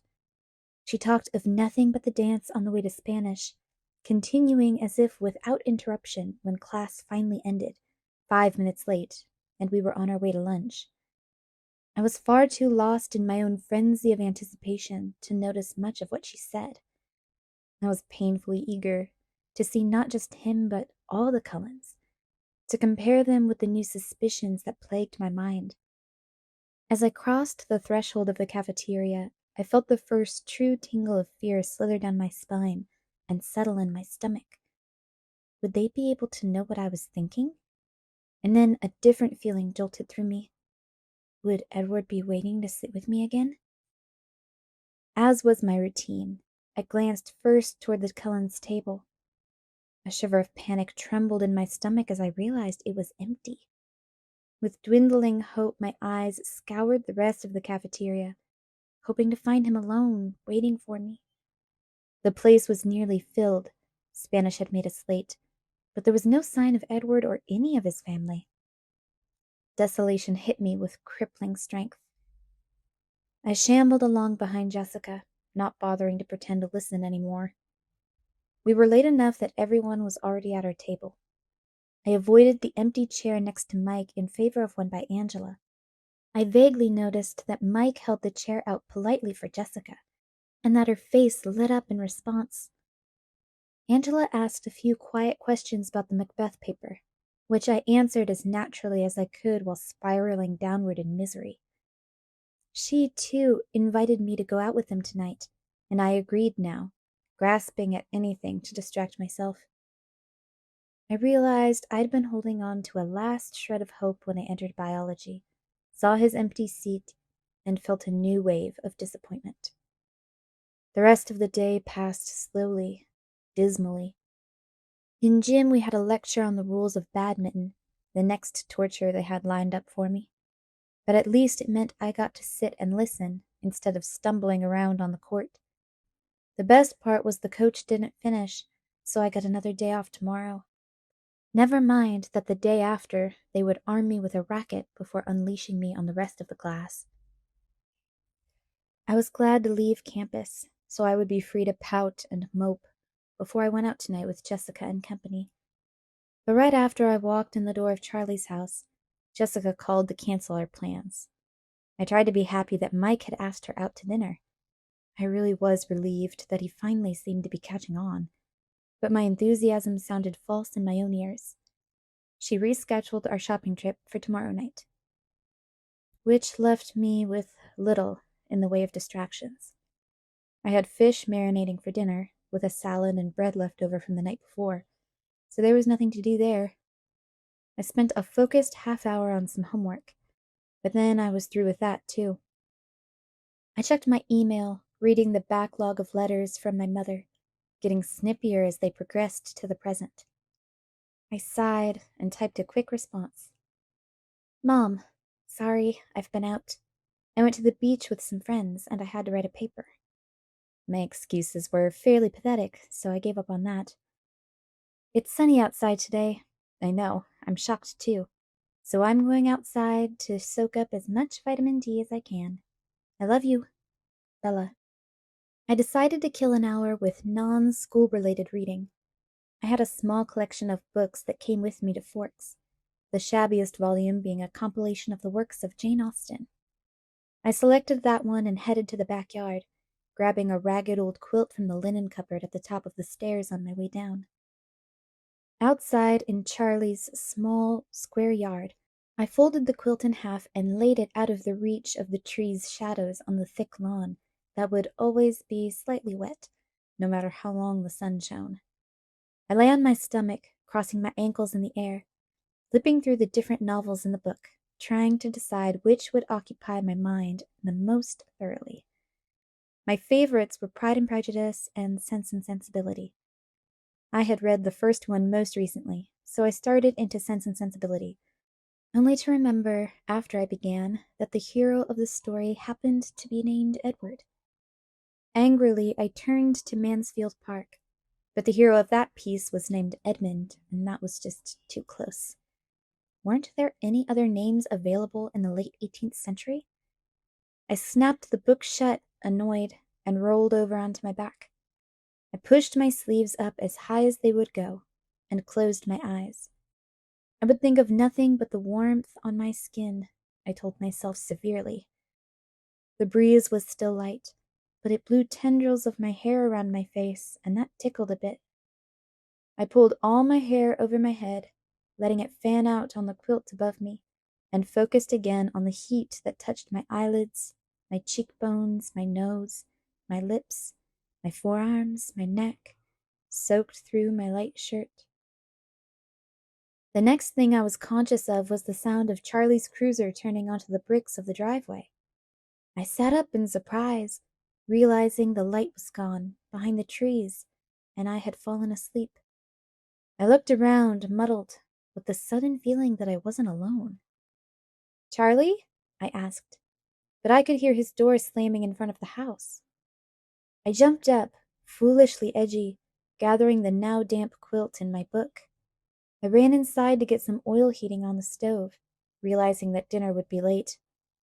Charlie was hanging up his gun belt and stepping out of his boots when I came in.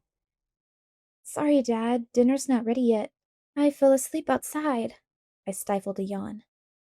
"Don't worry about it," he said. "I wanted to catch the score on the game anyway." I watched TV with Charlie after dinner for something to do. There wasn't anything on I wanted to watch, but he knew I didn't like baseball, so he turned it to some mindless sitcom that neither of us enjoyed. He seemed happy, though, to be doing something together, and it felt good, despite my depression, to make him happy. "Dad," I said during a commercial, "Jessica and Angela are going to look at dresses for the dance tomorrow night in Point Angeles, and they wanted me to help them choose. Do you mind if I go with them?" "Jessica Stanley?" he asked. "And Angela Weber." I sighed as I gave him the details. He was confused. "But you're not going to the dance, right?" "No, Dad, but I'm helping them find dresses. You know, giving them constructive criticism. I wouldn't have to explain this to a woman." "Well, okay."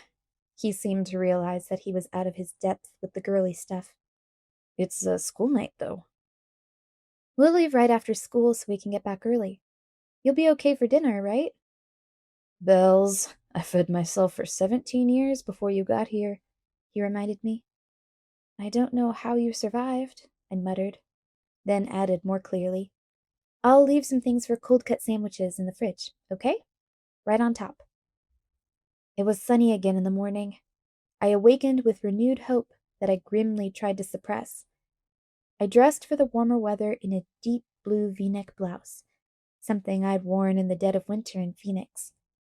I had planned my arrival at school so that I barely had time to make it to class. With a sinking heart, I circled the full lot looking for a space, while also searching for the silver Volvo that was clearly not there. I parked in the last row and hurried to English, arriving breathless but subdued before the final bell. It was the same as yesterday. I just couldn't keep little sprouts of hope from budding in my mind, only to have them squashed painfully as I searched the lunchroom in vain and sat at my empty biology table. The Port Angeles scheme was back on again for tonight, and made all the more attractive by the fact that Lauren had other obligations. I was anxious to get out of town so I could stop glancing over my shoulder, hoping to see him appearing out of the blue the way he always did. I vowed to myself that I would be in a good mood tonight and not ruin Angela's or Jessica's enjoyment in the dress hunting. Maybe I could do a little clothes shopping as well. I refused to think I might be shopping alone in Seattle this weekend, no longer interested in the earlier arrangement. Surely he wouldn't cancel without at least telling me. After school, Jessica followed me home in her old white Mercury so that I could ditch my books and my truck.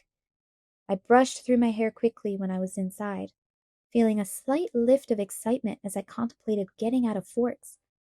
I left a note for Charlie on the table, explaining again where to find dinner, switched my scruffy wallet from my school bag to a purse I rarely used, and ran out to join Jessica. We went to Angela's house next, and she was waiting for us. My excitement increased exponentially as we actually drove out of the town's limits. Chapter 8. Port Angeles. Jess drove faster than the chief, so we made it to Port Angeles by 4. It had been a while since I'd had a girls' night out, and the estrogen rush was invigorating. We listened to whiny rock songs while Jessica jabbered on about the boys we hung out with. Jessica's dinner with Mike had gone very well, and she was hoping that by Saturday night they would have progressed to the first kiss stage. I smiled to myself, pleased. Angela was passively happy to be going to the dance, but not really interested in Eric. Jess tried to get her to confess who her type was, but I interrupted with a question about dresses after a bit to spare her. Angela threw a grateful glance my way. Port Angeles was a beautiful little tourist trap, much more polished and quaint than Forks, but Jessica and Angela knew it well, so they didn't plan to waste time on the picturesque boardwalk by the bay. Jess drove straight to the one big department store in town, which was a few streets in from the Bay Area's visitor-friendly face. The dance was billed as semi-formal, and we weren't exactly sure what that meant. Both Jessica and Angela seemed surprised and almost disbelieving when I told them I'd never been to a dance in Phoenix. "Didn't you ever go with a boyfriend or something?" Jess asked dubiously as we walked through the front doors of the store. "Really," I tried to convince her, not wanting to confess my dancing problems. "I've never had a boyfriend or anything else. I didn't go out much." "Why not?" Jessica demanded. "No one asked me," I answered honestly. She looked skeptical. "People ask you out here," she reminded me, "and you tell them no." We were in the juniors section now, scanning the racks for dress-up clothes. "Well, except for Tyler," Angela amended quietly. "Excuse me?" I gasped. "What did you say?" "Tyler told everyone he's taking you to prom," Jessica informed me with suspicious eyes. "He said what?" I sounded like I was choking. "I told you it wasn't true," Angela murmured to Jessica. I was silent, still lost in shock that was quickly turning to irritation. But we had found the dress racks, and now we had work to do. "That's why Lauren doesn't like you," Jessica giggled while we pawed through the clothes. I ground my teeth. "Do you think that if I ran him over with my truck, he would stop feeling guilty about the accident? That he might give up on making amends and call it even?" "Maybe," Jess snickered, "if that's why he's doing this." The dress selection wasn't large, but both of them found a few things to try on. I sat on a low chair just inside the dressing room, by the three-way mirror, trying to control my fuming. Jess was torn between two, one a long, strapless, basic black number, the other a knee-length electric blue with spaghetti straps. I encouraged her to go with the blue. Why not play up the eyes? Angela chose a pale pink dress that draped around her tall frame nicely, and brought out honey tints in her light brown hair. I complimented them both generously and helped them by returning the rejects to the racks. The whole process was much shorter and easier than similar trips I'd taken with Renee at home. I guess there was something to be said for limited choices. We headed over to shoes and accessories. While they tried things on, I merely watched and critiqued, not in the mood to shop for myself, though I did need new shoes. The girls' night high was wearing off in the wake of my annoyance at Tyler, leaving room for the gloom to move back in. "Angela?" I began, hesitant, while she was trying on a pair of pink strappy heels. She was overjoyed to have a date tall enough that she could wear high heels at all. Jessica had drifted to the jewelry counter, and we were alone. "Yes?" She held her leg out, twisting her ankle to get a better view of the shoe. I chickened out. "I like those." "I think I'll get them, though they'll never match anything but the one dress," she mused. "Oh, go ahead, they're on sale," I encouraged. She smiled, putting the lid back on a box that contained more practical-looking off-white shoes. I tried again. Angela. She looked up curiously. Is it normal for the Cullens, I kept my eyes on the shoes, to be out of school a lot? I failed miserably in my attempt to sound nonchalant. Yes, when the weather is good they go backpacking all the time, even the doctor. They're all real outdoorsy, she told me quietly, examining her shoes too. She didn't ask one question, let alone the hundreds that Jessica would have unleashed. I was really beginning to like Angela. Oh, I let the subject drop as Jessica returned to show us the rhinestone jewelry she'd found to match her silver shoes. We planned to go to dinner at a little Italian restaurant on the boardwalk, but the dress shopping hadn't taken as long as we had expected. Jess and Angela were going to take their clothes back to the car and then walk down to the bay. I told them I would meet them at the restaurant in an hour. I wanted to look for a bookstore. They were both willing to come with me, but I encouraged them to have fun. They didn't know how preoccupied I could get when surrounded by books. It was something I preferred to do alone. They walked off to the car, chattering happily, and I headed in the direction Jess had pointed out. I had no trouble finding the bookstore, but it wasn't what I was looking for. The windows were full of crystals, dream catchers, and books about spiritual healing. I didn't even go inside.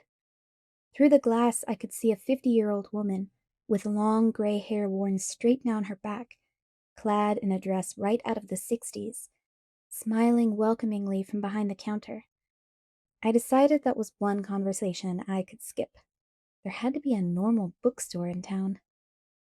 I meandered through the streets, which were filling up with end-of-workday traffic, and I hoped I was heading toward downtown. I wasn't paying as much attention as I should to where I was going.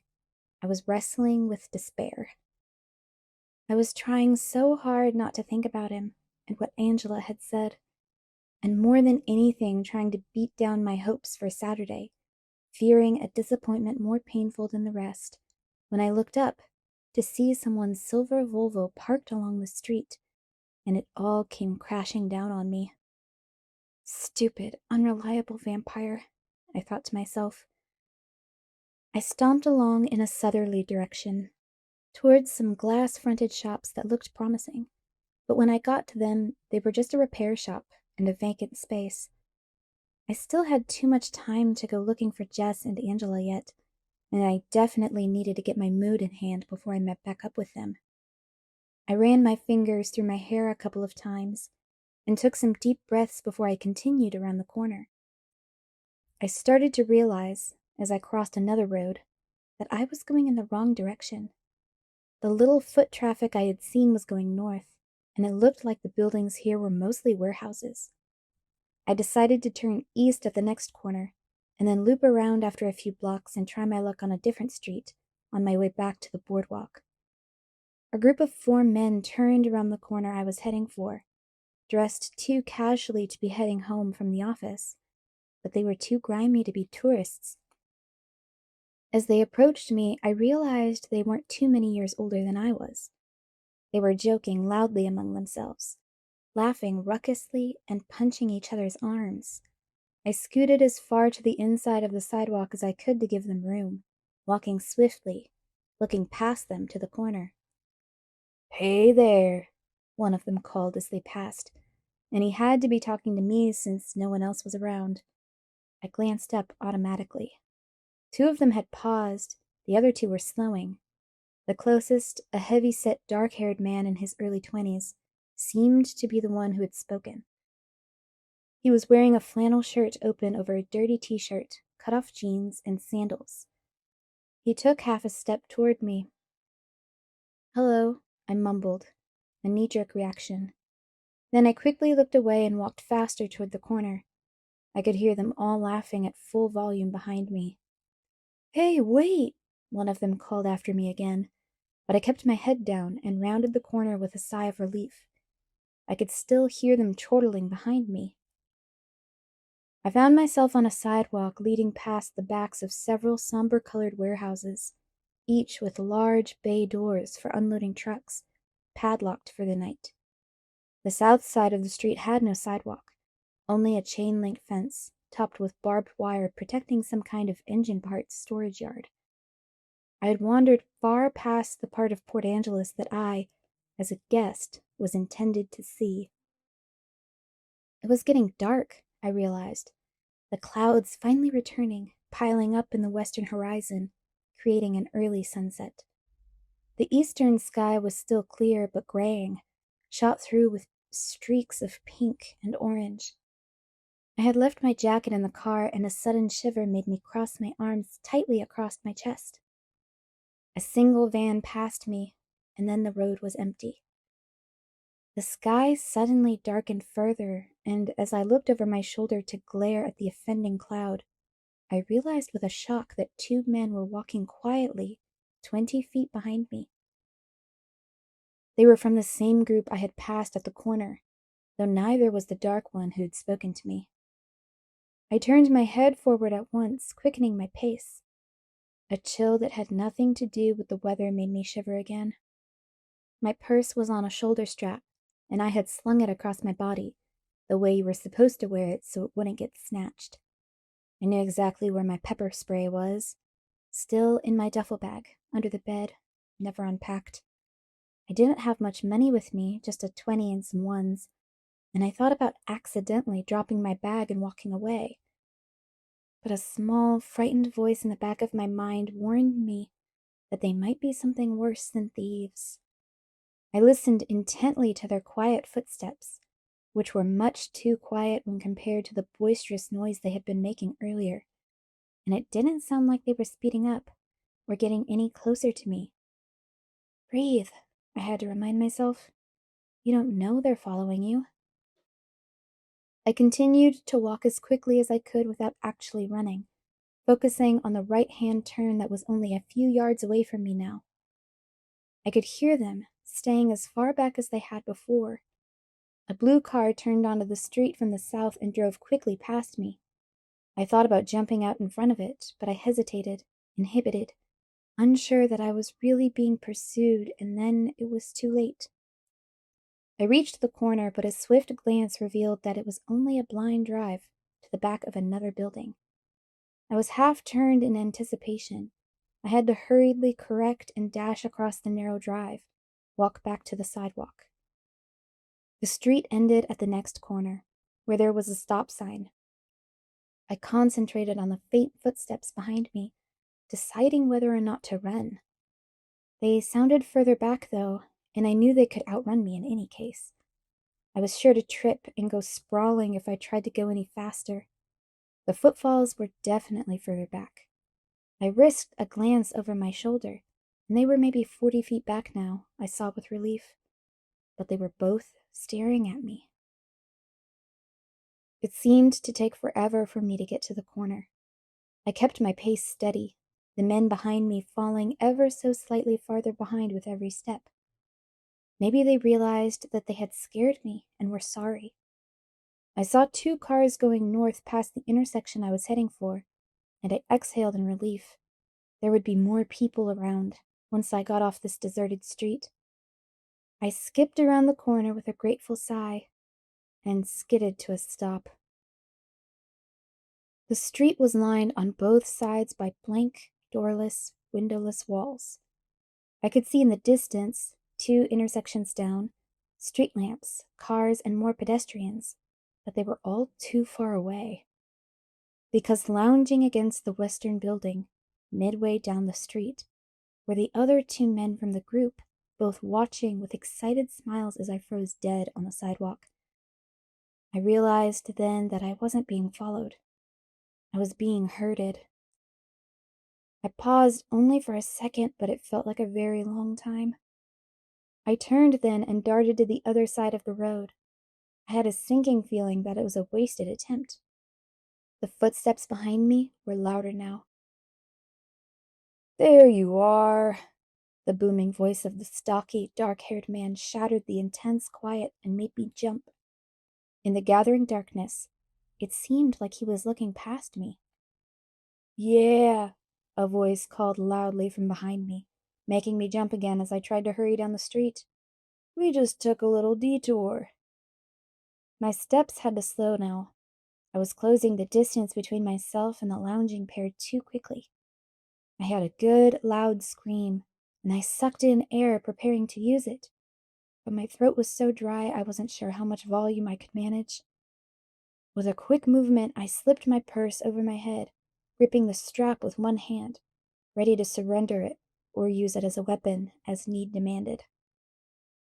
The thick-set man shrugged away from the wall as I warily came to a stop and walked slowly into the street. "Stay away from me," I warned in a voice that was supposed to sound strong and fearless, but I was right about the dry throat. No volume. "Don't be like that, sugar," he called, and the raucous laughter started again behind me. I braced myself, feet apart, trying to remember through my panic what little self-defense I knew. Heel of the hand thrust upward, hopefully breaking the nose, or shoving it into the brain. Finger through the eye socket. Try to hook around and pop the eye out. And the standard knee to groin, of course. That same pessimistic voice in my mind spoke up then, reminding me that I probably wouldn't have a chance against one of them, and there were 4. "Shut up," I commanded the voice before terror could incapacitate me. I wasn't going out without taking someone with me. I tried to swallow so I could build up a decent scream. Headlights suddenly flew around the corner, the car almost hitting the stocky one, forcing him to jump back toward the sidewalk. I dove into the road. This car was going to stop, or have to hit me. But the silver car unexpectedly fishtailed around, skidding to a stop with the passenger door open just a few feet from me. "Get in," a furious voice commanded. It was amazing how instantaneously the choking fear vanished. Amazing how suddenly the feeling of security washed over me, even before I was off the street, as soon as I heard his voice. I jumped into the seat, slamming the door shut behind me. It was dark in the car. No light had come on with the opening of the door, and I could barely see his face in the glow from the dashboard. The tires squealed as he spun around to face north, accelerating too quickly, swerving toward the stunned men on the street. I caught a glimpse of them diving for the sidewalk as we straightened out and sped toward the harbor. "Put on your seatbelt," he commanded, and I realized I was clutching the seat with both hands. I quickly obeyed. The snap as the belt connected was loud in the darkness. He took a sharp left, racing forward, blowing through several stop signs without a pause. But I felt utterly safe and, for the moment, totally unconcerned about where we were going. I stared at his face in profound relief, relief that went beyond my sudden deliverance. I studied his flawless features in the limited light, waiting for my breath to return to normal, until it occurred to me that his expression was murderously angry. "Are you okay?" I asked, surprised at how hoarse my voice sounded. "No," he said curtly, and his tone was livid. I sat in silence, watching his face while his blazing eyes stared straight ahead until the car came to a sudden stop. I glanced around, but it was too dark to see anything beside the vague outline of dark trees crowding the roadside. We weren't in town anymore. "Bella?" he asked, his voice tight, controlled. "Yes?" My voice was still rough. I tried to clear my throat quietly. "Are you all right?" He still didn't look at me, but the fury was plain on his face. "Yes," I croaked softly. "Distract me, please," he ordered. "I'm sorry, what?" He exhaled sharply. "Just prattle about something unimportant until I calm down," he clarified, closing his eyes and pinching the bridge of his nose with his thumb and forefinger. I racked my brain for something trivial. "I'm going to run over Tyler Crowley tomorrow before school." He was still squeezing his eyes closed, but the corner of his mouth twitched. Why? He's telling everyone that he's taking me to prom. Either he's insane, or he's still trying to make up for almost killing me last. Well, you remember it. And he thinks prom is somehow the correct way to do this. So I figure if I endanger his life, then we're even, and he can't keep trying to make amends. I don't need enemies, and maybe Lauren would back off if he left me alone. I might have to total his Sentra, though. If he doesn't have a ride, he can't take anyone to prom, I babbled on. I heard about that. He sounded a bit more composed. You did? I asked in disbelief, my previous irritation flaring. If he's paralyzed from the neck down, he can't go to the prom either, I muttered, refining my plan. Edward sighed and finally opened his eyes. Better? Not really. I waited, but he didn't speak again. He leaned his head back against the seat, staring at the ceiling of the car. His face was rigid. What's wrong? My voice came out in a whisper. Sometimes I have a problem with my temper, Bella. He was whispering too, and he stared out the window, his eyes narrowed into slits. But it wouldn't be helpful for me to turn around and hunt down those. He didn't finish his sentence, looking away, struggling for a moment to control his anger again. At least, he continued, that's what I'm trying to convince myself. Oh. The words seemed inadequate, but I couldn't think of a better response. We sat in silence again. I glanced at the clock on the dashboard. It was past 6:30. Jessica and Angela will be worried, I murmured.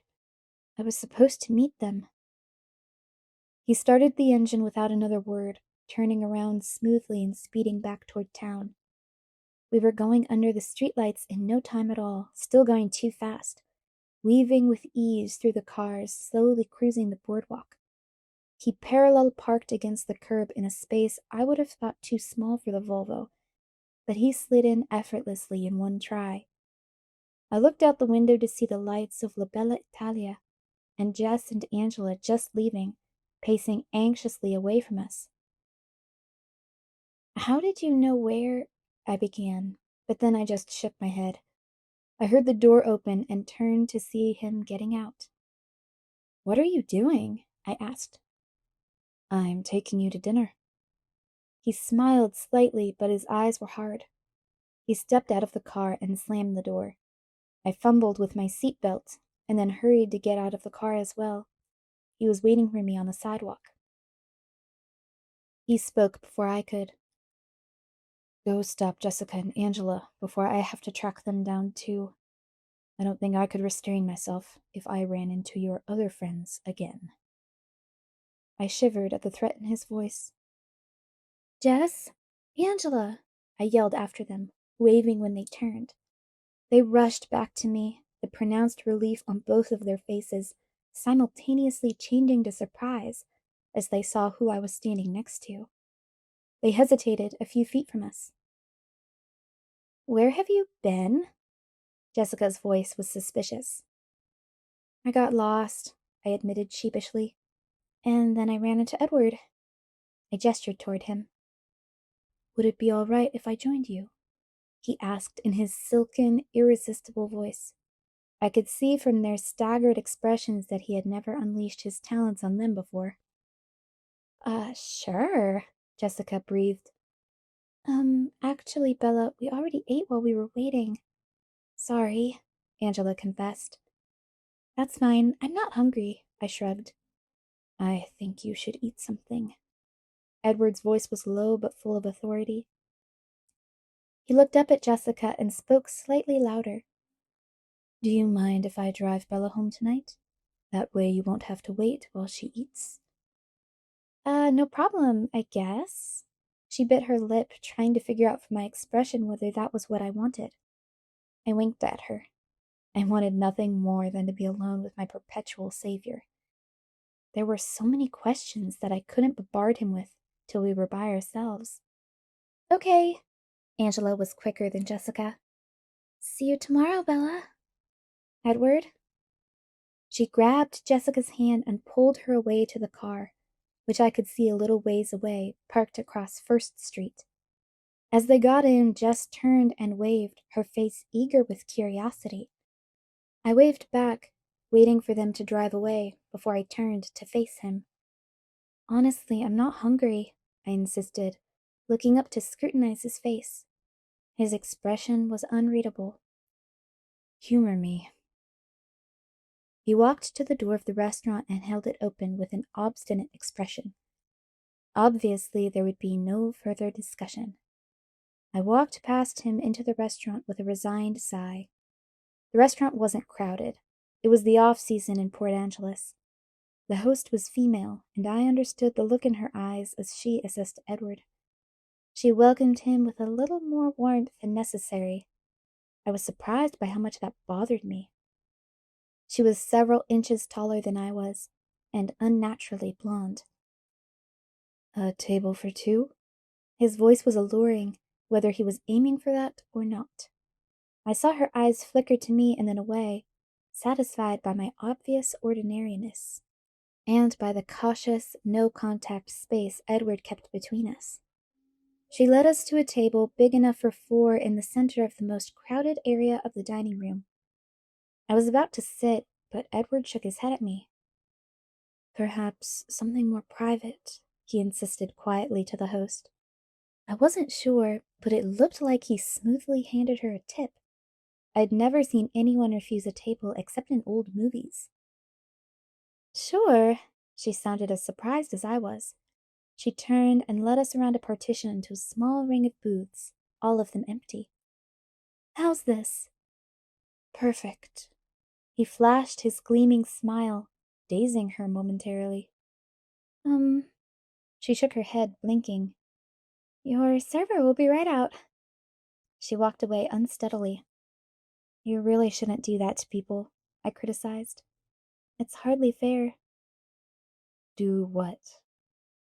Dazzle them like that. She's probably hyperventilating in the kitchen right now.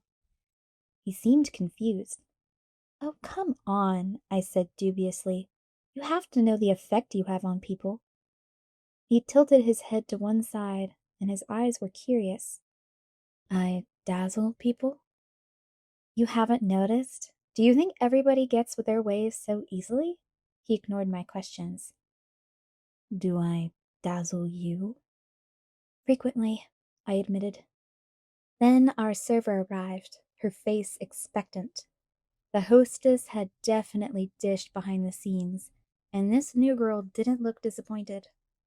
She flipped a strand of short black hair behind one ear and smiled with unnecessary warmth. Hello, my name is Amber, and I'll be your server tonight. What can I get you to drink? I didn't miss that she was only speaking to him. He looked at me. I'll have a Coke? It sounded like a question. 2 Cokes, he said.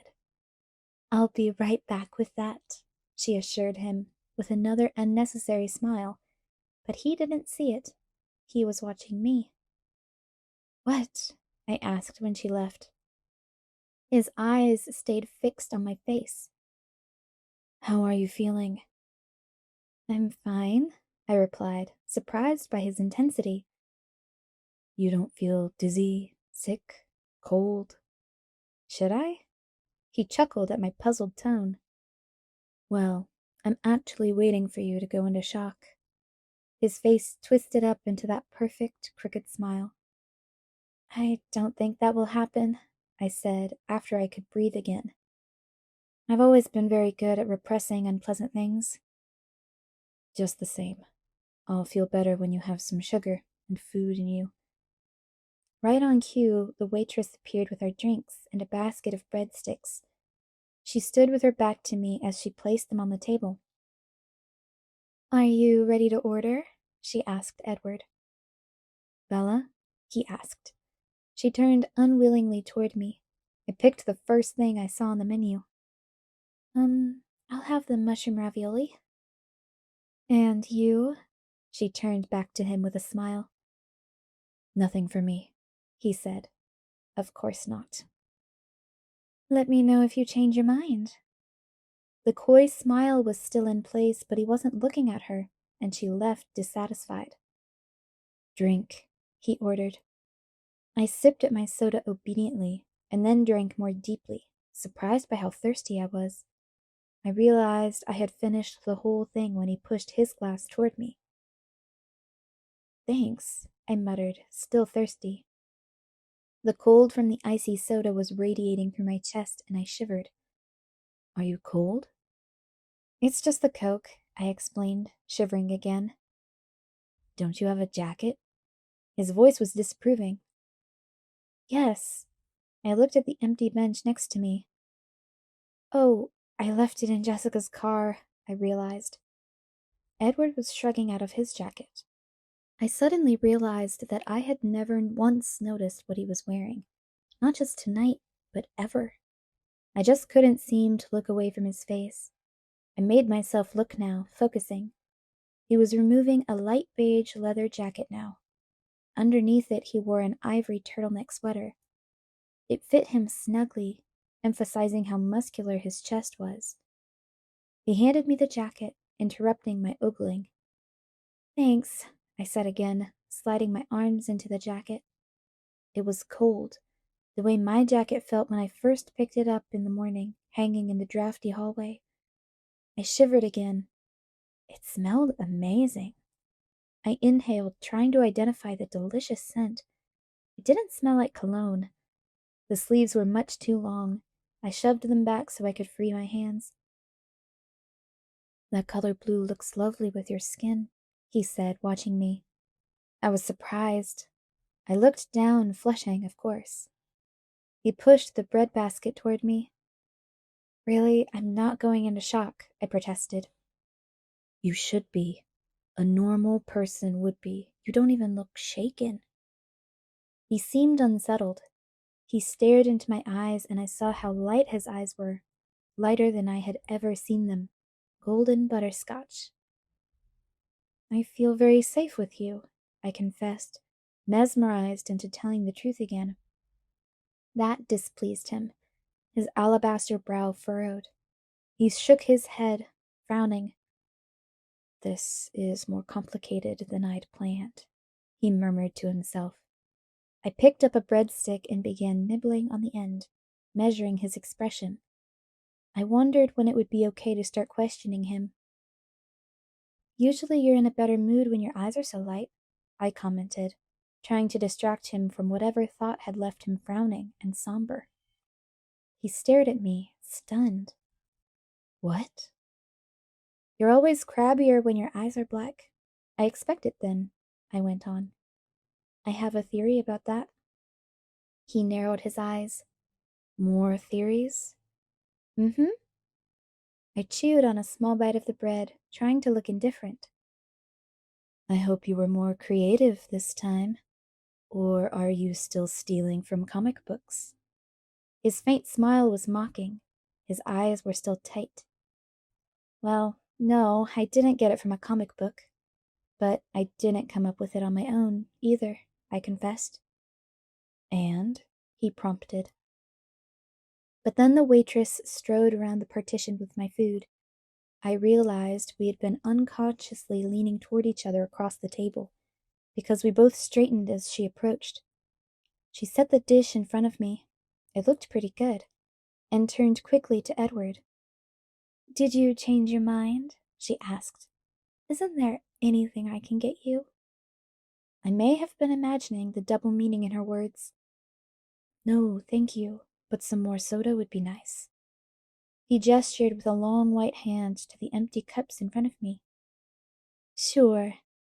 She removed the empty glasses and walked away. You were saying? He asked. I'll tell you about it in the car, if... I paused. There are conditions? He raised one eyebrow, his voice ominous. I do have a few questions, of course. Of course. The waitress was back with 2 more Cokes. She sat them down without a word this time, and left again. I took a sip. Well, go ahead, he pushed, his voice still hard. I started with the most undemanding, or so I thought. Why are you in Port Angeles? He looked down, folding his large hands together slowly on the table. His eyes flickered up at me from under his lashes, the hint of a smirk on his face. Next. But that's the easiest one, I objected. Next, he repeated. I looked down, frustrated. I unrolled my silverware, picked up my fork, and carefully speared a ravioli. I put it in my mouth slowly, still looking down, chewing while I thought. The mushrooms were good. I swallowed and took another sip of Coke before I looked up. Okay, then. I glared at him and continued slowly. Let's say, hypothetically of course, that someone could know what people are thinking. Read minds, with just a few exceptions.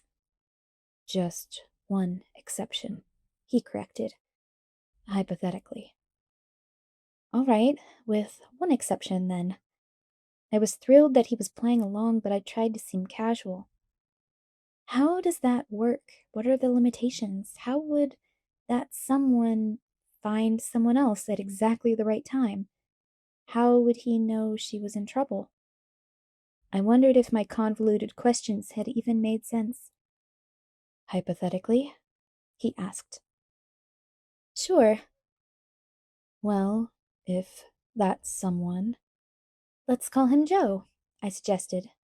He smiled wryly. Joe, then. If Joe had been paying attention, the timing wouldn't have needed to be quite so exact. He shook his head, rolling his eyes. Only you could get into trouble in a town this small. You would have devastated their crime rate statistics for a decade,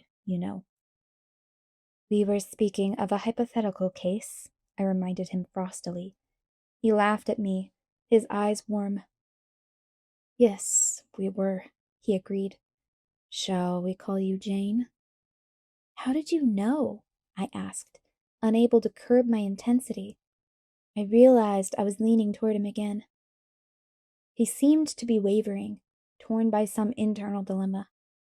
His eyes locked with mine, and I guessed he was making the decision right then whether or not to simply tell me the truth.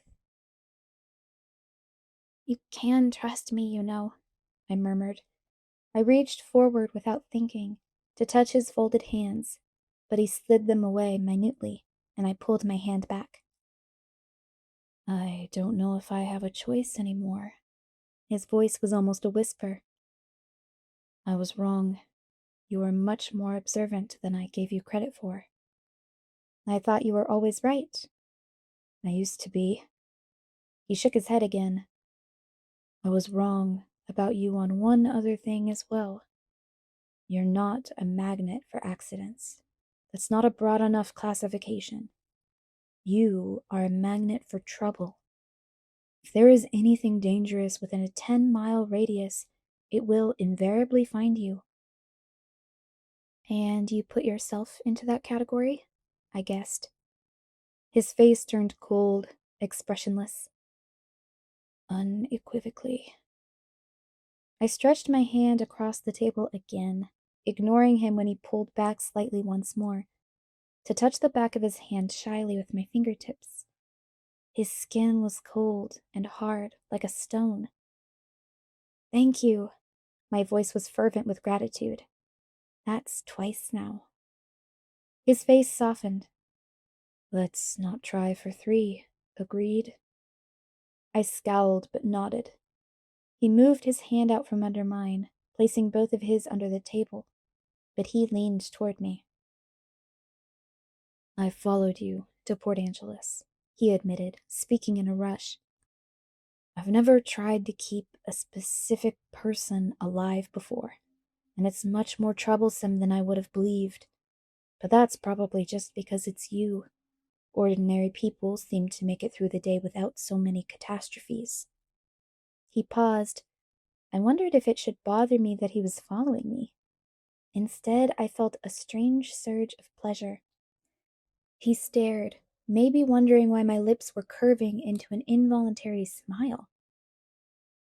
Did you think that maybe my number was up the first time with the van, and that you've been interfering with fate? I speculated, distracting myself. That wasn't the first time, he said, and his voice was hard to hear. I stared at him in amazement, but he was looking down. Your number was up the first time I met you. I felt a spasm of fear at his words and the abrupt memory of his violent black glare that first day. But the overwhelming sense of safety I felt in his presence stifled it. By the time he looked up to read my eyes, there was no trace of fear in them. You remember? He asked, his angel's face grave. Yes, I was calm. And yet here you sit. There was a trace of disbelief in his voice. He raised one eyebrow. Yes, here I sit. Because of you. I paused. Because somehow you knew how to find me today? I prompted. He pressed his lips together, staring at me through narrowed eyes, deciding again. His eyes flashed down to my full plate and then back to me. You eat. I'll talk, he bargained. I quickly scooped up another ravioli and popped it into my mouth. It's harder than it should be keeping track of you. Usually I can find someone very easily once I've heard their mind before. He looked at me anxiously, and I realized I had frozen. I made myself swallow and then stabbed another ravioli and tossed it in. I was keeping tabs on Jessica, not carefully. Like I said, only you can find trouble in Port Angeles. And at first I didn't notice when you took off on your own. Then when I realized that you weren't with her anymore, I went looking for you at the bookstore I saw in her head. I could tell that you hadn't gone in, that you'd gone south, and I knew you would have to turn around soon. So I was just waiting for you, randomly searching through the thoughts of people on the street to see if anyone had noticed you so I would know where you were. I had no reason to be worried, but I was strangely anxious. He was lost in thought, staring past me, seeing things I couldn't imagine. I started to drive in circles, still listening. The sun was finally setting, and I was about to get out and follow you on foot. And then he stopped, clenching his teeth together in sudden fury. He made an effort to calm himself. Then what? I whispered. He continued to stare over my head. I heard what they were thinking, he growled, his upper lip curling slightly back over his teeth. I saw your face in his mind. He suddenly leaned forward, one elbow appearing on the table, his hand covering his eyes. The movement was so swift it startled me. It was very hard. You can't imagine how hard. For me to simply take you away and leave them alive. His voice was muffled by his arm. I could have let you go with Jessica and Angela, but I was afraid if you left me alone, I would go looking for them. He admitted in a whisper. I sat quietly, dazed, my thoughts incoherent. My hands were folded in my lap, and I was leaning weakly against the back of the seat. He still had his face in his hand, and he was as still as if he had been carved from the stone his skin resembled. Finally, he looked up, his eyes seeking mine, full of his own questions. Are you ready to go home? He asked. I'm ready to leave, I qualified, overly grateful that we had the hour-long ride home together. I wasn't ready to say goodbye to him. The waitress appeared as if she'd been called, or watching. How are we doing? She asked Edward. We're ready for the check, thank you. His voice was quiet, rougher, still reflecting the strain of our conversation. It seemed to muddle her. He looked up, waiting. Sure, she stuttered. Here you go. She pulled a small leather folder from the front pocket of her black apron and handed it to him. There was a bill in his hand already. He slipped it into the folder and handed it right back to her. No change, he smiled. Then he stood up, and I scrambled awkwardly to my feet. She smiled invitingly at him again. You have a nice evening. He didn't look away from me as he thanked her. I suppressed a smile. He walked close beside me to the door, still careful not to touch me. I remembered what Jessica had said about her relationship with Mike, how they were almost to the first kiss stage. I sighed. Edward seemed to hear me, and he looked down curiously. I looked at the sidewalk, grateful that he didn't seem to be able to know what I was thinking. He opened the passenger door, holding it for me as I stepped in, shutting it softly behind me.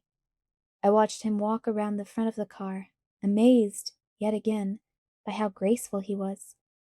I probably should have been used to that by now, but I wasn't. I had a feeling Edward wasn't the kind of person anyone got used to. Once inside the car, he started the engine and turned the heater on high. It had gotten very cold, and I guessed the good weather was at an end. I was warm in his jacket, though, breathing in the scent of it when I thought he couldn't see. Edward pulled out through the traffic, apparently without a glance, flipping around to head to the freeway. Now, he said significantly, it's your turn.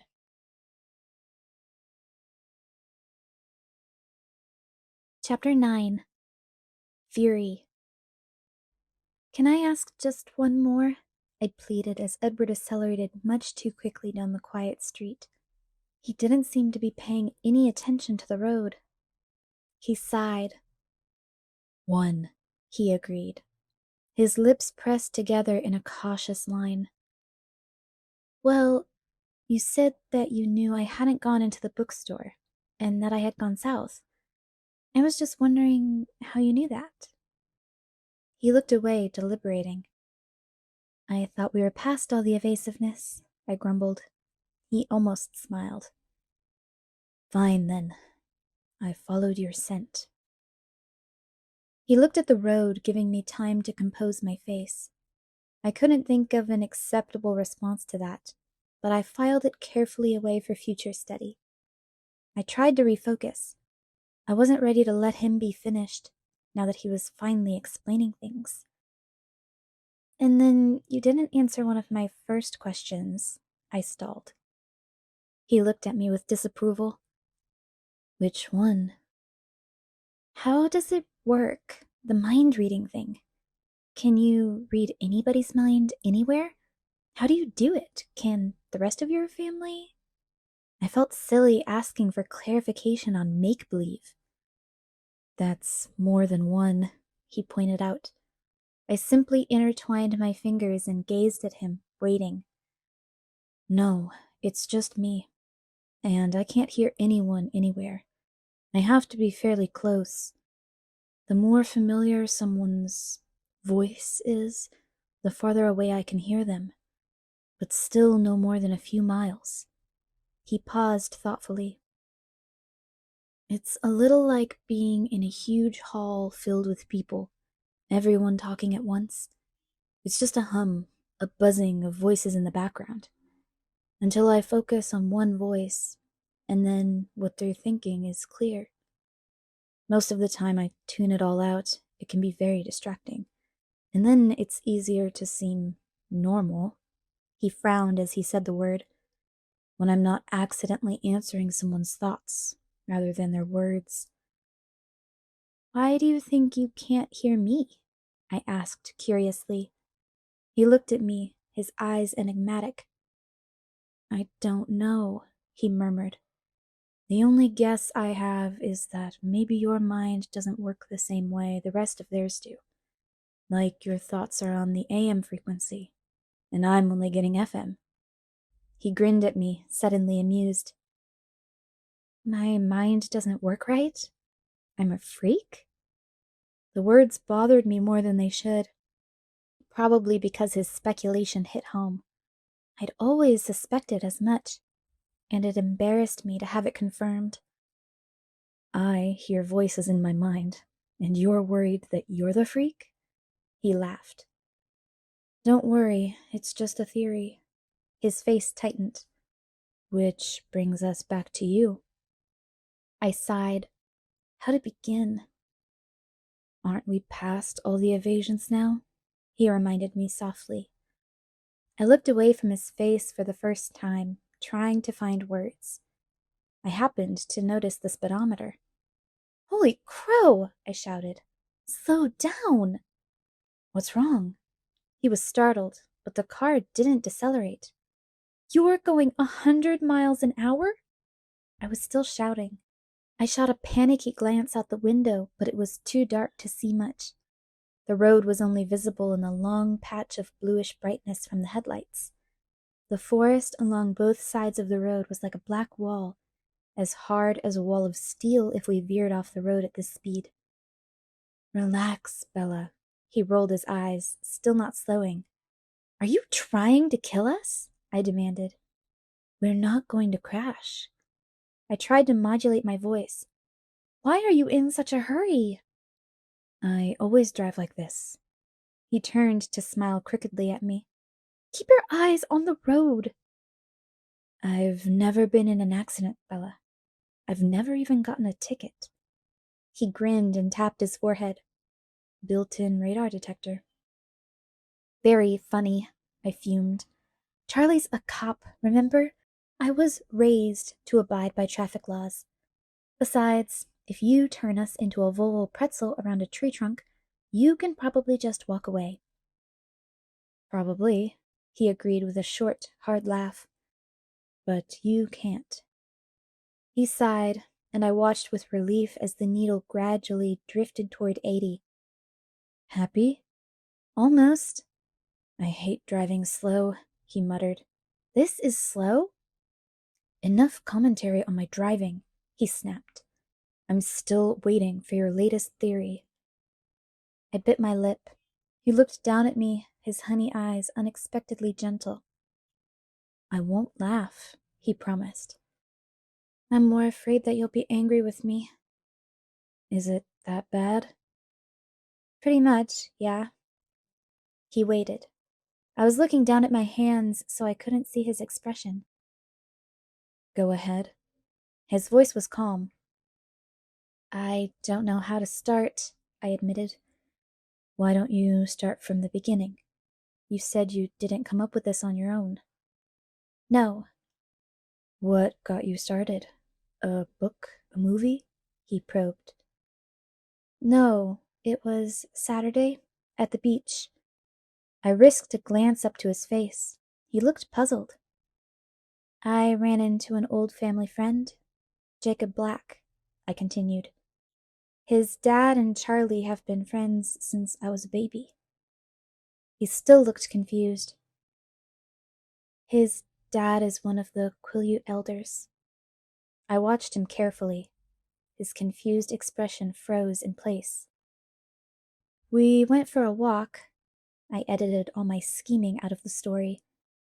And he was telling me some old legends, trying to scare me, I think. He told me one.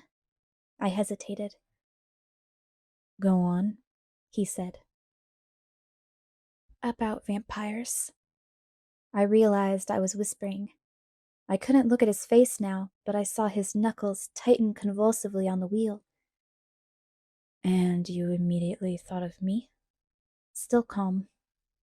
No, he mentioned your family. He was silent, staring at the road. I was worried suddenly, worried about protecting Jacob. He just thought it was a silly superstition, I said quickly. He didn't expect me to think anything of it. It didn't seem like enough, I had to confess. It was my fault. I forced him to tell me. Why? Lauren said something about you. She was trying to provoke me. And an older boy from the tribe said your family didn't come to the reservation. Only it sounded like he meant something different. So I got Jacob alone and I tricked it out of him, I admitted, hanging my head. He startled me by laughing. I glared up at him. He was laughing, but his eyes were fierce, staring ahead. Tricked him how? He asked. I tried to flirt. It worked better than I thought it would. Disbelief colored my tone as I remembered. I'd like to have seen that, he chuckled darkly. And you accuse me of dazzling people. Poor Jacob Black. I blushed and looked out my window into the night. What did you do then? He asked after a minute. I did some research on the internet. And did that convince you? His voice sounded barely interested, but his hands were clamped hard onto the steering wheel. No, nothing fit. Most of it was kind of silly. And then I stopped. What? I decided it didn't matter, I whispered. It didn't matter? His tone made me look up. I had finally broken through his carefully composed mask. His face was incredulous, with just a hint of the anger I had feared. No, I said softly. It doesn't matter to me what you are. A hard, mocking edge entered his voice. You don't care if I'm a monster? If I'm not human? No. He was silent, staring straight ahead again. His voice was bleak and cold. You're angry, I sighed. I shouldn't have said anything. No, he said, but his tone was as hard as his face. I'd rather know what you were thinking, even if what you are thinking is insane. So I'm wrong again? I challenged. That's not what I'm referring to. It doesn't matter, he quoted, gritting his teeth together. I'm right? I gasped. Does it matter? I took a deep breath. Not really, I paused. But I am curious. My voice, at least, was composed. He was suddenly resigned. What are you curious about? How old are you? 17, he answered promptly. And how long have you been 17? His lips twitched as he stared at the road. A while, he admitted at last. Okay. I smiled, pleased that he was still being honest with me. He stared down at me with watchful eyes, much as he had before, when he was worried I would go into shock. I smiled wider in encouragement, and he frowned. Don't laugh. But how can you come out during the daytime? He laughed anyway. Myth. Burned by the sun? Myth. Sleeping in coffins? Myth. He hesitated for a moment, and a peculiar tone entered his voice. I can't sleep. It took me a minute to absorb that. At all? Never, he said, his voice nearly inaudible. He turned to look at me with a wistful expression. The golden eyes held mine, and I lost my train of thought. I stared at him until he looked away. You haven't asked me the most important question yet. His voice was hard now, and when he looked at me again, his eyes were cold. I blinked, still dazed. Which one is that? You aren't concerned about my diet? He asked sarcastically. Oh, I murmured. That. Yes, that. His voice was bleak. Don't you want to know if I drink blood? I flinched. Well, Jacob said something about that. What did Jacob say? He said flatly. He said you didn't hunt people. He said your family wasn't supposed to be dangerous because you only hunted animals. He said we weren't dangerous? His voice was deeply skeptical. Not exactly. He said you weren't supposed to be dangerous. But the Quileutes still didn't want you on their land, just in case. He looked forward, but I couldn't tell if he was watching the road or not. So, was he right? About not hunting people? I tried to keep my voice as even as possible. The Quileutes have a long memory, he whispered. I took it as a confirmation. Don't let it make you complacent, though, he warned me. They're right to keep their distance from us. We are still dangerous. I don't understand. We try, he explained slowly. We're usually very good at what we do. Sometimes we make mistakes. Me, for example, allowing myself to be alone with you. This is a mistake? I heard the sadness in my voice, but I didn't know if he could as well. A very dangerous one, he murmured. We were both silent then. I watched the headlights twist with the curves of the road. They moved too fast. It didn't look real. It looked like a video game. I was aware of the time slipping away so quickly, like the black road beneath us, and I was hideously afraid that I would never have another chance to be with him like this again. Openly, the walls between us gone for once. His words hinted at an end, and I recoiled from the idea. I couldn't waste 1 minute I had with him. Tell me more, I asked desperately, not caring what he said just so I could hear his voice again. He looked at me quickly, startled by the change in my tone. What more do you want to know? Tell me why you hunt animals instead of people, I suggested, my voice still tinged with desperation. I realized my eyes were wet, and I fought against the grief that was trying to overpower me. I don't want to be a monster. His voice was very low. But animals aren't enough? He paused. I can't be sure, of course, but I'd compare it to living on tofu and soy milk. We call ourselves vegetarians, our little inside joke. It doesn't completely satiate the hunger, or rather thirst, but it keeps us strong enough to resist most of the time. His tone turned ominous. Sometimes it's more difficult than others. Is it very difficult for you now? I asked. He sighed. Yes. But you're not hungry now, I said confidently, stating, not asking. Why do you think that? Your eyes. I told you I had a theory.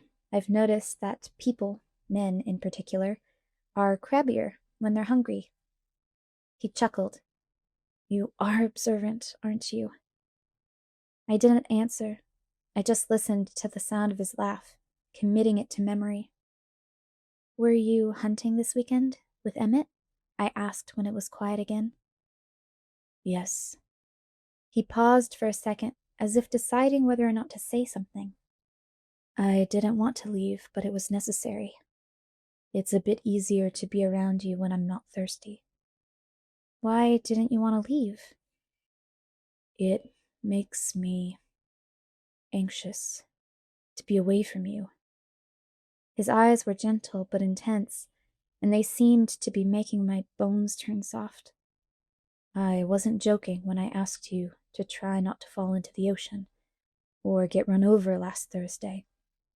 I was distracted all weekend, worrying about you, and after what happened tonight, I'm surprised that you did make it through a whole weekend unscathed. He shook his head, and then seemed to remember something. Well, not totally unscathed. What? Your hands, he reminded me. I looked down at my palms, at the almost healed scrapes across the heels of my hands. His eyes missed nothing. I fell, I sighed. That's what I thought. His lips curved up at the corners. I suppose being you, it could have been much worse, and that possibility tormented me the entire time I was away. It was a very long 3 days. I really got on Emmett's nerves. He smiled ruefully at me. 3 days? Didn't you just get back today? No, we got back on Sunday. Then why weren't any of you in school? I was frustrated, almost angry as I thought of how much disappointment I had suffered because of his absence. Well, you asked if the sun can hurt me, and it doesn't. But I can't go out into the sunlight. At least, not where anyone can see. Why? I'll show you sometime, he promised. I thought about it for a moment. You might have called me, I decided. He was puzzled. But I knew you were safe. But I didn't know where you were. I hesitated, dropping my eyes. What? His velvety voice was compelling. I didn't like it, not seeing you. It makes me anxious too. I blushed to be saying this out loud. He was quiet. I glanced up, apprehensive, and saw that his expression was pained. Ah, he groaned quietly. This is wrong. I couldn't understand his response. What did I say? Don't you see, Bella? It's one thing for me to make myself miserable, but a wholly other thing for you to be so involved. He turned his anguished eyes to the road, his words flowing almost too fast for me to understand. I don't want to hear that you feel that way. His voice was low but urgent. His words cut me. It's wrong. It's not safe. I'm dangerous. Bella, please grasp that. No. I tried very hard not to look like a sulky child. I'm serious, he growled. So am I. I told you it doesn't matter what you are. It's too late. His voice whipped out low and harsh. Never say that. I bit my lip and was glad he couldn't know how much that hurt. I stared out at the road. We must be close now. He was driving much too fast. What are you thinking? He asked, his voice still raw. I just shook my head, not sure if I could speak. I could feel his gaze on my face, but I kept my eyes forward. Are you crying? He sounded appalled. I hadn't realized the moisture in my eyes had brimmed over. I quickly rubbed my hand across my cheek, and sure enough, traitor tears were there, betraying me. No, I said, but my voice cracked. I saw him reach toward me hesitantly with his right hand, but then he stopped and placed it slowly back on the steering wheel. I'm sorry. His voice burned with regret. I knew he wasn't just apologizing for the words that had upset me. The darkness slipped by us in silence. Tell me something, he asked after another minute, and I could hear him struggle to use a lighter tone. Yes? What were you thinking tonight, just before I came around the corner? I couldn't understand your expression. You didn't look scared. You looked like you were concentrating very hard on something. I was trying to remember how to incapacitate an attacker. You know, self-defense? I was going to smash his nose into his brain. I thought of the dark-haired man with a surge of hate. You were going to fight them? This upset him. Didn't you think about running? I fall down a lot when I run, I admitted. What about screaming for help? I was getting to that part. He shook his head. You were right. I'm definitely fighting fate, trying to keep you alive. I sighed. We were slowing, passing into the boundaries of Forks. It had taken less than 20 minutes. Will I see you tomorrow? I demanded. Yes, I have a paper due too. He smiled. I'll save you a seat at lunch. It was silly, after everything we'd been through tonight, how that little promise sent flutters through my stomach and made me unable to speak. We were in front of Charlie's house. The lights were on, my truck in its place, everything utterly normal. It was like waking from a dream. He stopped the car, but I didn't move. Do you promise to be there tomorrow? I promise. I considered that for a moment, then nodded. I pulled his jacket off, taking one last whiff. You can keep it. You don't have a jacket for tomorrow, he reminded me. I handed it back to him. I don't want to have to explain it to Charlie. Oh, right. He grinned. I hesitated, my hand on the door handle, trying to prolong the moment. Bella? He asked in a different tone, serious but hesitant. Yes? I turned back to him too eagerly. Will you promise me something? Yes, I said, and instantly regretted my unconditional agreement. What if he asked me to stay away from him? I couldn't keep that promise. Don't go into the woods alone. I stared at him in blank confusion. Why? He frowned, and his eyes were tight as he stared past me out the window. I'm not always the most dangerous thing out there. Let's leave it at that. I shuddered slightly at the sudden bleakness in his voice, but I was relieved. This, at least, was an easy promise to honor. Whatever you say. I'll see you tomorrow, he sighed, and I knew he wanted me to leave now. Tomorrow, then. I opened the door unwillingly. Bella? I turned, and he was leaning toward me, his pale, glorious face just inches from mine. My heart stopped beating. Sleep well, he said. His breath blew in my face, stunning me. It was the same exquisite scent that clung to his jacket, but in a more concentrated form. I blinked, thoroughly dazed. He leaned away. I was unable to move until my brain had somewhat unscrambled itself. Then I stepped out of the car awkwardly, having to use the frame for support. I thought I heard him chuckle, but the sound was too quiet for me to be certain. He waited till I had stumbled to the front door, and then I heard his engine quietly rev. I turned to watch the silver car disappear around the corner. I realized it was very cold. I reached for the key mechanically, unlocked the door, and stepped inside. Charlie called from the living room. Bella? Yeah, Dad, it's me. I walked in to see him. He was watching a baseball game. You're home early. Am I? I was surprised. It's not even 8 yet, he told me. Did you girls have fun? Yeah, it was lots of fun. My head was spinning as I tried to remember all the way back to the girls' night out I had planned. They both found dresses. Are you all right? I'm just tired. I did a lot of walking. Well, maybe you should go lie down. You sounded concerned. I wondered what my face looked like. I'm just gonna call Jessica first. Weren't you just with her? He asked, surprised. Yes, but I left my jacket in her car. I want to make sure she brings it tomorrow. Well, give her a chance to get home first. Right, I agreed. I went to the kitchen and fell exhausted into a chair. I was really feeling dizzy now.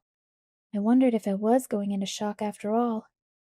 Get a grip, I told myself. The phone rang suddenly, startling me. I yanked it off the hook. Hello? I asked breathlessly. Bella? Hey, Jess, I was just going to call you. You made it home?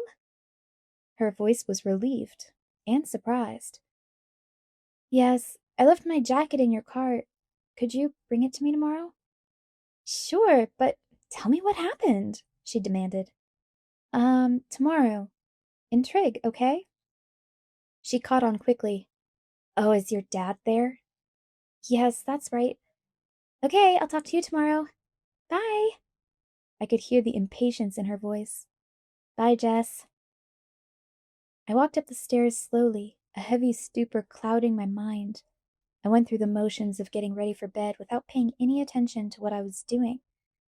It wasn't until I was in the shower, the water too hot, burning my skin, that I realized I was freezing.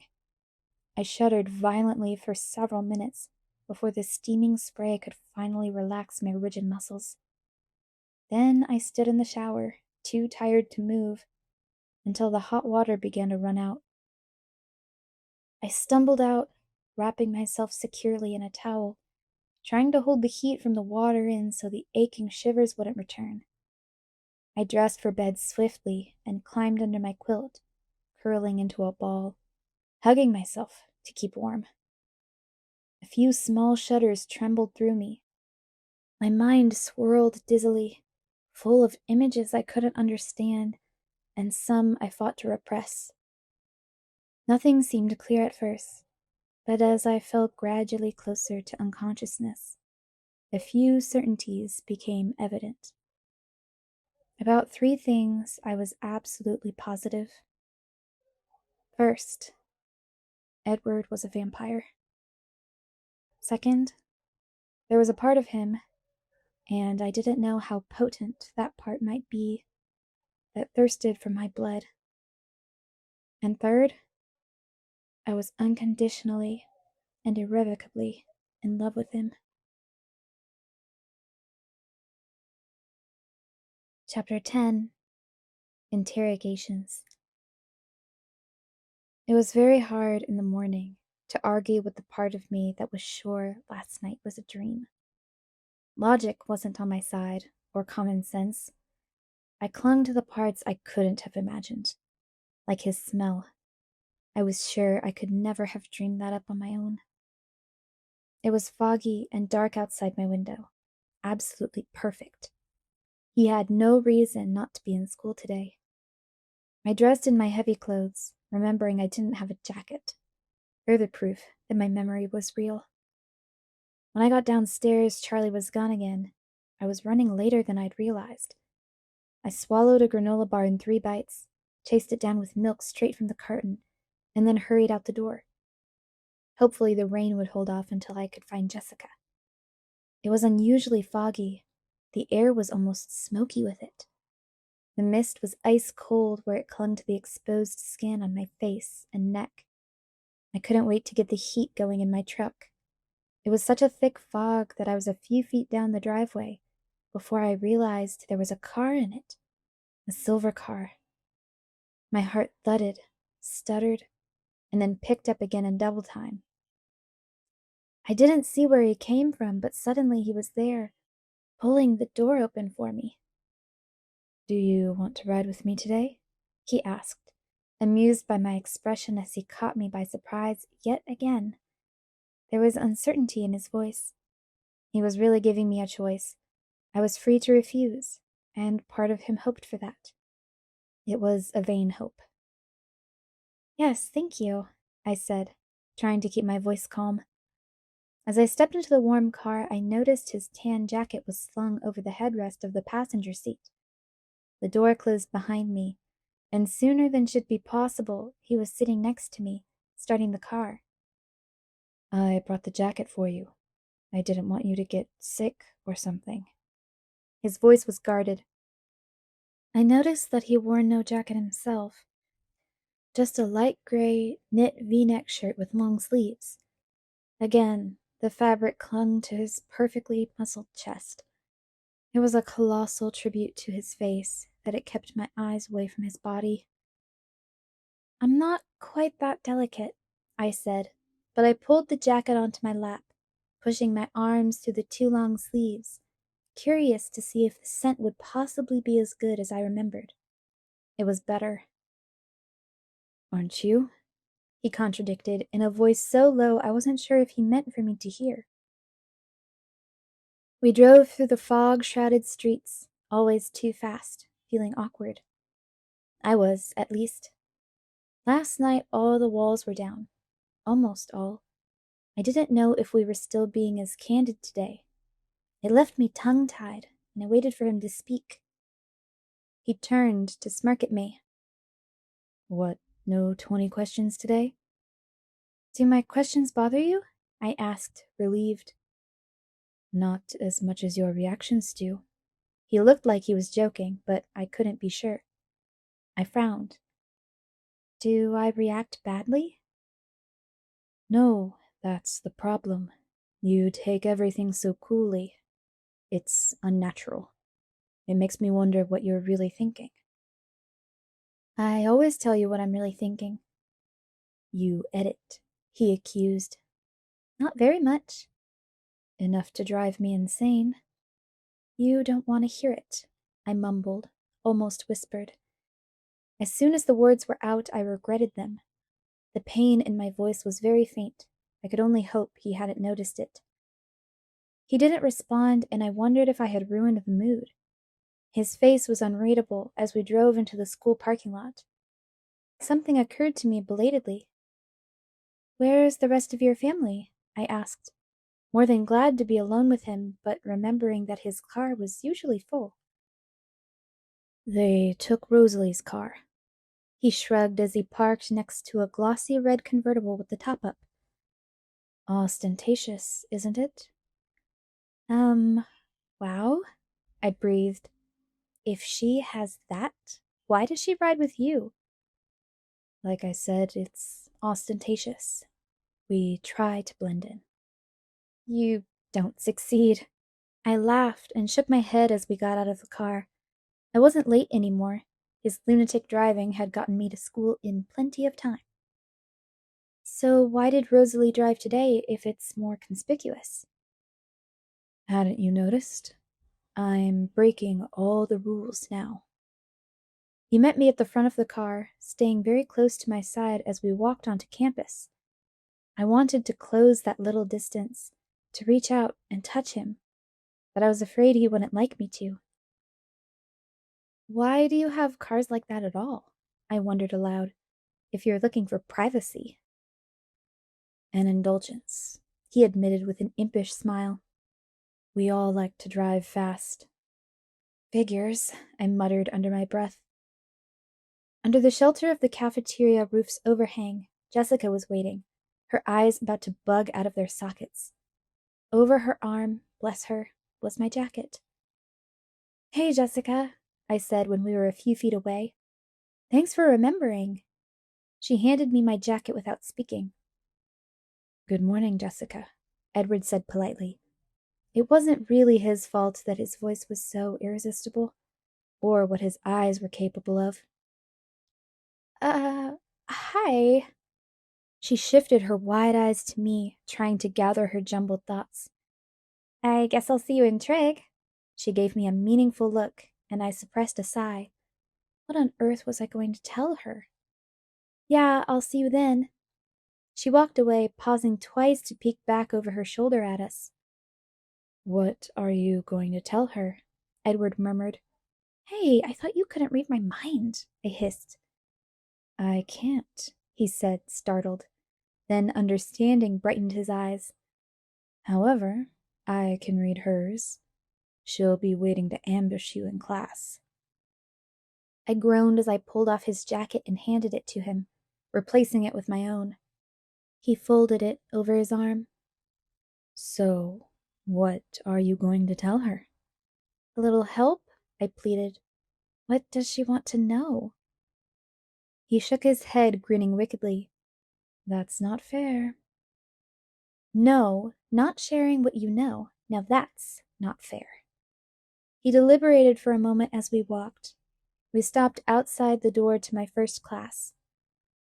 "She wants to know if we're secretly dating. And she wants to know how you feel about me," he finally said. Yikes, what should I say? I tried to keep my expression very innocent. People were passing us on their way to class, probably staring, but I was barely aware of them. He paused to catch a stray lock of my hair that was escaping the twist on my neck and wound it back into place. My heart sputtered hyperactively. "I suppose you could say yes to the first, if you don't mind. It's easier than any other explanation." "I don't mind," I said in a faint voice. "And as for her other question, well, I'll be listening to hear the answer to that one myself." One side of his mouth pulled up into my favorite uneven smile. I couldn't catch my breath soon enough to respond to that remark. He turned and walked away. "I'll see you at lunch," he called over his shoulder. 3 people walking in the door stopped to stare at me. I hurried into class, flushed and irritated. He was such a cheater. Now I was even more worried about what I was going to say to Jessica. I sat down in my usual seat, slammed my bag down in aggravation. "Morning, Bella," Mike said from the seat next to me. I looked up to see an odd, almost resigned look on his face. "How was Port Angeles?" It was... There was no honest way to sum it up. "Great," I finished lamely. "Jessica got a really cute dress." "Did she say anything about Monday night?" he asked, his eyes brightening. I smiled at the turn the conversation had taken. "She said she had a really good time," I assured him. "She did?" he said eagerly. "Most definitely." Mr. Mason called the class to order then, asking us to turn in our papers. English and then government passed in a blur, while I worried about how to explain things to Jessica and agonized over whether Edward really would be listening to what I had to say through the medium of Jess's thoughts. How very inconvenient his little talent could be when it wasn't saving my life. The fog had almost dissolved by the end of the second hour, but the day was still dark with low, oppressing clouds. I smiled up at the sky. Edward was right, of course. When I walked into Trig, Jessica was sitting in the back row, nearly bouncing off her seat in agitation. I reluctantly went to sit by her, trying to convince myself it would be better to get it over with as soon as possible. "Tell me everything," she commanded before I was in the seat. "What do you want to know?" I hedged. "What happened last night?" "He bought me dinner and then he drove me home." She glared at me, her expression stiff with skepticism. "How did you get home so fast?" "He drives like a maniac." It was terrifying. I hoped he heard that. "Was it like a date? Did you tell him to meet you there?" I hadn't thought of that. "No, I was very surprised to see him there." Her lips puckered in disappointment at the transparent honesty in my voice. "But he picked you up for school today?" she probed. "Yes, that was a surprise too. He noticed I didn't have a jacket last night," I explained. "So are you going out again?" "He offered to drive me to Seattle Saturday because he thinks my truck isn't up to it. Does that count?" "Yes," she nodded. "Well then, yes." "Wow!" She exaggerated the word into 3 syllables. "Edward Cullen." "I know," I agreed. Wow didn't even cover it. "Wait!" Her hands flew up, palms toward me like she was stopping traffic. "Has he kissed you?" "No," I mumbled. "It's not like that." She looked disappointed. I'm sure I did too. "Do you think Saturday?" She raised her eyebrows. I really doubt it. The discontent in my voice was poorly disguised. "What did you talk about?" She pushed for more information in a whisper. Class had started, but Mr. Varner wasn't paying close attention, and we weren't the only ones still talking. "I don't know, Jess, lots of stuff," I whispered back. "We talked about the English essay a little. A very, very little. I think he mentioned it in passing." "Please, Bella," she begged. "Give me some details." "Okay, well, I've got one. You should have seen the waitress flirting with him. It was over the top, but he didn't pay any attention to her at all. Let him make what he could of that." "That's a good sign," she nodded. "Was she pretty?" "Very, and probably 19 or 20. Even better. He must like you." "I think so, but it's hard to tell. He's always so cryptic," I threw in for his benefit, sighing. "I don't know how you're brave enough to be alone with him," she breathed. "Why?" I was shocked, but she didn't understand my reaction. "He's so intimidating. I wouldn't know what to say to him." She made a face, probably remembering this morning or last night, when he turned the overwhelming force of his eyes on her. "I do have some trouble with incoherency when I'm around him, I admitted. Oh well, he is unbelievably gorgeous. Jessica shrugged, as if this excused any flaws, which, in her book, it probably did. There's a lot more to him than that. Really? Like what? I wished I had let it go. Almost as much as I was hoping he'd been kidding about listening in. I can't explain it right, but he's even more unbelievable behind the face. The vampire who wanted to be good? Who ran around saving people's lives so he wouldn't be a monster? I stared toward the front of the room. Is that possible? She giggled. I ignored her, trying to look like I was paying attention to Mr. Varner. So you like him, then? She wasn't about to give up. Yes, I said curtly. I mean, do you really like him? She urged. Yes, I said, blushing. I hoped that detail wouldn't register in her thoughts. She had had enough with the single-syllable answers. How much do you like him? Too much, I whispered back.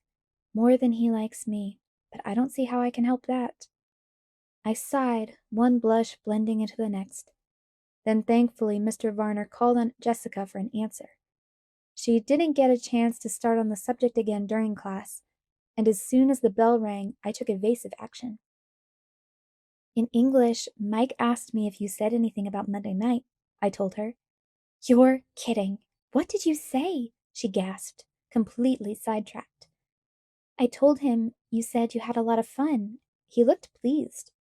Tell me exactly what he said and your exact answer. We spent the rest of the walk dissecting sentence structures and most of Spanish on a minute description of Mike's facial expressions. I wouldn't have helped draw it out for as long as I did if I wasn't worried about the subject returning to me. And then the bell rang for lunch.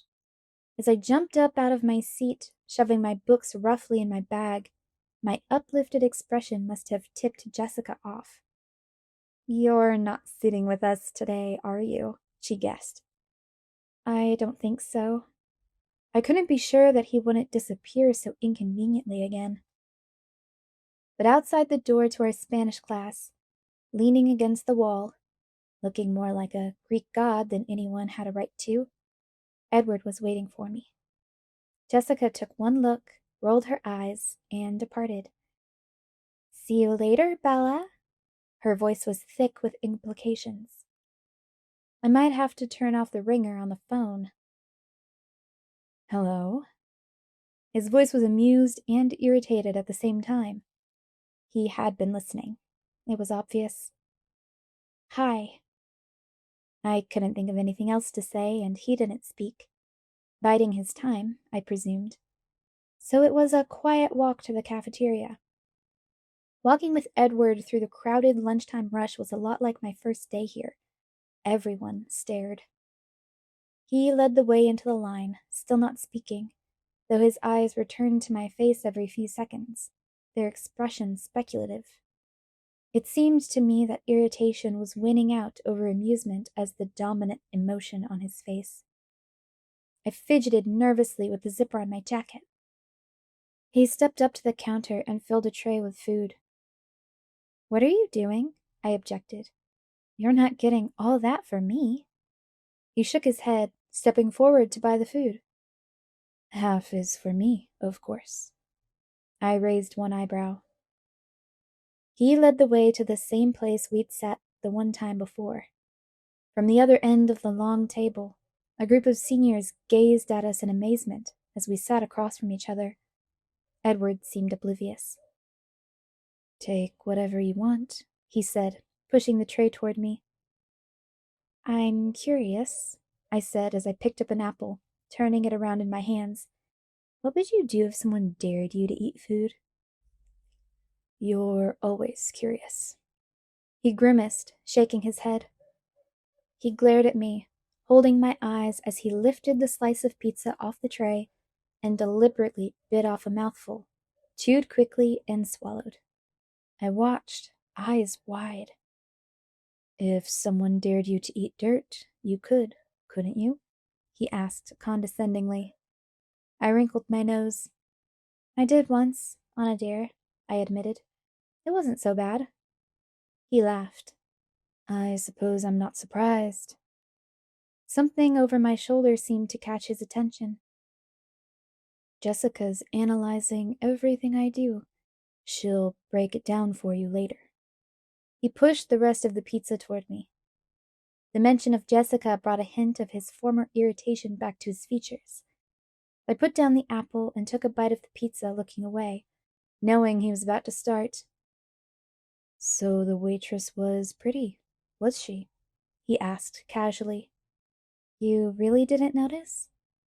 No, I wasn't paying attention. I had a lot on my mind. Poor girl. I could afford to be generous now. Something you said to Jessica.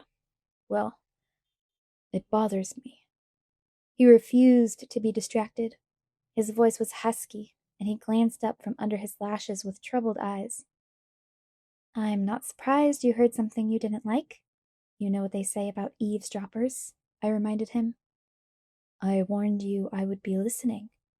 And I warned you that you didn't want to know everything I was thinking.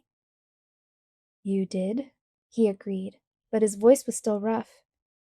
You aren't precisely right, though. I do want to know what you're thinking. Everything. I just wish that you wouldn't be thinking some things. I scowled. That's quite a distinction. But that's not really the point at the moment. Then what is? We were inclined toward each other across the table now. He had his large hands folded under his chin. I leaned forward, my right hand cupped around my neck. I had to remind myself that we were in a crowded lunchroom, with probably many curious eyes on us. It was too easy to get wrapped up in our own private, tense little bubble. Do you truly believe that you care more for me than I do for you? He murmured, leaning closer to me as he spoke, his dark golden eyes piercing. I tried to remember how to exhale. I had to look away before it came back to me. You're doing it again, I muttered. His eyes opened wide with surprise. What? Dazzling me, I admitted, trying to concentrate as I looked back at him. Oh, he frowned. It's not your fault, I sighed. You can't help it. Are you going to answer the question? I looked down. Yes. Yes, you are going to answer, or yes, you really think that? He was irritated again. Yes, I really think that. I kept my eyes down on the table, my eyes tracing the pattern of the faux wood grains printed on the laminate. The silence dragged on. I stubbornly refused to be the first to break it this time, fighting hard against the temptation to peek at his expression. Finally, he spoke, voice velvet soft. You're wrong. I glanced up to see that his eyes were gentle. You can't know that, I disagreed in a whisper. I shook my head in doubt, though my heart throbbed at his words and I wanted so badly to believe them. What makes you think so?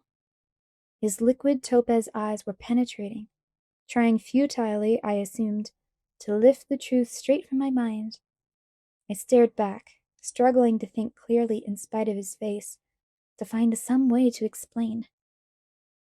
As I searched for the words, I could see him getting impatient. Frustrated by my silence, he started to scowl. I lifted my hand from my neck and held up one finger. Let me think, I insisted. His expression cleared, now that he was satisfied I was planning to answer. I dropped my hand to the table, moving my left hand so that my palms were pressed together. I stared at my hands, twisting and untwisting my fingers as I finally spoke. Well, aside from the obvious, sometimes. I hesitated. I can't be sure. I don't know how to read minds. But sometimes it seems like you're trying to say goodbye when you're saying something else.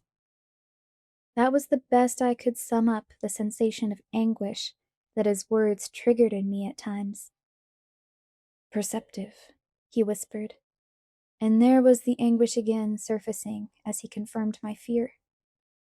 That's exactly why you're wrong, though, he began to explain, but then his eyes narrowed. What do you mean, the obvious? Well, look at me, I said, unnecessarily as he was already staring.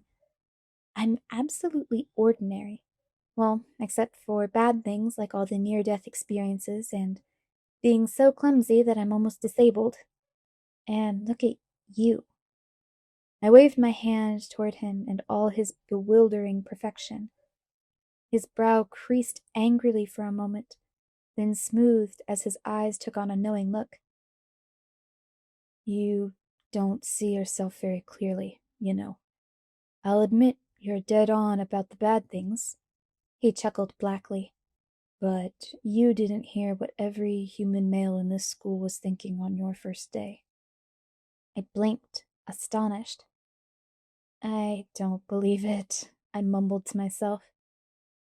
Trust me, just this once, you are the opposite of ordinary. My embarrassment was much stronger than my pleasure at the look that came into his eyes when he said this. I quickly reminded him of my original argument.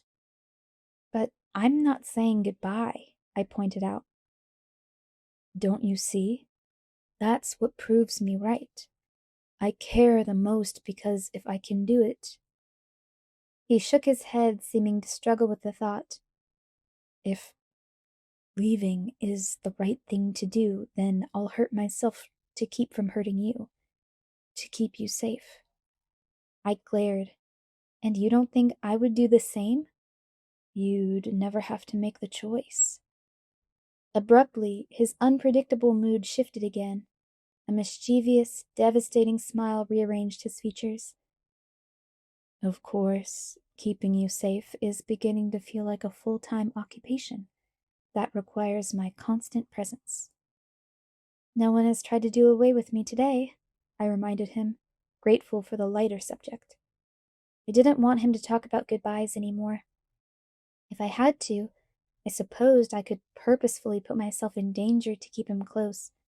I banished that thought before his quick eyes read it on my face. That idea would definitely get me into trouble.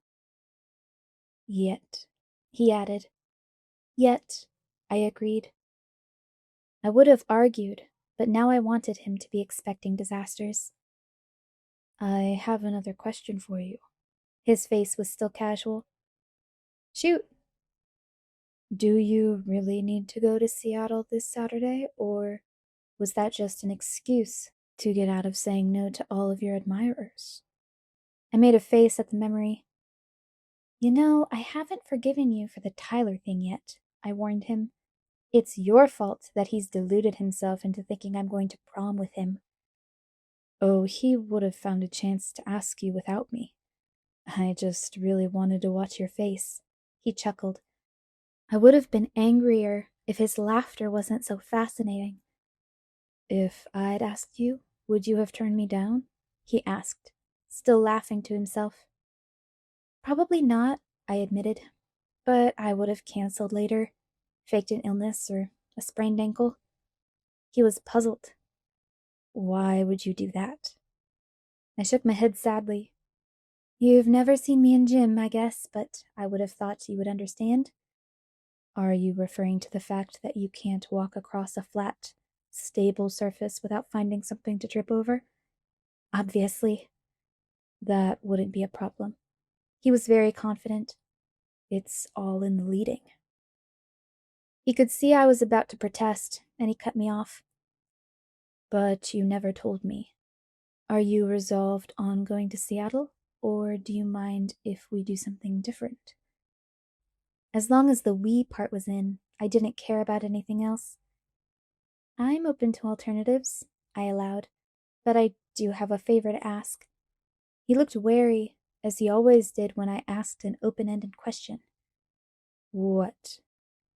Can I drive? He frowned. Why? Well, mostly because when I told Charlie I was going to Seattle, he specifically asked if I was going alone, and at the time I was. If he asked again, I probably wouldn't lie, but I don't think he will ask again. And leaving my truck at home would just bring it up unnecessarily. And also because your driving frightens me. He rolled his eyes. Of all the things about me that could frighten you, you worry about my driving? He shook his head in disgust, but then his eyes were serious again. Won't you want to tell your father that you're spending the day with me? There was an undercurrent to his question that I didn't understand. With Charlie, less is always more. I was definite about that. Where are we going, anyway? The weather will be nice, so I'll be staying out of the public eye, and you can stay with me if you'd like to. Again, he was leaving the choice up to me. And you'll show me what you meant about the sun? I asked, excited by the idea of unraveling another of the unknowns. Yes. He smiled and then paused. But if you don't want to be alone with me, I'd still rather you didn't go to Seattle by yourself. I shudder to think of the trouble you could find in a city that size. I was miffed.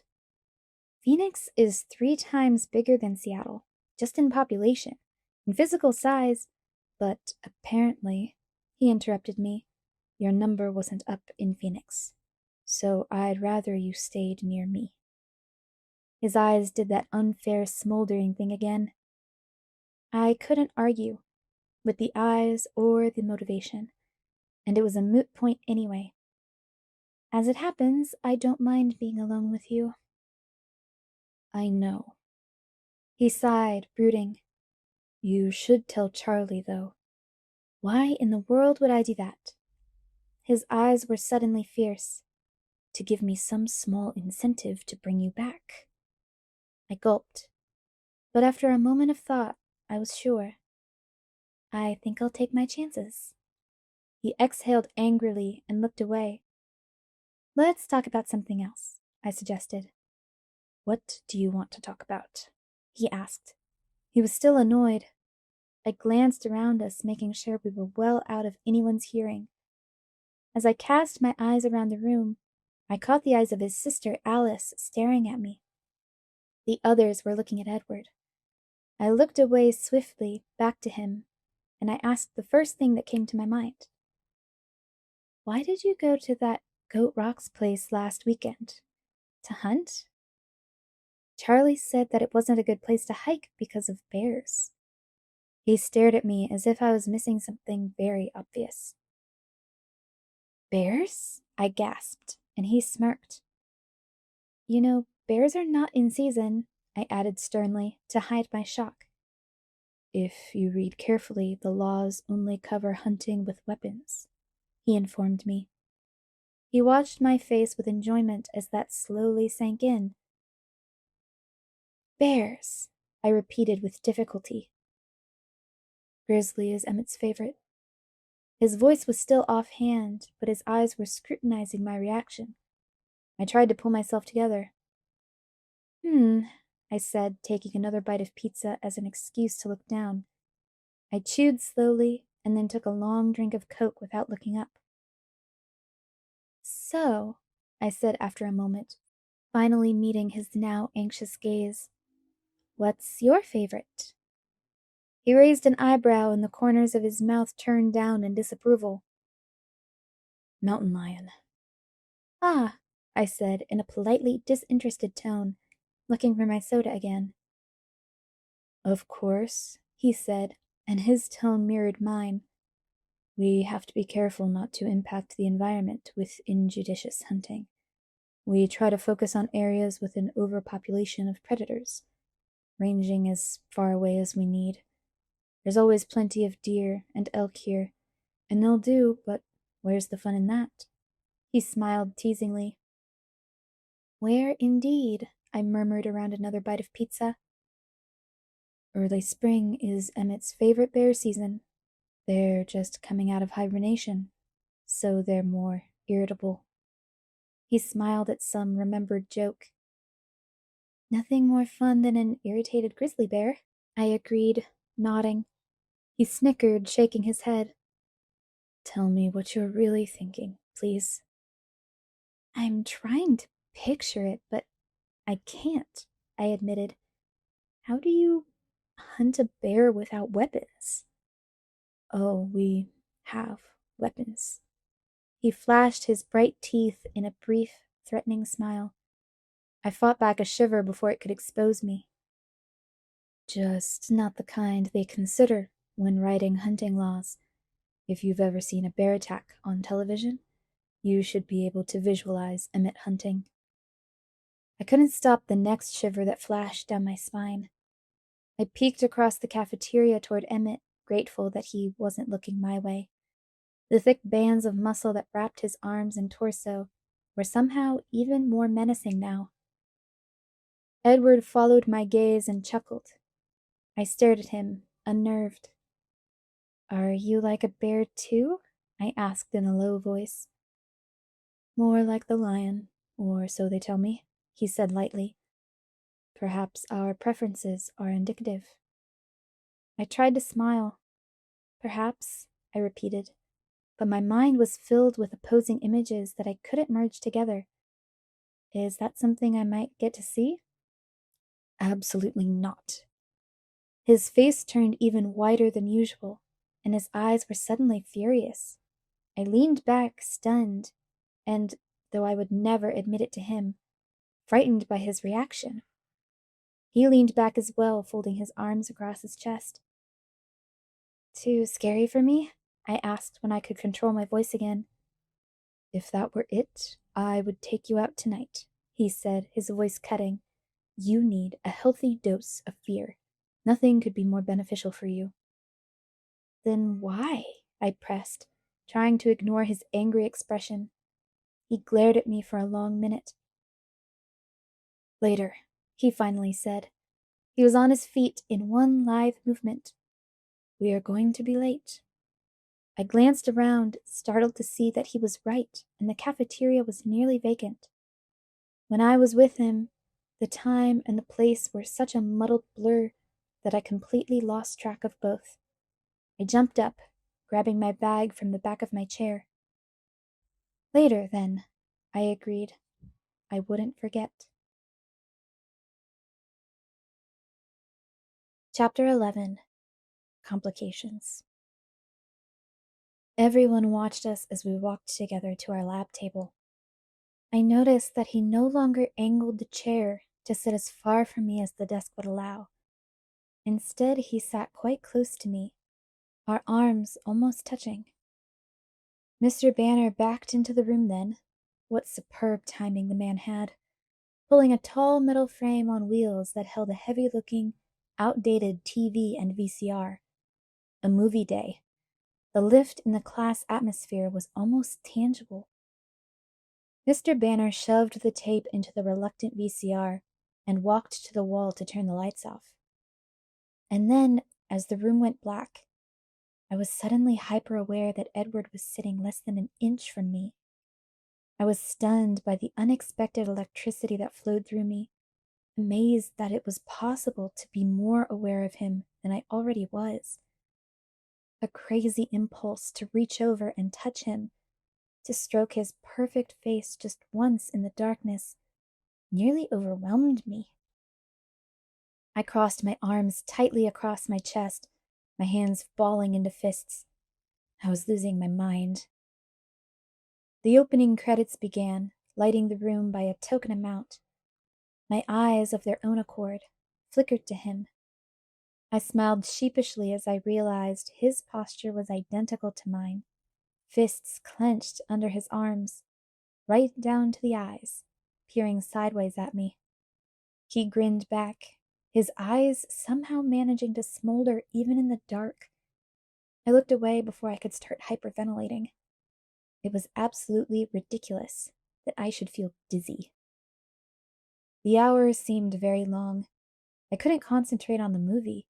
I didn't even know what subject it was on. I tried unsuccessfully to relax, but the electric current that seemed to be originating from somewhere in his body never slackened. Occasionally, I would permit myself a quick glance in his direction, but he never seemed to relax either. The overpowering craving to touch him also refused to fade, and I crushed my fists safely against my ribs until my fingers were aching with the effort. I breathed a sigh of relief when Mr. Banner flicked the lights back on at the end of class and stretched my arms out in front of me, flexing my stiff fingers. Edward chuckled beside me. "Well, that was interesting," he murmured. His voice was dark and his eyes were cautious.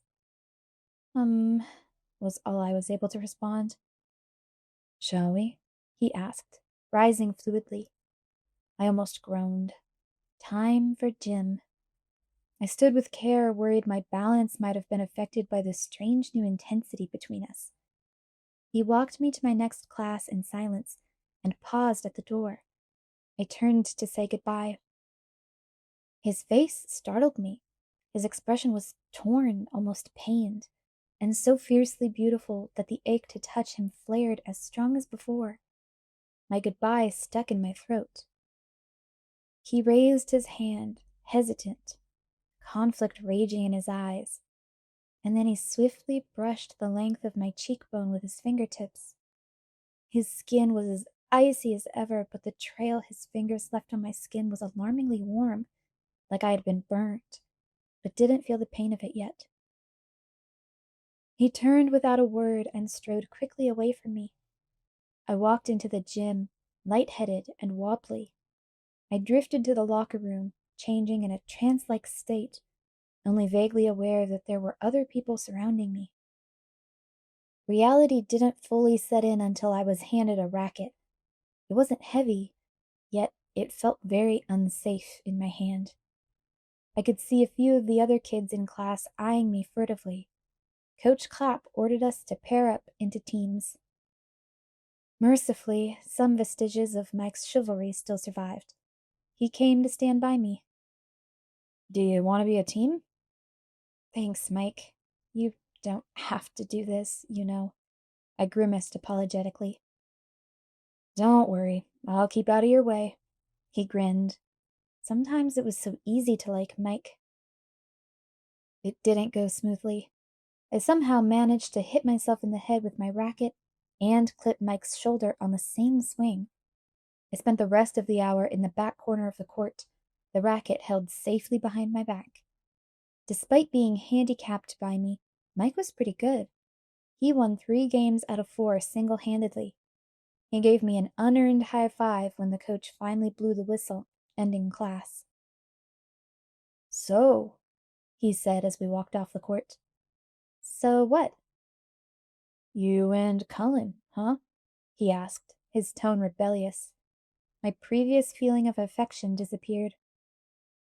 "That's none of your business, Mike," I warned, internally cursing Jessica straight to the fiery pits of Hades. "I don't like it," he muttered anyway.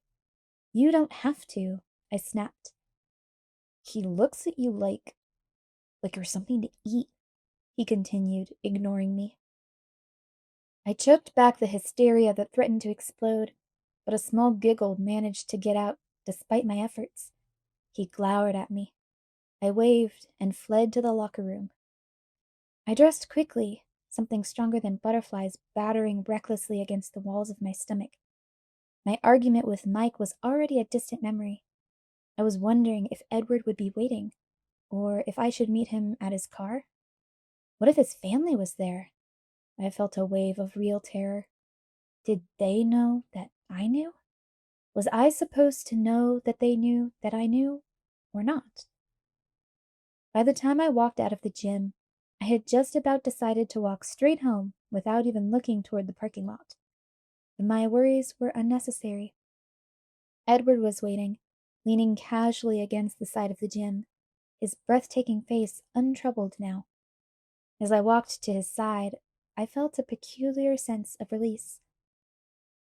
"Hi," I breathed, smiling hugely. "Hello?" His answering smile was brilliant. "How was gym?" My face fell a tiny bit.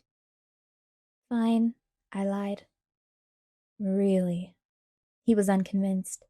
His eyes shifted their focus slightly, looking over my shoulder and narrowing. I glanced behind me to see Mike's back as he walked away. What? I demanded. His eyes slid back to mine, still tight. Newton's getting on my nerves. You weren't listening again? I was horror-struck. All traces of my sudden good humor had vanished. How's your head? He asked innocently. You're unbelievable. I turned, stomping away in the general direction of the parking lot, though I hadn't ruled out walking at this point. He kept up with me easily. You were the one who mentioned how I had never seen you in gym. It made me curious. He didn't sound repentant, so I ignored him. We walked in silence, a furious, embarrassed silence on my part, to his car. But I had to stop a few steps away. A crowd of people, all boys, were surrounding it. Then I realized they weren't surrounding the Volvo. They were actually circled around Rosalie's red convertible, unmistakable lust in their eyes. None of them even looked up as Edward slid between them to open his door. I climbed quickly into the passenger seat, also unnoticed. Ostentatious, he muttered. What kind of car is that? I asked. An M3. I don't speak car and driver. It's a BMW. He rolled his eyes, not looking at me, trying to back out without running over the car enthusiasts. I nodded. I had heard of that one. Are you still angry? He asked as he carefully maneuvered his way out. Definitely. He sighed. Will you forgive me if I apologize? Maybe, if you mean it. And if you promise not to do it again, I insisted. His eyes were suddenly shrewd. How about if I mean it, and I agree to let you drive Saturday? He countered my conditions. I considered and decided it was probably the best offer I would get. Deal, I agreed. Then I'm very sorry I upset you. His eyes burned with sincerity for a protracted moment, playing havoc with the rhythm of my heart, and then turned playful. And I'll be on your doorstep bright and early, Saturday morning. It doesn't help with the Charlie situation if an unexplained Volvo is left in the driveway. His smile was condescending now. I wasn't intending to bring a car. How? He cut me off. Don't worry about it. I'll be there. No car. I let it go. I had a more pressing question. Is it later yet? I asked significantly. He frowned. I suppose it is later. I kept my expression polite as I waited. He stopped the car. I looked up, surprised. Of course, we were already at Charlie's house, parked behind the truck. It was easier to ride with him if I only looked when it was over. When I looked back at him, he was staring at me, measuring with his eyes. And you still want to know why you can't see me hunt?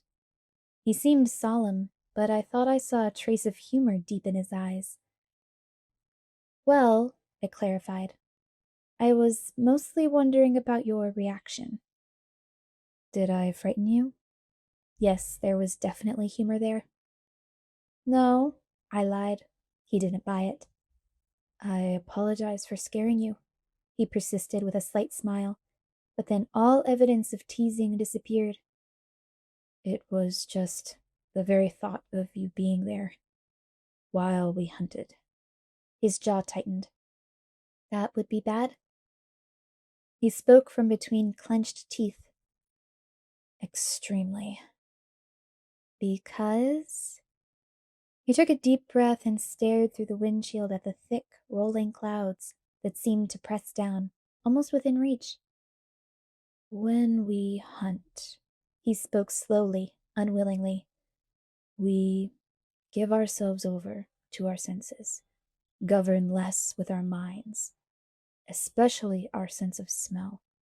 If you were anywhere near me when I lost control that way. He shook his head, still gazing morosely at the heavy clouds. I kept my expression firmly under control, expecting the swift flash of his eyes to judge my reaction that soon followed. My face gave nothing away. But our eyes held, and the silence deepened and changed. Flickers of the electricity I'd felt this afternoon began to charge the atmosphere as he gazed unrelentingly into my eyes. It wasn't until my head started to swim that I realized I wasn't breathing. When I drew in a jagged breath, breaking the stillness, he closed his eyes. "Bella, I think you should go inside now." His low voice was rough, his eyes on the clouds again. I opened the door, and the Arctic draft that burst into the car helped clear my head. Afraid that I might stumble in my woozy state, I stepped carefully out of the car and shut the door behind me without looking back. The whir of the automatic window unrolling made me turn. "Oh, Bella?" he called after me, his voice more even. He leaned toward the open window with a faint smile on his lips. "Yes?" "Tomorrow is my turn." "Your turn to what?" He smiled wider, flashing his gleaming teeth. "Ask the questions." And then he was gone, the car speeding down the street and disappearing around the corner before I could even collect my thoughts. I smiled as I walked to the house. It was clear he was planning to see me tomorrow, if nothing else. That night, Edward starred in my dreams as usual. However, the climate of my unconsciousness had changed.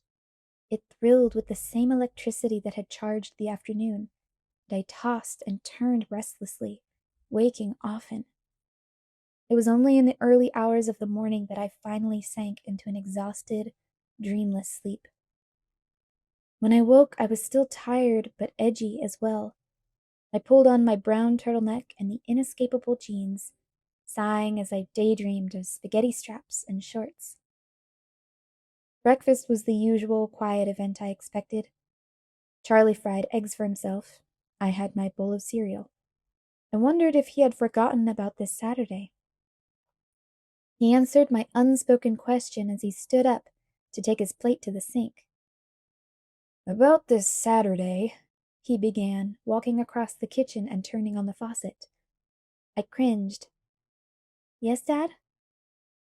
"Are you still set on going to Seattle?" he asked. "That was the plan." I grimaced, wishing he hadn't brought it up so I wouldn't have to compose careful half-truths. He squeezed some dish soap onto his plate and swirled it around with the brush. "And you're sure you can't make it back in time for the dance?" "I'm not going to the dance, Dad," I glared. "Didn't anyone ask you?" he asked, trying to hide his concern by focusing on rinsing the plate. I sidestepped the minefield. "It's a girl's choice." "Oh," he frowned as he dried his plate. I sympathized with him. It must be a hard thing to be a father, living in fear that your daughter would meet a boy she liked, but also having to worry if she didn't. How ghastly it would be, I thought, shuddering, if Charlie had even the slightest inkling of exactly what I did like. Charlie left then, with a goodbye wave, and I went upstairs to brush my teeth and gather my books. When I heard the cruiser pull away, I could only wait a few seconds before I had to peek out of my window. The silver car was already there, waiting in Charlie's spot on the driveway. I bounded down the stairs and out the front door, wondering how long this bizarre routine would continue. I never wanted it to end. He waited in the car, not appearing to watch as I shut the door behind me without bothering to lock the deadbolt. I walked to the car, pausing shyly before opening the door and stepping in. He was smiling, relaxed, and, as usual, perfect and beautiful to an excruciating degree. "Good morning." His voice was silky. "How are you today?" His eyes roamed over my face as if his question was something more than simple courtesy. "Good, thank you." I was always good, much more than good, when I was near him. His gaze lingered on the circles under my eyes, You look tired. I couldn't sleep, I confessed, automatically swinging my hair around my shoulder to provide some measure of cover. Neither could I, he teased as he started the engine. I was becoming used to the quiet purr. I was sure the roar of my truck would scare me whenever I got to drive it again. I laughed. I guess that's right. I suppose I slept just a little bit more than you did. I'd wager you did. So what did you do last night? I asked. He chuckled. Not a chance. It's my day to ask questions. Oh, that's right. What do you want to know? My forehead creased. I couldn't imagine anything about me that would be in any way interesting to him. What's your favorite color? He asked, his face grave. I rolled my eyes. It changes from day to day. What's your favorite color today? He was still solemn. Probably brown. I tended to dress according to my mood. He snorted, dropping his serious expression. Brown? He asked skeptically. Sure. Brown is warm. I miss brown.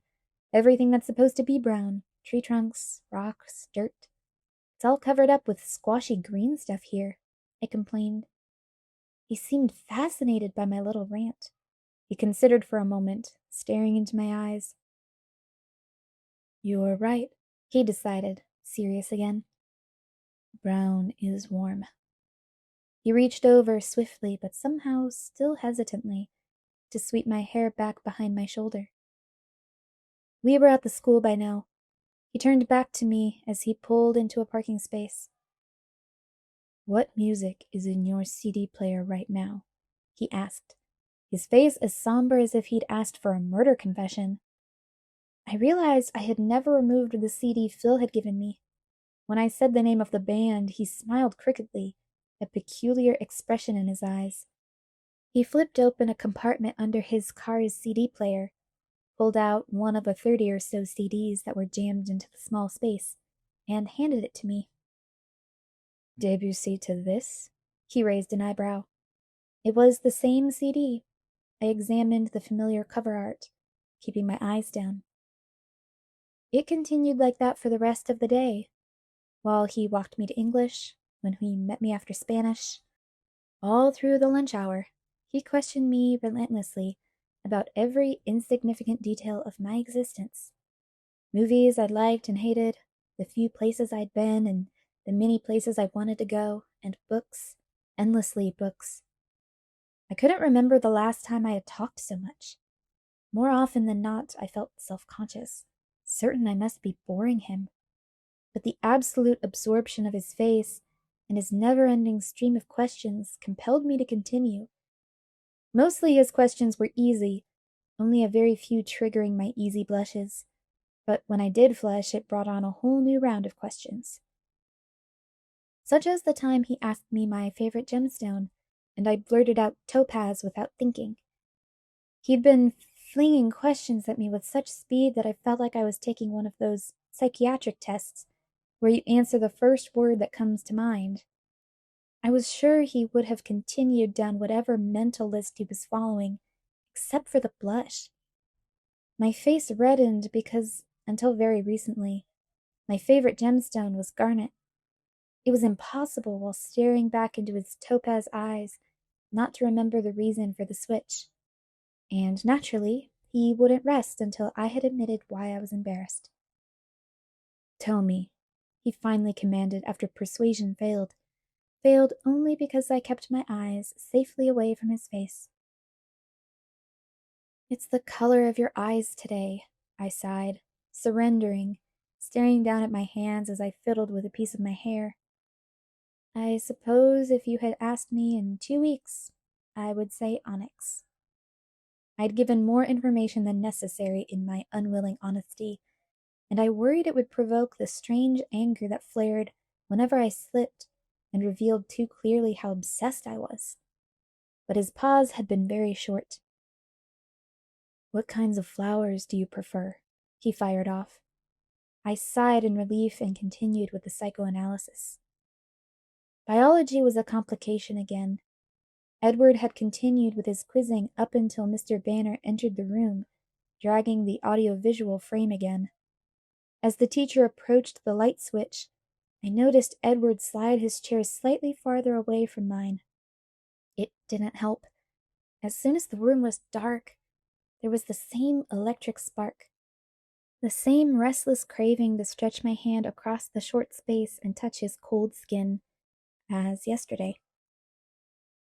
I leaned forward on the table, resting my chin on my folded arms, my hidden fingers gripping the table's edge as I fought to ignore the irrational longing that unsettled me. I didn't look at him, afraid that if he was looking at me, it would only make self-control that much harder. I sincerely tried to watch the movie, but at the end of the hour I had no idea what I'd seen. I sighed in relief again when Mr. Banner turned the lights on, finally glancing at Edward. He was looking at me, his eyes ambivalent. He rose in silence and then stood still, waiting for me. We walked toward the gym in silence like yesterday. And, also like yesterday, he touched my face wordlessly, this time with the back of his cool hand, stroking once from my temple to my jaw, for he turned and walked away. Jim passed quickly as I watched Mike's one-man badminton show. He didn't speak to me today, either in response to my vacant expression or because he was still angry about our squabble yesterday.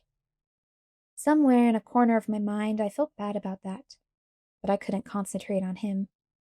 I hurried to change afterward, ill at ease, knowing the faster I moved, the sooner I would be with Edward. The pressure made me more clumsy than usual, but eventually I made it out the door, feeling the same release when I saw him standing there, a wide smile automatically spreading across my face. He smiled in reaction before launching into more cross-examination. His questions were different now, though, not as easily answered. He wanted to know what I missed about home, insisting on descriptions of anything he wasn't familiar with. We sat in front of Charlie's house for hours, as the sky darkened and rain plummeted around us in a sudden deluge. I tried to describe impossible things, like the scent of creosote, bitter, slightly resinous, but still pleasant, the high keening sounds of the cicadas in July, the feathery barrenness of the trees, and the very size of the sky, extending white-blue from horizon to horizon, barely interrupted by the low mountains covered with purple volcanic rock. The hardest thing to explain was why it was so beautiful to me, to justify a beauty that didn't depend on the sparse, spiny vegetation that often looked half dead, a beauty that had more to do with the exposed shape of the land, with the shallow bowls of valleys between the craggy hills, and the way they held on to the sun. I found myself using my hands as I tried to describe it to him. His quiet, probing questions kept me talking freely, forgetting in the dim light of the storm to be embarrassed for monopolizing the conversation. Finally, when I had finished detailing my cluttered room at home, he paused instead of responding with another question. "Are you finished?" I asked in relief. "Not even close, but your father will be home soon." "Charlie!" I suddenly recalled his existence and sighed. I looked at the rain-darkened sky, but it gave nothing away. How late is it? I wondered out loud as I glanced at the clock. I was surprised by the time. Charlie would be driving home now. "It's twilight," Edward murmured, looking at the western horizon, obscured as it was with clouds. His voice was thoughtful, as if his mind were somewhere far away. I stared at him as he gazed unseeingly out the windshield. I was still staring when his eyes suddenly shifted back to mine. "It's the safest time of day for us," he said, answering the unspoken question in my eyes. "The easiest time, but also the saddest, in a way.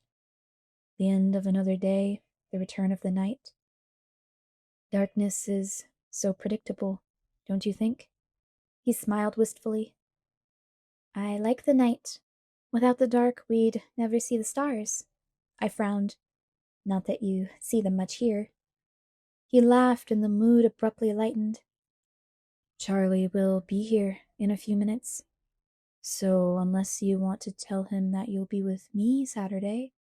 He raised one eyebrow. Thanks, but no thanks. I gathered my books, realizing I was stiff from sitting for so long. So is it my turn tomorrow then? Certainly not. His face was teasingly outraged. I told you I wasn't done, didn't I? What more is there? You'll find out tomorrow.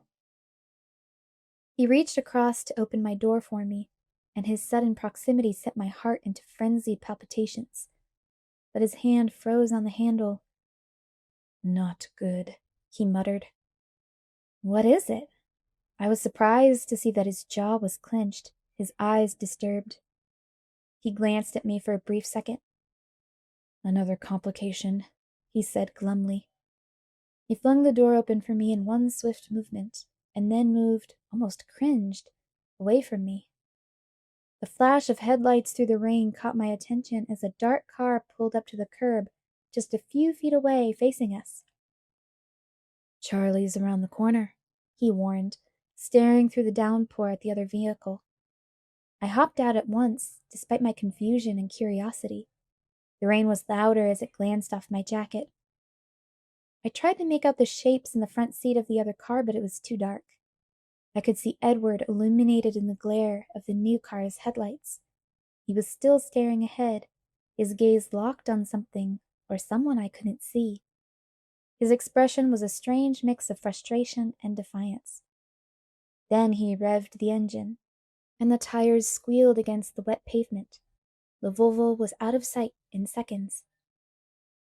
Hey, Bella, called a familiar, husky voice from the driver's side of the little black car. Jacob? I asked, squinting through the rain. Just then, Charlie's cruiser swung around the corner, his lights shining on the occupants of the car in front of me. Jacob was already climbing out, his wide grin visible even through the darkness.